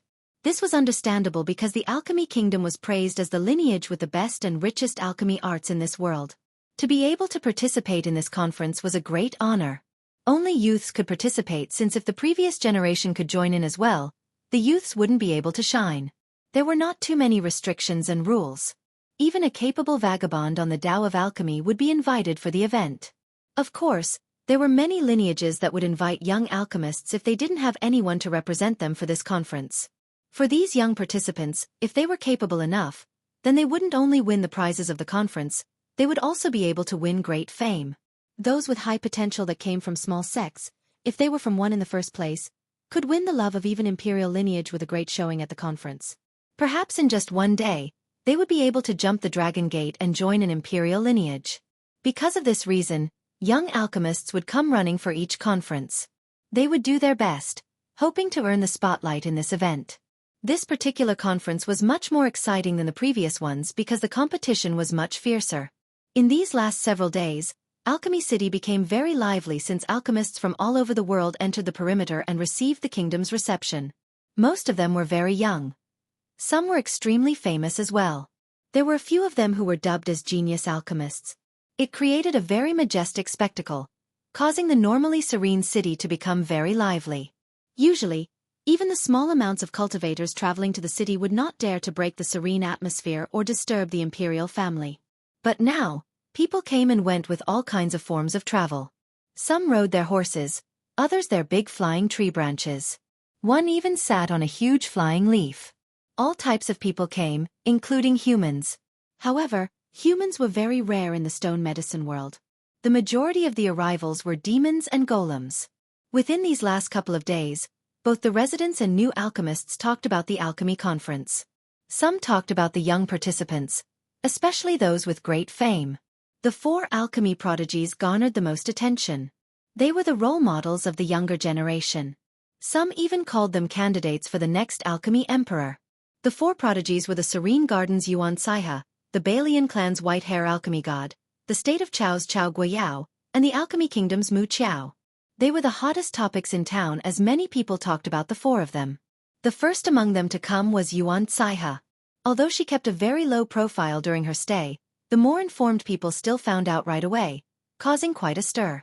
Fairy Yuan is also here to participate in the conference? People loudly discussed after the news of her presence was spread. I heard that Fairy Yuan didn't come to participate this time. She was invited by the observant monarch to cure one of his divine roots. A well-informed person immediately revealed why Yuan Saiha came to the city.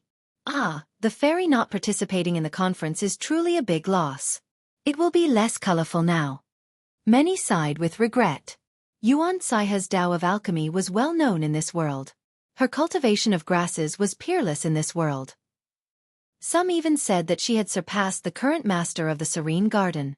Her gentle and kind nature was famous as well. As one of the 4 prodigies, she was the humblest and most respected of the bunch. Numerous lineages in this world invited her to cure their divine trees and great medicines. Moreover, she assisted quite a few sections. Because of this, her absence at the conference was duly missed by many alchemists, especially the younger crowd. I heard the Alchemy Kingdom's Mu Qiao will not be participating in this conference either. Among the 4, only White Hair Alchemy God and Chao Guiyao are participating. A cultivator found out some news and told his friends. Mu Qiao was the alchemy prodigy of the kingdom, but since the kingdom was the host of this conference, he was not participating to avoid arousing suspicions. In fact, since the kingdom's prestige regarding the Tao of alchemy was already renowned, the honor of winning this conference didn't really matter to them. Since Fairy Yuan and Mu Qian are not participating this time, it seems that our alchemy realm has no hopes of winning the title. Maybe even entering the top 3 will be difficult. A cultivator from the alchemy realm couldn't help but lament. The younger crowd from the alchemy realm was quite sad since Yuan Saiha and Mu Qiao were not participating. Until now, the Tao of alchemy of the alchemy realm far exceeded the beast realm and the stone realm. It could even be said that the alchemy realm produced many more alchemists, including alchemy emperors, compared to the other 2 realms. But now, their 2 strongest young alchemists were not participating. This meant that the alchemy realm had no chance of claiming number 1 this time. There was a chance that they wouldn't even place in the top 3. Maybe the crystallized C-Sex Cauldron Marquis has a chance of getting into the top 3.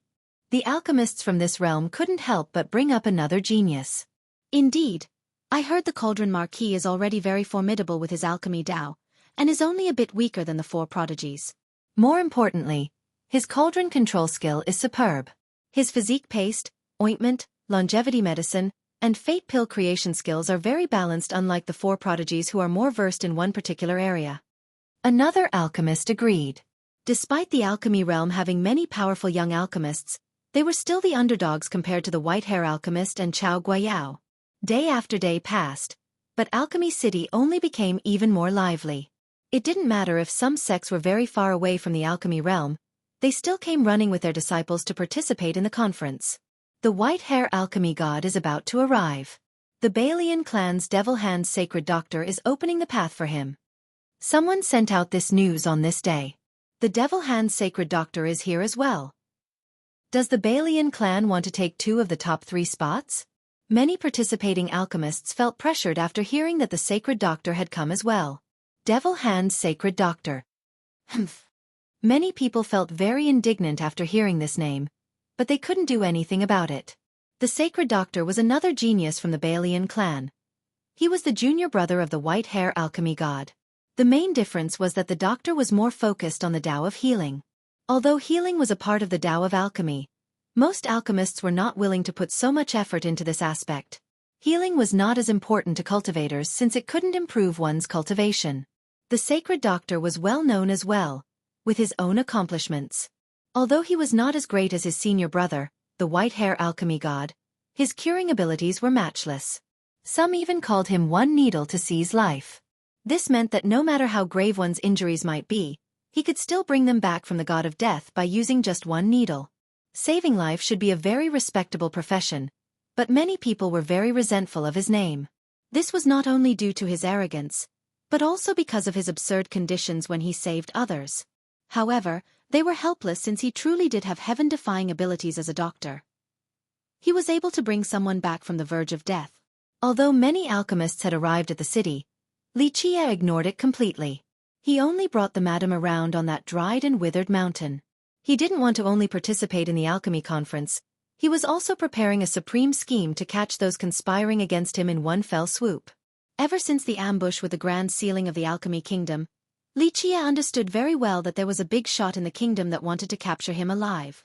Others would immediately flee since they didn't want to oppose the kingdom, but Xueqi had no such thoughts.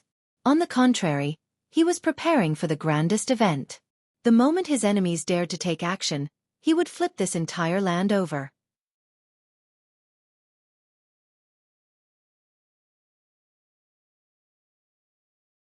Chapter 731. Xueqi's preparations. On the second day of staying at the mountain, the madam went to the garden early in the morning and was jolted by the things she saw. Because there were all kinds of poisonous insects in the garden. Even a demon king like her couldn't help but gasp at such a sight. Xueqi had sprinkled powder over the little pond in the garden. Inside was a 3-meter-long centipede drinking the water. Within a big basin was a poisonous snake with its entire flaming body playing around in the mud. Inside a large bowl was a scorpion king spewing and sucking in poisonous air as if it was refining poisonous pills. The madam was quite creeped out by this as chills continuously ran down her spine. It was as if their garden had become a poisonous nest overnight. She couldn't help but take the long path around after seeing these terrifying and powerful poisonous creatures. Luckily, these creatures seemed to be very content and didn't try to attack her. On the other end of the small courtyard, she finally found her young master. At this time, he was lying there while emitting a faint gray death energy. Although she didn't know what he was doing, she didn't disturb him and only quietly waited by his side. After a long period of silence, Xueqi recovered his death energy and casually planted a spirit medicine at that location. Why is young master planting medicines here? The madam found that there were many spirit plants around. Moreover, she had never seen these types of plants before and didn't know what they were. Xueqi smiled happily and said, "This alchemy kingdom is not only abundant in spirit medicines. Those who understand the Tao of alchemy know that this is a place that also contains many terrifying poisonous creatures. They used to hide inside this alchemy city. Normal cultivators wouldn't be able to see them. Young master wants to tame these creatures?" The madam curiously asked. She had heard that taming poisonous creatures and beasts was also a part of the Tao of alchemy. Although the stone medicine world of the 9 worlds was known as the place of alchemists, the lineage well-versed in this regard was only one.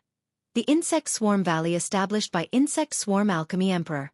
Taming poisonous creatures is only a little path to me, Xueqi said with a smile. It's just for fun, that's all.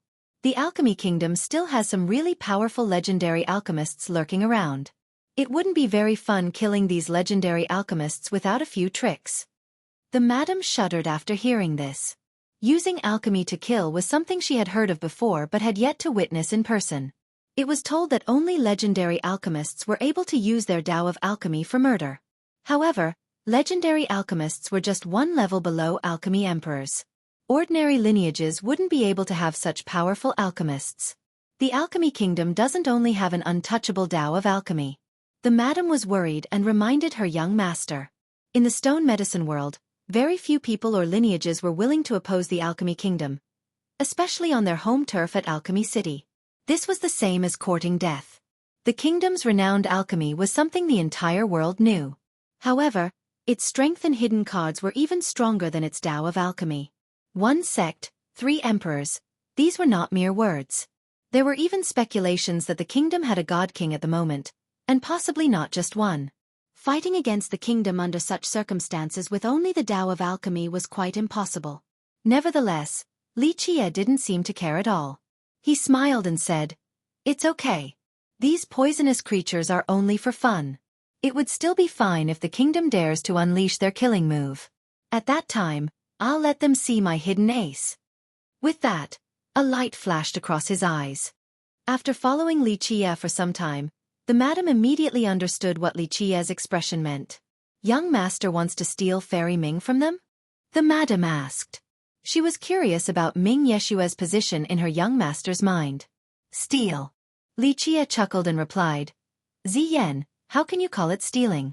My peace-loving self would be more than happy to speak with the kingdom if they are willing. The decision of this matter is not in my hands, it is up to the kingdom. I have no qualms with a peaceful resolution.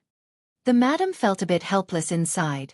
It was just like her young master said, how this matter would unravel was up to the kingdom's attitude.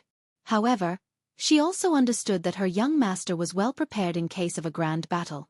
She wondered if the kingdom was ready for the oncoming storm or not. Young noble, this lowly one is back. At this time, Tai Yi came out of nowhere and spoke to Li Qie. Li Qie glanced at him and said, with such speed, you must be back with good news. The hard-working will be rewarded. This lowly one searched every inch of this alchemy city, and finally found some useful information for young noble. Tai Yi smiled, eager to claim credit. Li Qie looked at him with one eye and said, I know about your meritorious service already, so don't bother reminding me. Tai Yi coughed and didn't dare to put on airs. He quickly said, the first piece of news is related to this alchemy conference. Mu Qiao from the kingdom will not be in the conference, but the white-hair alchemy god and Chao Guiyao will participate. Next. Li Qie slightly waved his sleeves. It was clear that he had no interest in this. He already knew the outcome since victory would be in his grasp no matter what kind of alchemy genius participated. For him, not to mention the younger generation, even the legendary alchemists from the older generations were no problem. Tai Yi quickly changed the subject and said, the Heaven Hoof Ravine sent many people. I heard there are some incredible big shots coming. Outside of protecting Chao Guiyao, I'm afraid they have another goal. Moreover, Yi Qingqing's troops are also here. Maybe he himself will come to Alchemy City. Having said that, Tai Yi couldn't help but take a quick glance at Li Qie. The enmity between Li Qie and the Heaven Hoof Ravine as well as Yi Qingqing was no secret.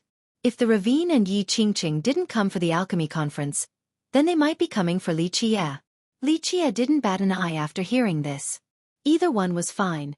It was no problem for him even if they dared to come for him. If God blocked his path, slay God. If devil blocked his path, slay devil. There is another thing relating to the alchemy kingdom. Tai Yi's expression slightly shifted at this point as he continued. The strongest ace card of the Huangfu clan, their most powerful ancestor, didn't mind coming out of his blood era stone. Moreover, this sacred ancestor went to the World Pillar Monarch's abode. This is from a very trustworthy source. Li Qie had no reaction while the madam was startled into saying, even the sacred ancestor came into being. I heard that he is a legendary master, and a top one at that. Some people even consider him a god monarch. This is not the scariest part. Tai Yi added in a serious manner, the scariest part is that the World Pillar Monarch married the young miss of the Huangfu clan, but his ancestor came from the kingdom's direct branch. Moreover, they still have a living ancestor that is buried in the ancestral ground. I even heard that his position is not small at all in the kingdom. The madam couldn't help but glance at her young master. One god monarch from the Huangfu clan was already frightening enough, but if the kingdom's ancestor came out as well, then it meant that the entire kingdom could become his enemy. At this point, she realized that the situation was much more serious than what she had expected. Xian clan ancestor oh? Li Qie rubbed his chin and chuckled before speaking. One or two ancestors, too few, this won't be fun at all. The madam couldn't help but wryly smile. Only her young master would utter these words. She couldn't help but to softly reply, young master, I don't know the Xian ancestor very well, but the sacred ancestor from the Huangfu clan. This is a god monarch, very frightening. Only a false god that can't reach the apex. Li Qie smiled and said, a true god might be interesting, but a false god is not worth mentioning. What could the madam say? This was a god monarch. Even if he wasn't a real god monarch with a bestowed title, he was still a legendary master. Even a virtuous paragon from the previous generation would feel their legs trembling after hearing about such a character, let alone those from the younger generation. Young noble, if the Xian ancestor gets involved and young noble kills them with your might, then wouldn't it be stirring the beehive? Tai Yi advised, take a step back and everything will be fine. Young noble does not necessarily have to fight the kingdom. By treading carefully, this behemoth of a kingdom might not be willing to come out just for the Huangfu clan. Fighting against the entire kingdom is not wise. Tai Yi rarely advocated this type of speech, but even he was a bit wary of a monster like the alchemy kingdom. Many people in the stone medicine world knew that being enemies with the entire kingdom was completely unwise. It doesn't matter. Lichia chuckled and said, it has been a while since my last massacre, so I have been feeling quite bored lately. I will be very happy if some people come to the door knocking. With that, he shifted his gaze towards the distant mountain range. The source of the alchemy vein, the place coveted by so many. At that place were many hidden secrets. Having thought to this point, Lichia couldn't help but smile. The kingdom was very fortunate that he didn't touch them. However, if their descendants didn't know life from death, then he would be glad to repeat history. On the second day of staying at the mountain, the madam went to the garden early in the morning and was jolted by the things she saw. Because there were all kinds of poisonous insects in the garden. Even a demon king like her couldn't help but gasp before such a sight. Li Qie had sprinkled powder over the little pond in the garden. Inside was a 3-meter-long centipede drinking the water. Within a big basin was a poisonous snake with its entire flaming body playing around in the mud. Inside a large bowl was a scorpion king spewing and sucking in poisonous air as if it was refining poisonous pills. The madam was quite creeped out by this as chills continuously ran down her spine. It was as if their garden had become a poisonous nest overnight.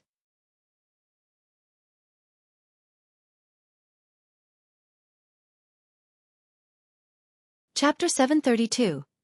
Devil Hand Sacred. Dr. Lichia had an air of calmness as he gazed towards the farthest location of the kingdom. However, the madam and Tai Yi could smell a stench of blood as they envisioned a scene where tides of blood covered the sky. Lichia was a bloodthirsty beast, waiting for his prey to come to his door. After a while, Lichia looked back at Tai Yi and asked, any other news? Tai Yi was excited and quickly replied, young noble will like this last piece of news and be spirited again. Lichia slightly waved his hand and said, okay, don't push it. Speak. Fairy Yuan is here too. Tai Yi immediately said, even earlier than us, in fact. She is already inside Alchemy City. Saiha is here? Lichia was surprised after hearing this. When they parted back at the Celestial Peak, Yuan Saiha had said that she might not be able to participate in the conference this time. Tai Yi quickly responded, yes, I heard Observant Monarch's divine root is ill. This is quite a big problem. So he personally invited Fairy Yuan. I heard that he and the previous generation sect master of the Serene Garden have a deep friendship, so it is not too surprising that he can get her to come. Tai Yi was also there back at the Celestial Peak with these two. He understood that Lichia had a good impression and greatly valued Yuan Saiha, so he listened carefully to her news without missing any details. Does young noble want to see Fairy Yuan right now? She is currently at the Observant Monarch's mansion.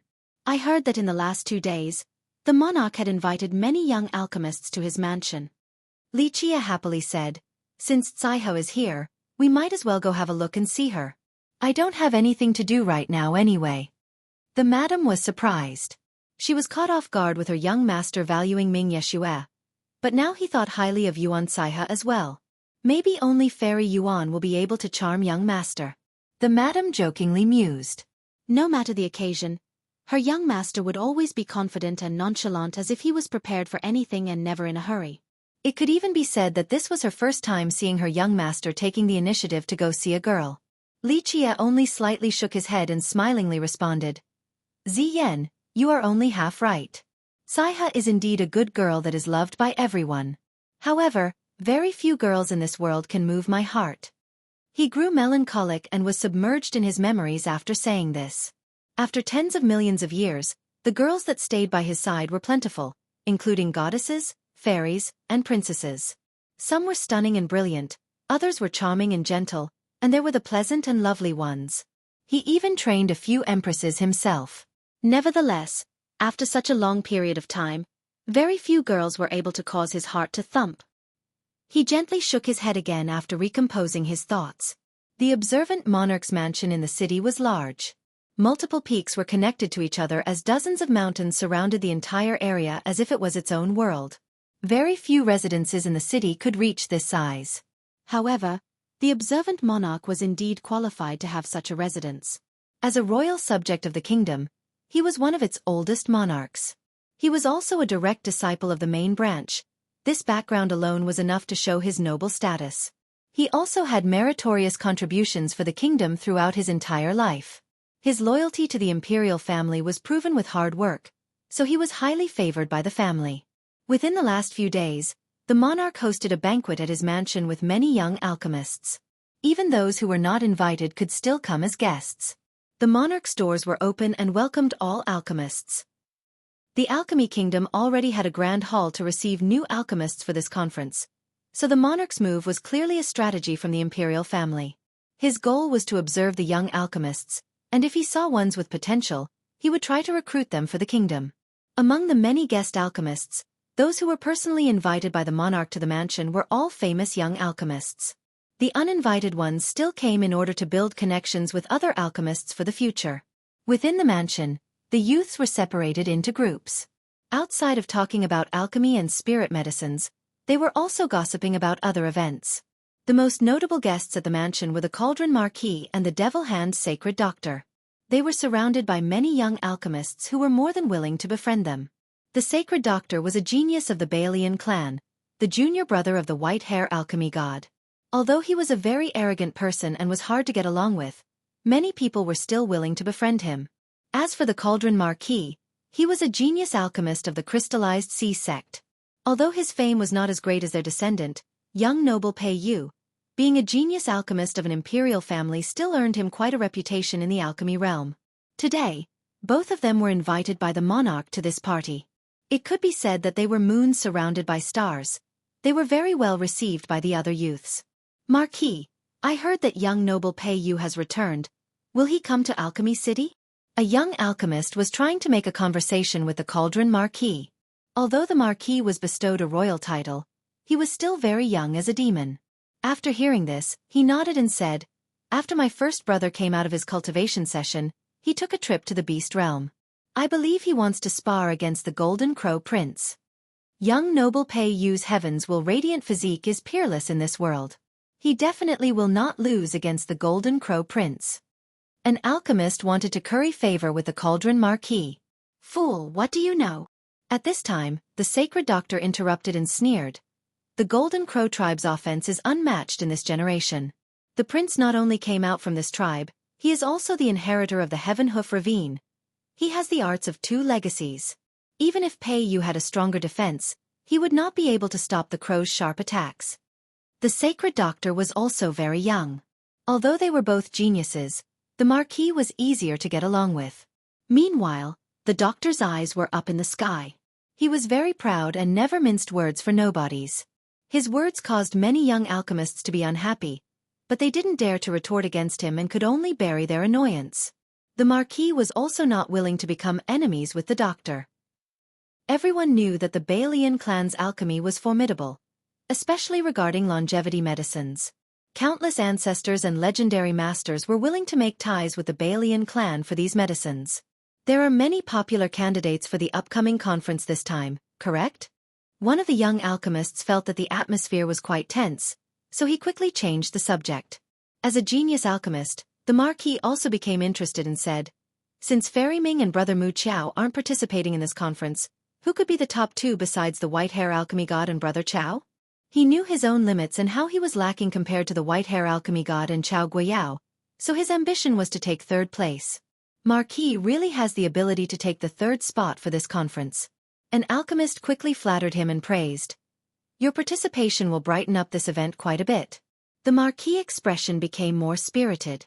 However, he glanced at the Sacred Doctor and humbly said, "Hey now, Brother Sacred Doctor's Tao of Alchemy can also be considered number one. I'm not necessarily any stronger than him." The Sacred Doctor proudly told the Marquis, "You are well versed in pill refinement and ointments. Regarding traditional alchemy, you are more likely to win third place than I am. If I didn't train in the art of curing, then I could reach top 3 easily." Although his remark was very proud and aggressive, the Marquis was secretly excited. The doctor's comment was self-praise, but he also admitted his deficiency in a particular area when being compared to the Marquis. No such thing. I am a big fan of Brother Sacred Doctor's medical techniques. The Marquis immediately responded with a smile. Many youths took advantage of this situation to grovel over these too. However, no matter the location, there would always be some simple and honest fellas. A more honest alchemist interrupted and said, I heard that a new amazing alchemist appeared recently. His name is Li Chia. People say that he can refine pills like cooking. Back at Alpine Mountain, he defeated Huang Fu Hao and the Vine Pill King. The Marquis' face soured after hearing the name Li Chia. As a disciple of the crystallized sea sect, how could he be happy? Back at Alpine Mountain, his sect suffered a heavy loss by losing many experts. Even their alchemy saint died. He's just a nobody. I've never heard of that name before. A clever young alchemist immediately said after seeing the Marquis' cold expression.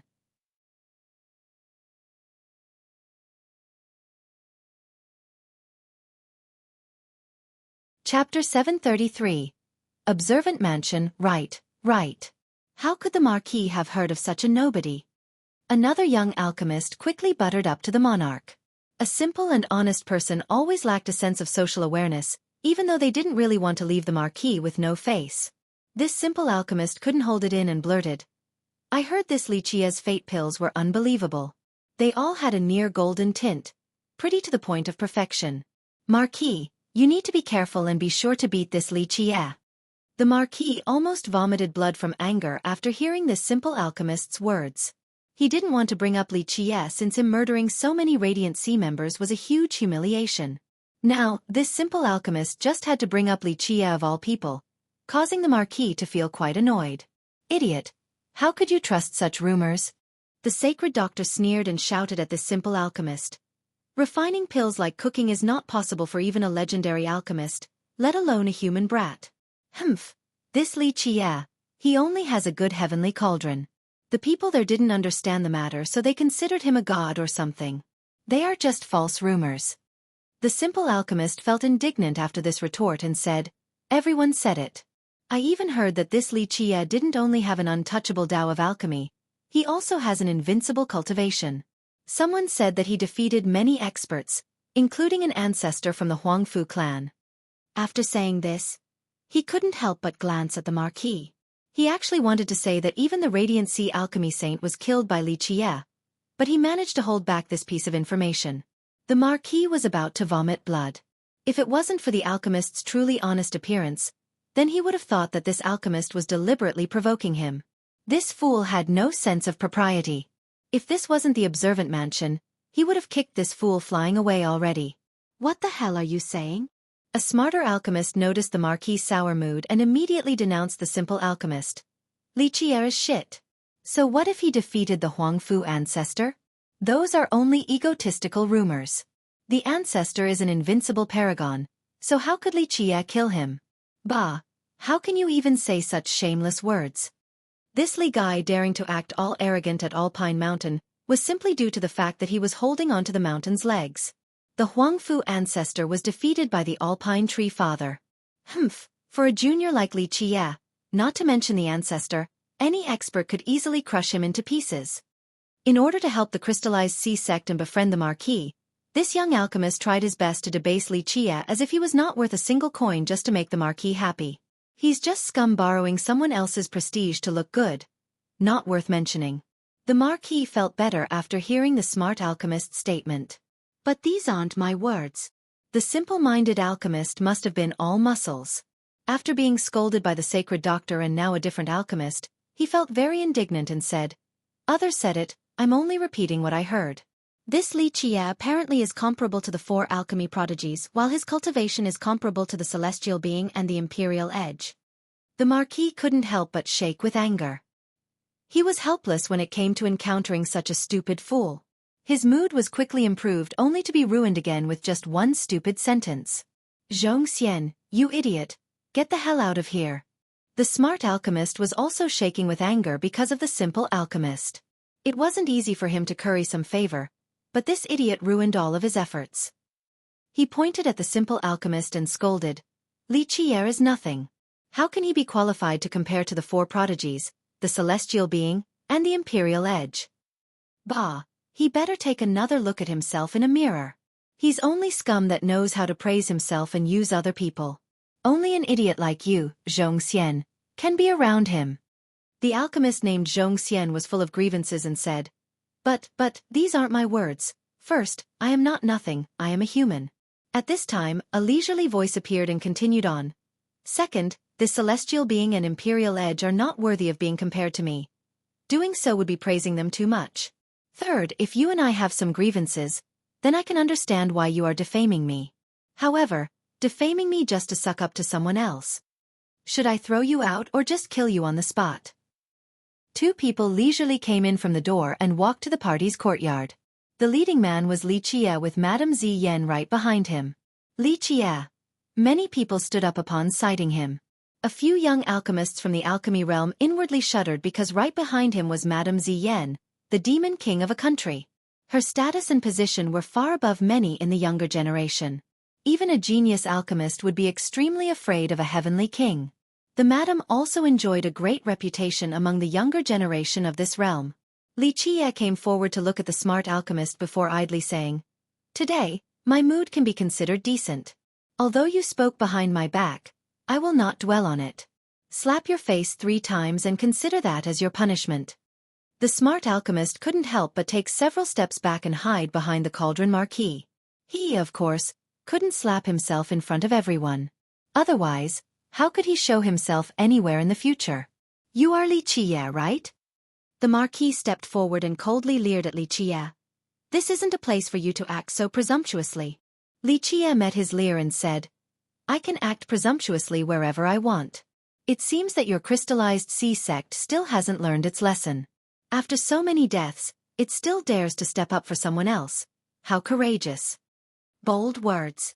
The sacred doctor found Li Qie unpleasant as well. Although he had no feud with Li Qie, an arrogant person like him held everyone in disdain. He couldn't stand Li Qie's arrogant attitude, so he sneered, You are only relying on others. If the tree father wasn't your backer, you wouldn't be able to do shit. You really think this place is Alpine Mountain? Wrong. This is the Alchemy Kingdom, and here is Alchemy City, the Observant Mansion. Be smart and scram lest you humiliate yourself. Although news of Li Qie killing the alchemy saint and the elders of the ravine had spread, Li Qie had never personally taken action. Many people assumed that it was not his doing, but the Tree Fathers instead. They all thought that the Tree Father secretly lent Li Qie a hand. That's right, the Observant Mansion does not welcome a ruthless, shameless wretch like you. The stone medicine world's Tao of alchemy will not allow scum like you to stain it. Alchemists gather here to discuss alchemy. A person who wants to kill so impulsively like you shouldn't stay here and ruin the atmosphere. Get the hell out of here now. The smart alchemist hiding behind the marquee quickly fanned the flames. He was naturally afraid. It wasn't necessarily because of Li Qie, but the madam standing next to Li Qie caused his legs to lose strength. Ruthless, shameless wretch. Li Qie did not become angry. He stroked his chin and leisurely smiled to say, It seems that if I don't kill a few people, I won't be worthy of an adjective like ruthless. Having said that, he walked towards the smart alchemist. You think this is a place where you can be violent? The marquis blocked Li Qie's path and said, Brother Jean, although I am only a guest at the mansion, I'm sure the mansion will not blame us if we teach this brute a lesson. At this moment, a young man with an intrepid aura led a group of experts to the scene and immediately separated Li Qie's group from the marquis. This imposing youth was the brother Jean referred to by the marquis, and also a disciple of the observant monarch. While the mansion welcomed all alchemists as guests, there were always experts present at any time to stop all troublemakers to avoid problems. And so, the youth stopped Li Qie and coldly said, Please go back. Our mansion does not welcome you as a guest. Li Qie casually inquired, Oh? Isn't your observant mansion very hospitable with its door always open to alchemists? That depends on the person. This disciple had a good relationship with the cauldron marquis.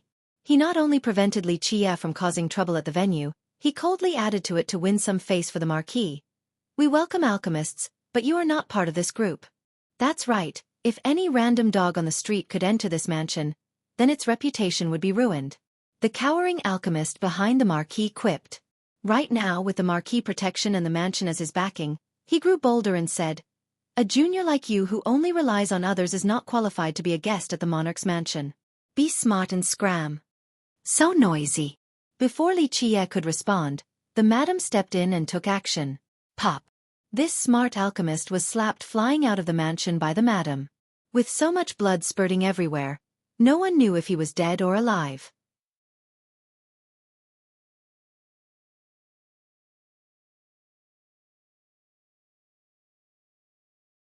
Chapter 734. Observant Monarch. Many alchemists present were shocked at the madam slapping this alchemist flying. Many of them became nervous and didn't dare to breathe out loud. The fury of a heavenly king filled alchemists like them with dread. The Cauldron Marquis, the sacred doctor, and the disciple of the monarch were all shaken as well. Although they were very strong and had great reputations, this was due to their prowess in alchemy. Regarding cultivation, they were much weaker than the madam. The startled youth became much more courageous after remembering that his master was the observant monarch. He spoke solemnly to the madam. "Your Majesty Ziyan, our observant mansion isn't a place for you to do as you please." The madam glanced at this youth and slowly uttered, "If you still consider yourself as a disciple of the observant monarch, then conduct yourself in such a manner." The madam's tyrannical aura caused the youth's heart to sink. Her ruler's aura alone had left him suffocating. When Li Qie arrived at the mansion, the observant monarch could be found pacing back and forth in his guest room. He was very anxious while waiting for Yuan Saiha's news. He was worried about his divine root not being able to be saved. Suddenly, an old woman came out of nowhere, causing the monarch to exclaim in astonishment, "Grandma Bai, what brings you to my humble abode?" Not to mention ordinary heavenly kings or rulers, even those from imperial lineages would have to treat him with a certain level of respect. But now, he actually apologized to a junior. Even the Cauldron Marquis or the sacred doctor would never be able to enjoy such treatment. Li Qie looked at the monarch and suddenly lost all of his enthusiasm and anger. He lazily waved his sleeve and said, "Very well, the unaware are sinless. Stand up. I am very grateful for young noble's magnanimity in my disciple's stead." The monarch quickly bowed. Meanwhile, how could his disciple dare to utter a word? He also quickly bowed.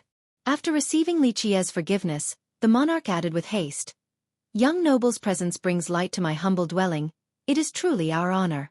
If young noble is willing to give us some face, please stay for a bit. This little monarch will do my best as a host and show young noble around Alchemy City." The observant monarch's polite and respectful attitude left all the alchemists here silly. Even geniuses like the Cauldron Marquis were not qualified to enjoy such treatment. Although the Marquis and Sacred Doctor were famous among the younger generation and also praised as geniuses, the observant monarch was the leader of the monarchs at the Alchemy Kingdom. Even their masters, sect masters, and clan masters would have to treat the monarch with respect. As those of the younger generation, when would they ever be treated so cordially by the monarch? Li Qie was not very interested in the monarch's invitation. However, in the face of such polite and respectful treatment, even Li Qie was unable to cause trouble. There was a great saying, "One does not slap a smiling face." Li Qie shook his head and lightly said, "I will accept observant monarch's kind gesture. I heard the Serene Gardens Fairy Yuan is at your place. I am here to see her."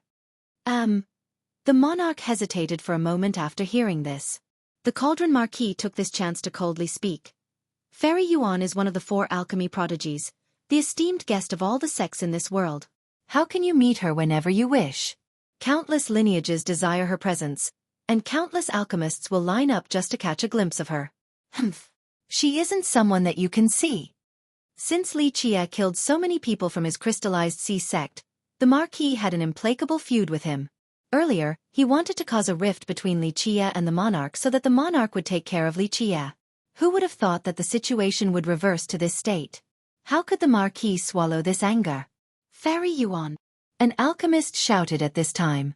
Everyone looked towards the direction of the voice and found a woman coming out from the main doors.